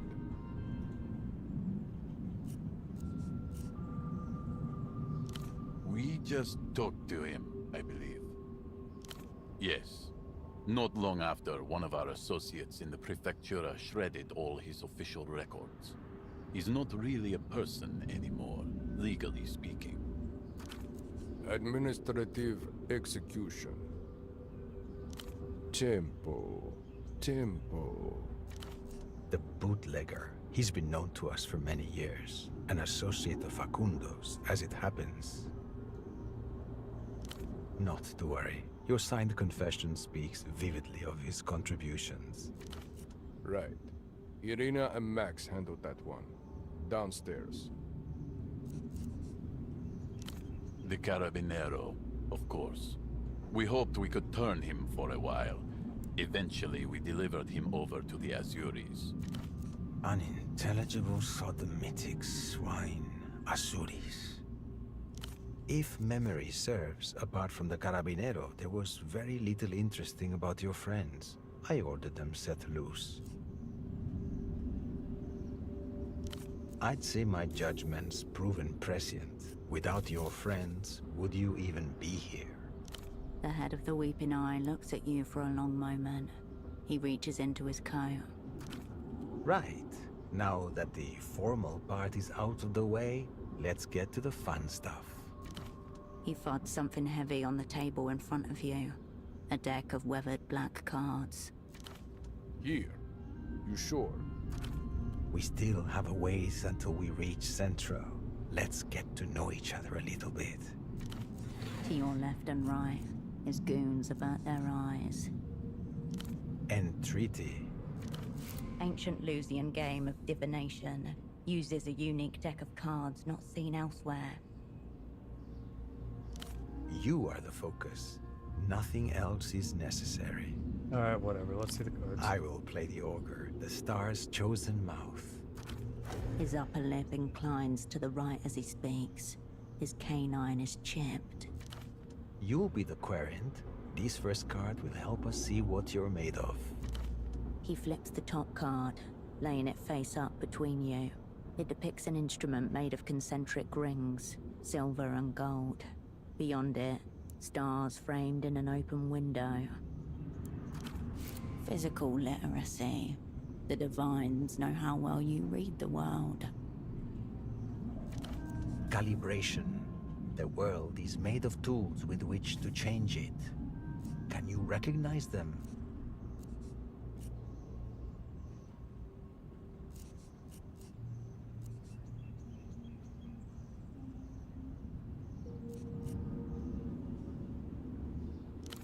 Fitting for an assassin such as yourself.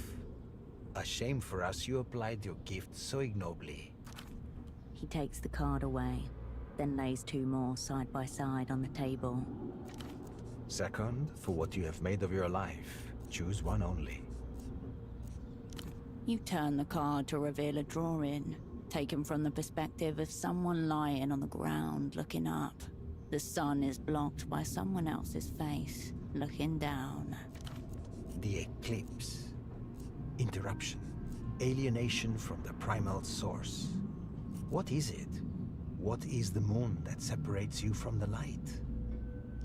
You dream of orgiastic occultists rotting in their own filth, but these vampires are the least of your problems.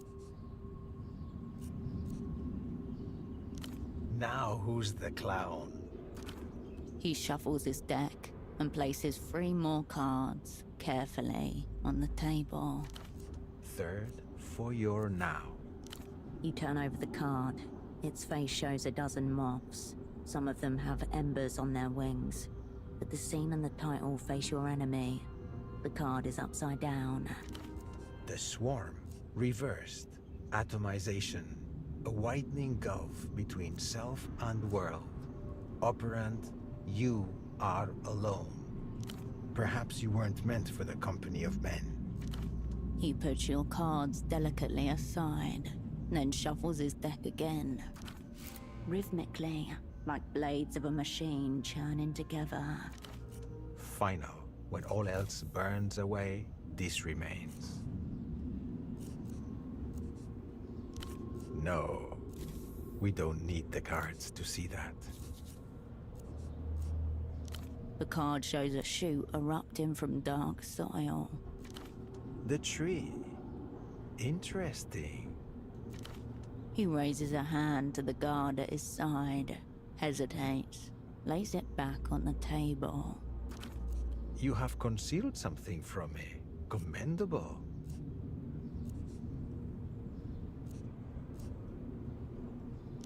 Don't lie to me. Not now. The composed man's curiosity or apprehension overcomes his reverence. Your eyes meet. He looks away. With a caress, the head of the Weeping Eye places the last card back into the pile you drew, then lays them out again, one by one. There are developments that even the cards can't fully foretell. A swerve in time's road, a crack in the edifice. Even now, the dice dangle in mid-air, containing 36 possible futures within them. In some of them, you'll come close to untangling the skein of secret power that comprises your reality. But in all of them, you lose a part of yourself.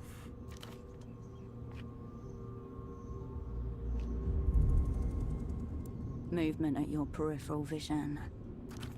A final board tilt in your favor. One last roll. Fucking quiet in here. Any requests? A few passengers turn their heads, then look away again.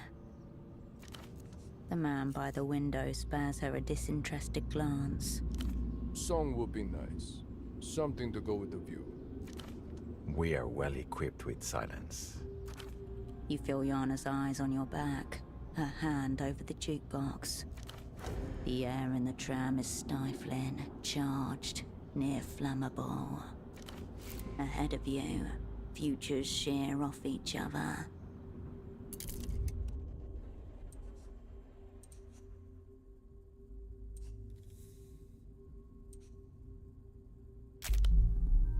Your fate is preordained and preloaded. All that's left to do is cue the exit music. But the enemy has your gun.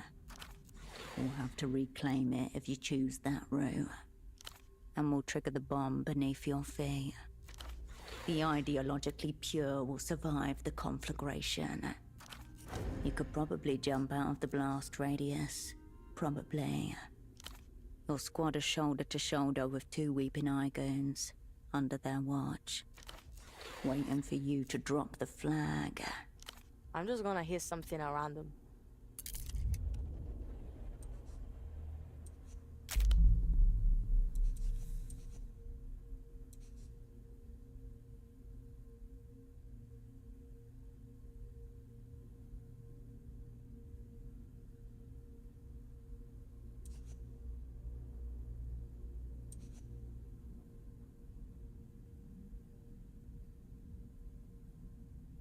That's a very specific request. Wait. She tries to regulate me. My super block baby. Haven't heard that one in years. Never heard of it. Sounds old. The man's eyes flick between you and Yana. A hand slides beneath his jacket. Fuck it.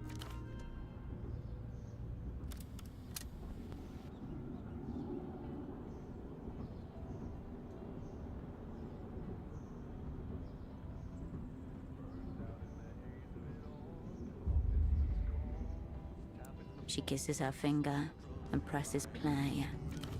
The opening guitar slide rips across the carriage's thin speakers. Is this... what is this? Ironic, I hope. The hand of the oscilloscope twitches in recognition, giddy for its chorus. You have a minute, maybe less. You feel Yana staring at the back of your head. Blast radius indeterminable. Any attempt to leap clear will be a best guess. Give away nothing. Wait until you see the first spark reflected in their eyes.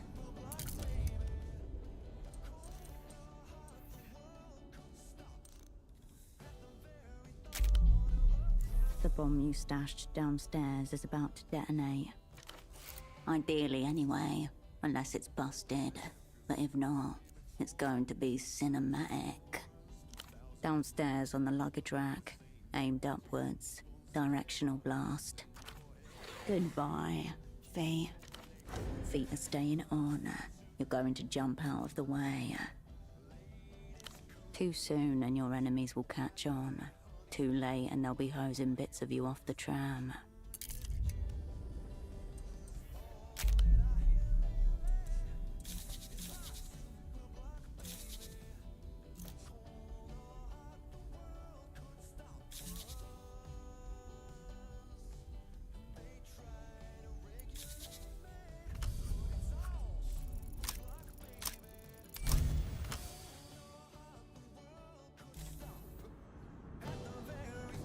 Many unstable factors, compounded by unknown quantities.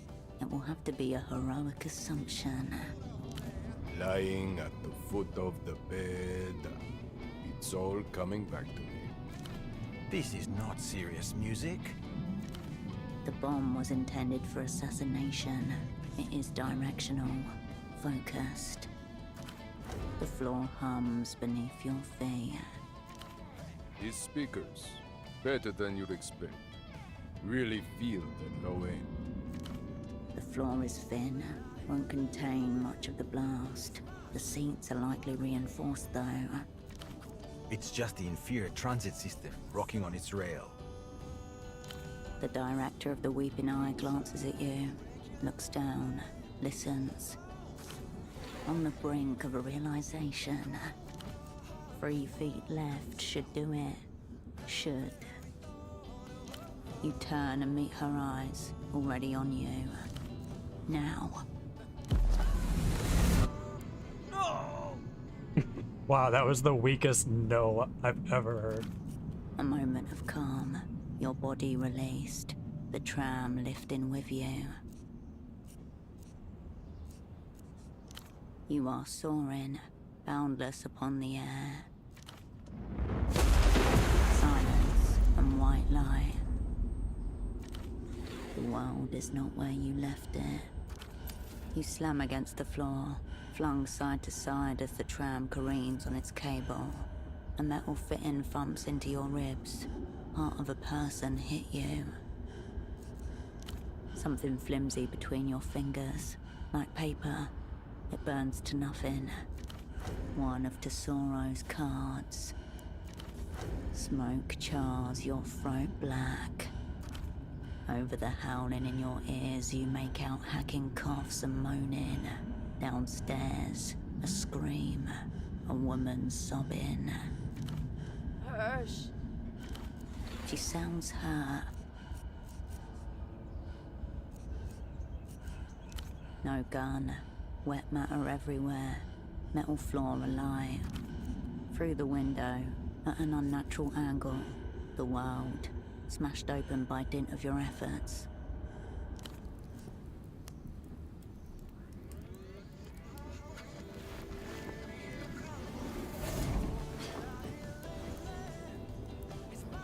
That would be a very wet The world blast zone, huh? understands. Sparks of electricity bleed from the tram's exposed arteries. She's dying. What? Did we crash? Something very wrong with his head. Pink, wet brain at his hairline. Dead. Just hasn't noticed yet. You pull your gun from his coat. He makes no effort to stop you. The grip is slick with blood and off-white chunks. The smoking carriage rocks, gently now, a cradle of torn and singed flesh. The man behind you lies dead, leg missing in action, a skew of jagged bone protruding from his thigh like a primal knife. 100 meters beneath you, an old fisherman raises his hand to his eyes. A strange shadow scares away the fish. I can't hear shit, but I think so, yeah. Gunshots beneath you, fury and shorn metal. Your partner looks to you as bullets pierce the floor around your feet. Hirsch, I can't! Con!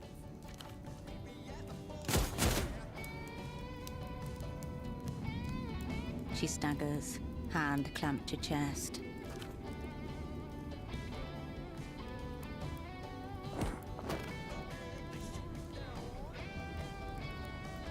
A last desperate glance as your friend stumbles away from you.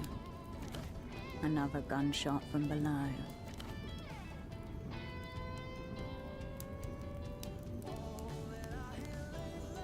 Carolina shudders, folds in two. Her body joins the others on the floor. Assets left to fend for themselves. Gloria, a los caídos. She spits on Carolina's yellow coat and looks up, trying to catch a glimpse through the ruined tram ceiling. Be over. Be over now. Hands gripped around Pseudopod's throat, all animal impulse on the deaf ground. Kill. I'm trying. Won't let cascade down.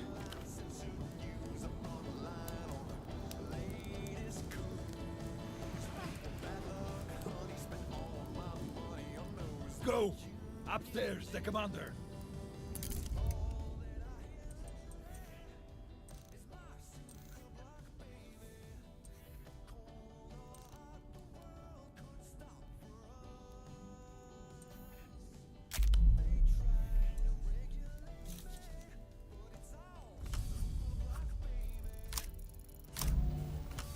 Oof.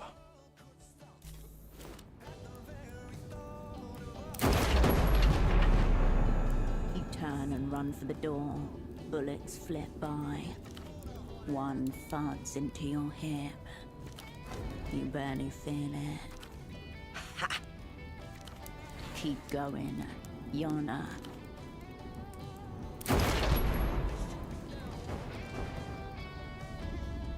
The balcony is cramped and awkward. You take what cover you can find as bullets splinter around you. Mist hangs below the tram like gun smoke. Hirsch.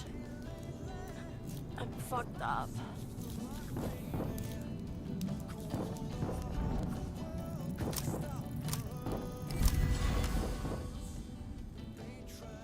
Okay, bad, yes, but no death sentence. First, stop this bleeding. The voice of the opera's head traumatist barks in your mind. Push harder than you think you should. Force the clot. Ah, Mother Conter! The red hole hisses beneath your hands. Next, you have to seal it. Too much air inside the lung and it'll collapse. Something sticky. There. Fire warning sticker on the window glass. Peel it off and slap it on. The circular sticker comes away cleanly. You yank down the girl's shirt and smooth the sticker firmly over the pulsing wound. The translucent sticker fills with blood, but holds. Did you just... Fuck does that say? Nice, Hirsch. That'll keep the pervs at bay. Gunfire crashes around you. Somewhere behind, the woman howls. Into the breach now, operant. Steady hand. Might do it. This bitch can't aim for shit. Shards rain over you as bullets pierce the strengthened glass. You tense and coil, finger to trigger. And the sound of the gunfire stops. Reloading. Trying to bait you out. Hirsch, you okay? She is bleeding, but here. For you. So did the horned beetle make us so pseudopod could get up here? The world is stained before you.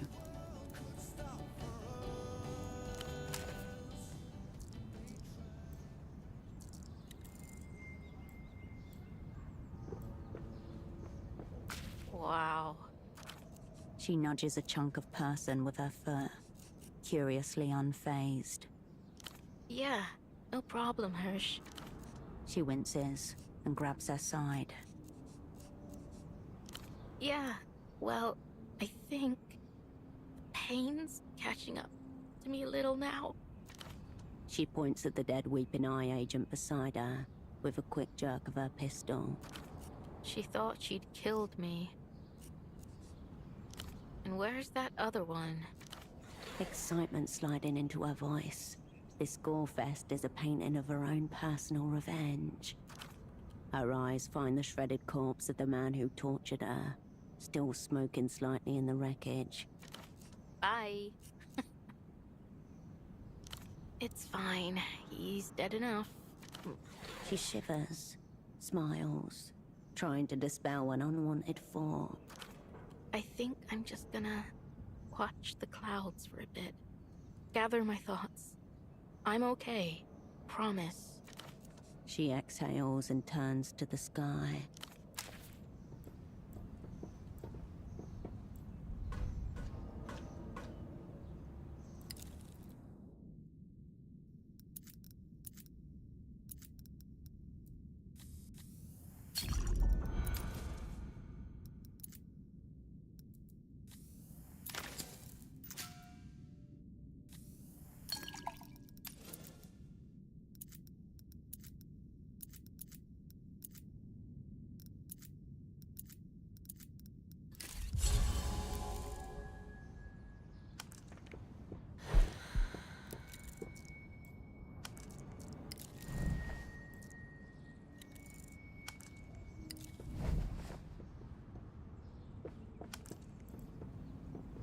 You blink against the cold air. Mountains ascend slowly outside. Smells like pine needles. The huntress flips open her satchel with her left hand, holding the cliff face with her right. She plucks 3 large eggs from their nest. Pseudopod's body is out there somewhere, lying on the rocks. Sheer rock and sparse coniferous forest. Nothing more. Your voice bounces off the mountain, comes back to you. Okay, okay, okay.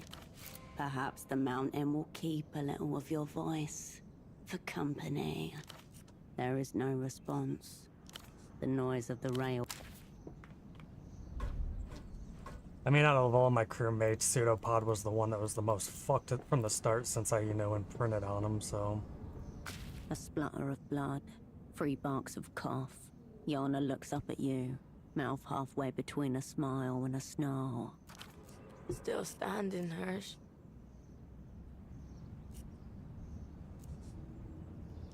For the record, not fucking tired either. Just got shot up pretty bad. She pulls a black cigarette from the ever-ready packet and Who are you, my fucking mother? A lighter flares. Orange blooms across her unlined face.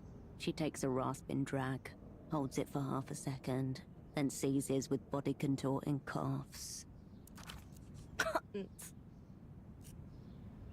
She hacks a final cough into her fist, then opens it.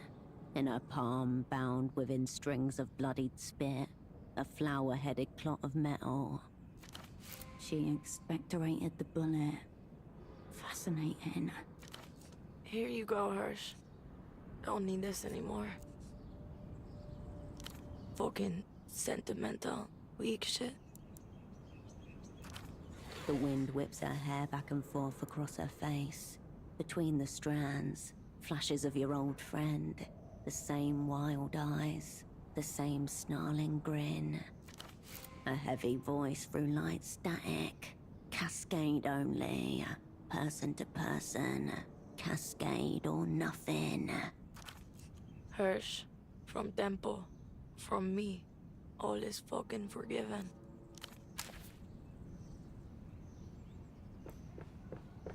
The city rises to greet you.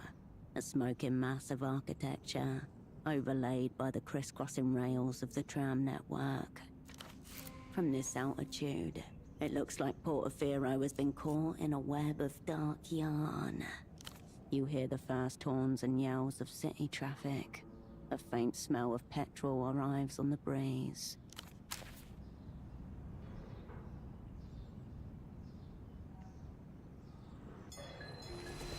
One more phone, one more voice. Please tell me you have good news. Don't mail me right now. The first reports made it to Novassa 20 minutes ago. Some dramatic shit appears to be going down in Portofino. Aero trams exploding, a running gunfight with the Reaping Eye, multiple civilian casualties. It seems they're still picking bits of the 100-eyed golem out of the luggage racks. What is going on?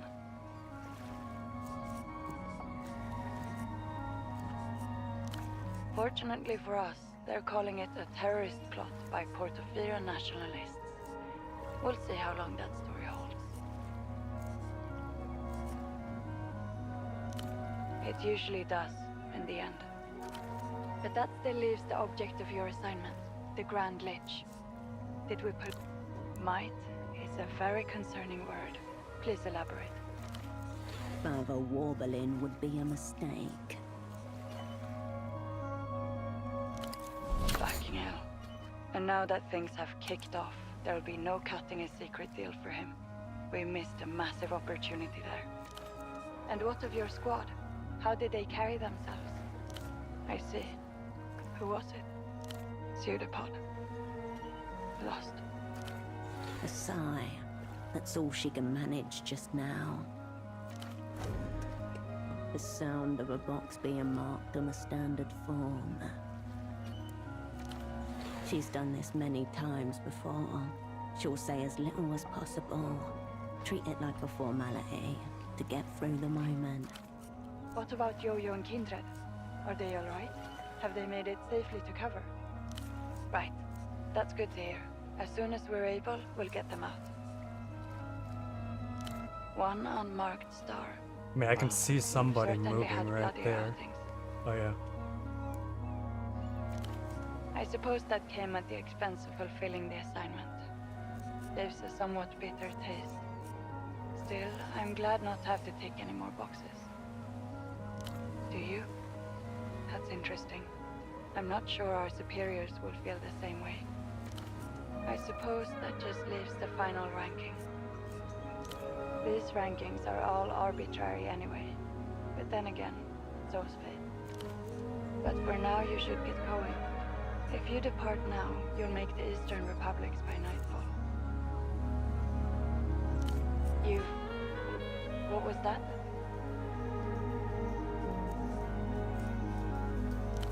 And this TV program, is it widely syndicated? I'll put that in the suggestion pile. Thanks, Operator. Into the dustbin it goes. Naturally, I continue not to know who you're talking about. Although, I did see a strange report from Capoblanco. Seems a number of their low-orbit satellites have gone dark rather suddenly. You wouldn't know anything found that. Right. I'll add something in the additional comments box. Sounds like something for the remembrancers. She'll do exactly as a liminal class acid is meant to. Erase all trace of the opera from your safe house, and then recede into the background. We don't. Anything else? Hardly. Once you get back to Novessa, we'll have the standard quarantine, battery of debriefing, physical examinations, ideological decontamination, and so on. Oh, and the special request from the semioticians. They want to talk about your wolf cubs. Seems they may be in the grips of a debt-collecting compulsion themselves. For now, best to lay low. Back to Novessa as soon as possible. Strange with the connection. What? Sound like? Come on, honey. We'll take off running in our party shoes. The digital bird song of a signal jammer when you want your target to know they're being disrupted. On the other side of the bone, Yana is making a wrap-it-up gesture with her hand. Venting displeasure. Jamming. Probably. Expect reprisals. Beginning shortly. Better. Well, you can. The receiver buzzes warmly in your hand, in the wiry nerves of the city you just left. Ideologies crash against one another like waves. In an underground office in Novessa, on the bridge of an aircraft carrier floating in the middle of the Noscarentis Sea, in a glass and steel fortress in the most expensive part of the most expensive city in the world. Increasing chance of precipitation as a front of high pressure moves across the Noscarentis Sea. The temperature is 16 and falling. Luck. Skill cascade. Now.